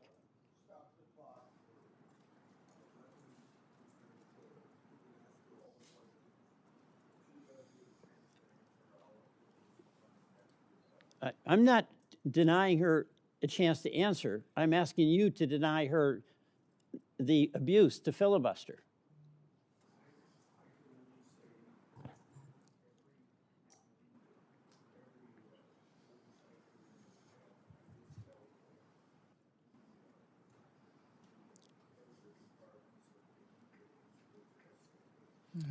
Okay.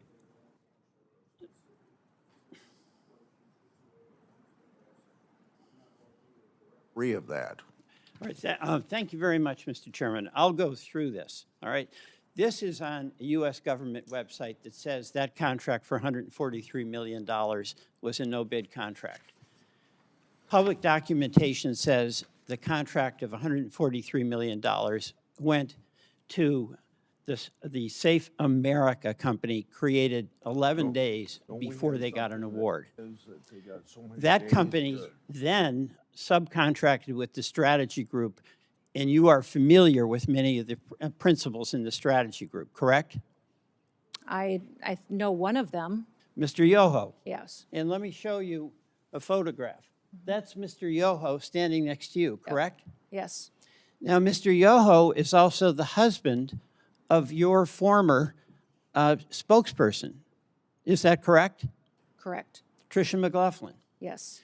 So your former assistant secretary and her husband are the ones that got the subcontract from Safe America, or from Safe America. That's what the record shows. Any dispute about that?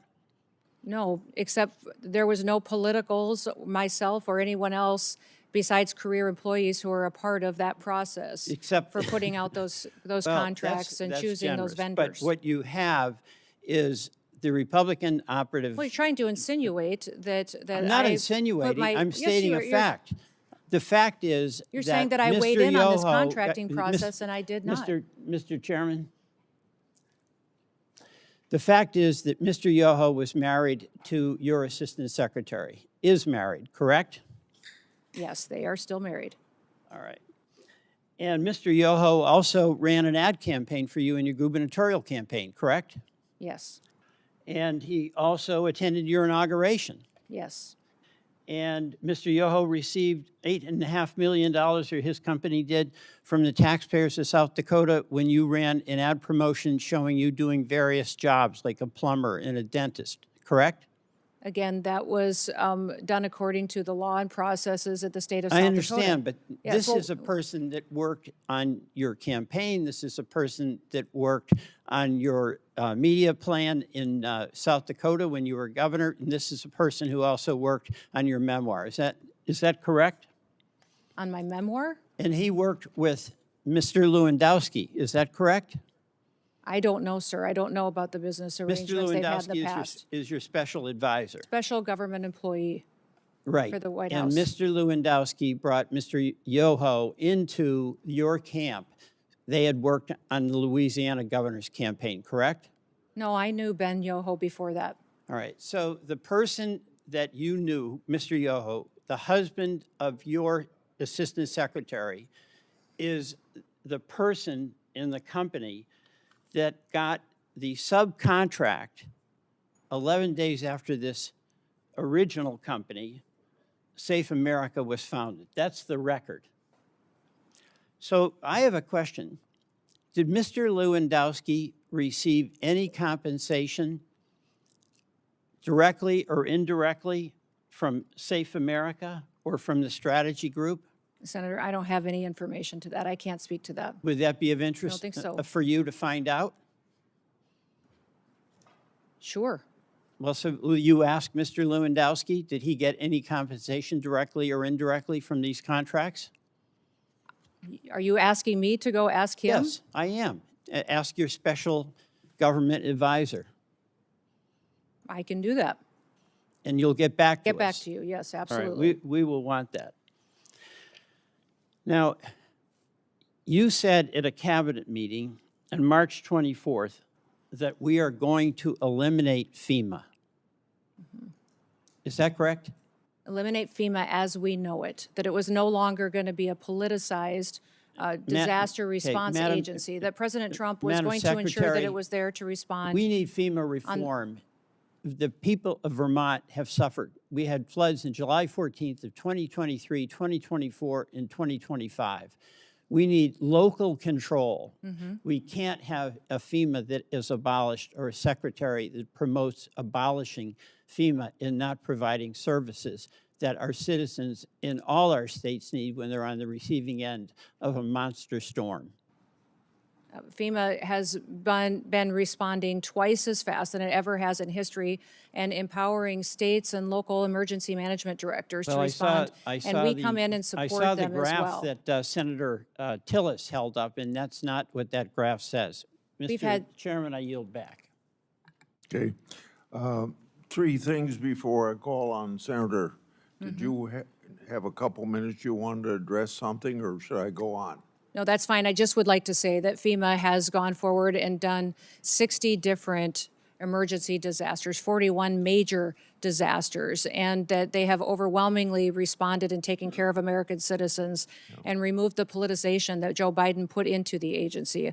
I'm proud of the work that FEMA has done. They've deployed dollars immediately and responded and partnered with other agencies to save people such as the Coast Guard and CBP in the flooding situations in Texas, and have continued to make sure that while local emergencies are executed at the local level, that they're managed by states and that the federal government is there to support. The Department of Homeland Security shutdown is now in its third week. It should come as no surprise that the Democrats opposed enforcement of our immigration laws. They did so for 4 years when they controlled the White House.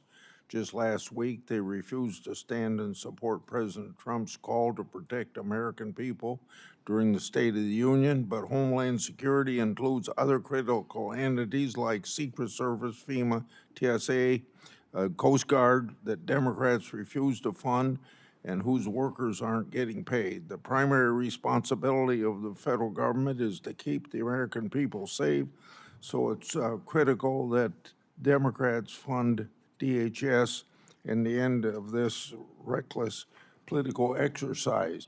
The hearing record will remain open for 1 week. Members should get their questions to the secretary at the end of the week. My expectation is that the department will answer the committee's questions for the record. Senator Noem, Secretary Noem, Senator Cruz is going to adjourn this meeting. Okay. I'm going to go to another meeting. I thank you for your appearance today. Senator Cruz. you. Thank you, Mr. Chairman. Madam Secretary. Yes, hi, Senator. Congratulations on a grueling morning. I am the last thing between you and returning to work. Let me start by saying thank you. Thank you for your service. Thank you for accepting the charge to protect this nation at a time of enormous peril and at a time, sadly, of far too much politicization and demonization of the Department of Homeland Security. Department of Homeland Security was founded in the wake of the September 11th attacks, after nearly 3,000 Americans were murdered on our soil. It exists because we learned at terrible cost that vigilance is not optional. And the success of vigilance is quiet and often ignored. It is measured not in headlines, but the absence of them. The flights that land safely. The plots that never materialize. The threats that are intercepted before they reach our communities. Like sentinels standing watch at the walls of a city, the men and women of DHS guard the homeland day and night with extraordinary dedication and professionalism. And yet, over the past 18 days, Democrats have shut down the very department tasked with that mission, weaponizing the budget process to advance political disagreements. The same voices that once called to abolish ICE and defund the police have now left the sentinels unsupported and the watchtower dark. That is what the Democrat shutdown has done. Let's get to the truth. For the American people, this oversight hearing is about three things: where we were, what has been accomplished, and where we need to go next. Let's start with where we were. Secretary Noem, when you walked into DHS, what was the state of operational control at the southern border that you inherited? There was no operational control. In fact, our Border Patrol agents and federal officers were being forced to help facilitate the invasion of dangerous criminals and aliens into our country. Were daily encounters at or near historic highs? Yes, they absolutely were at historic highs. That's the worst we've ever seen. Between 2021 and 2024, the Biden administration released more than 13 million illegal aliens into this country after encountering them at the southern border. Is that correct? Yes, that we know of. There could be millions more. DHS data reflects during this period of mass releases into the interior, crimes committed by foreign nationals included at least 15,000 homicides and more than 20,000 sexual assaults. Is that correct? That is correct. And I will say, these numbers are not abstractions. And I will say to all the angel families here, thank you for being here. Thank you for holding the photographs of your children, of your spouses, of your parents, of your brothers and sisters who should be with you.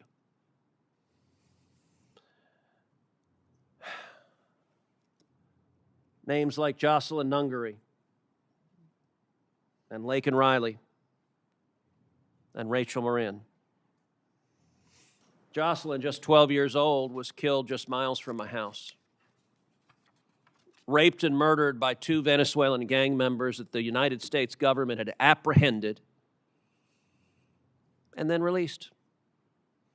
And when they were released, they traveled to Houston, Texas, and they kidnapped a 12-year-old girl and raped and murdered her.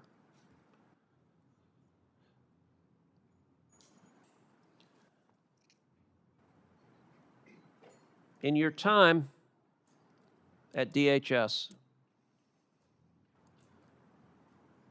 has anyone in the leadership of the previous administration explained why the hell they let so many violent criminals free in our country? No, they haven't. In fact, under the Biden administration and Mayorkas's leadership, they closed the victim's office at ICE, the Voices office that would help families that suffered a loss like Jocelyn's family and Laken's family and Rachel's family. They had no resources, no way to track court appearances or to get counseling services, no support whatsoever. They purposely closed that down to punish these families even more. So it wasn't just murderers and rapists that were being released in this country. The open border under the Democrats also became a pipeline for poison, killing our children.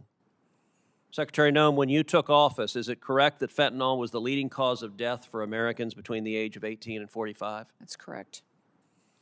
Was the volume of fentanyl crossing our southern border at or near record levels? Yes, it was. And would you agree that when operational control collapses, cartels exploit that chaos? They exploit it and they become enriched from it.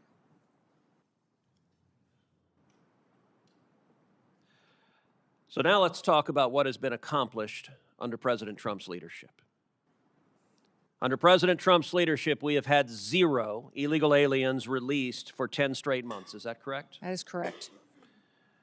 In President Trump's first year back in office, how many illegal aliens have left the United States? 2.5 million have left voluntarily, and we have arrested, detained, and removed close to 700,000 now. And how many known or suspected terrorists have been removed?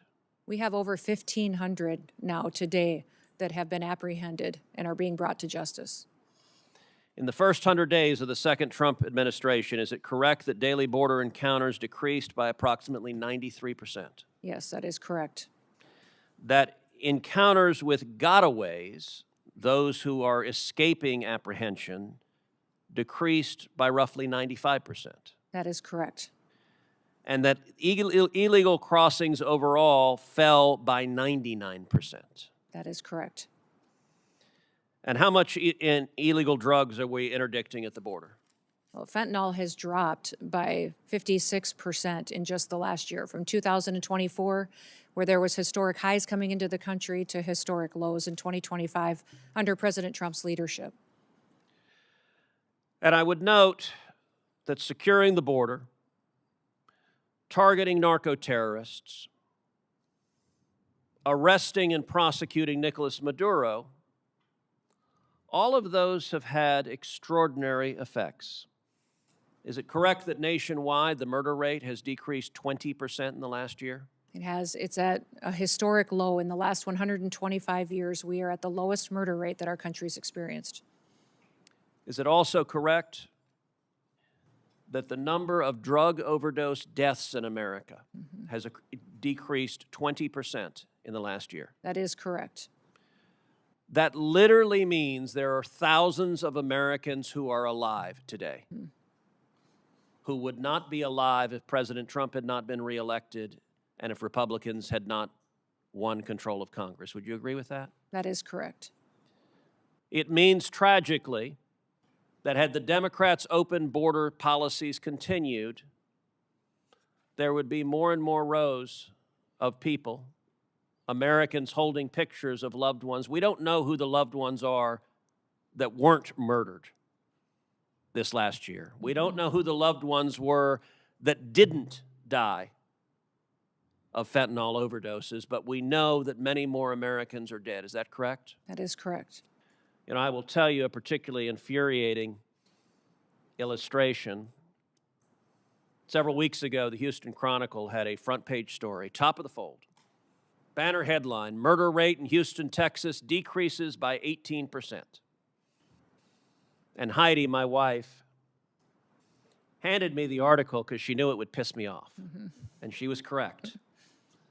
The article says the murder rate has dropped 18%. Experts are baffled as to why, and we can think of no reason whatsoever why the murder rate would drop. It clearly is not connected to anything that is happening anywhere.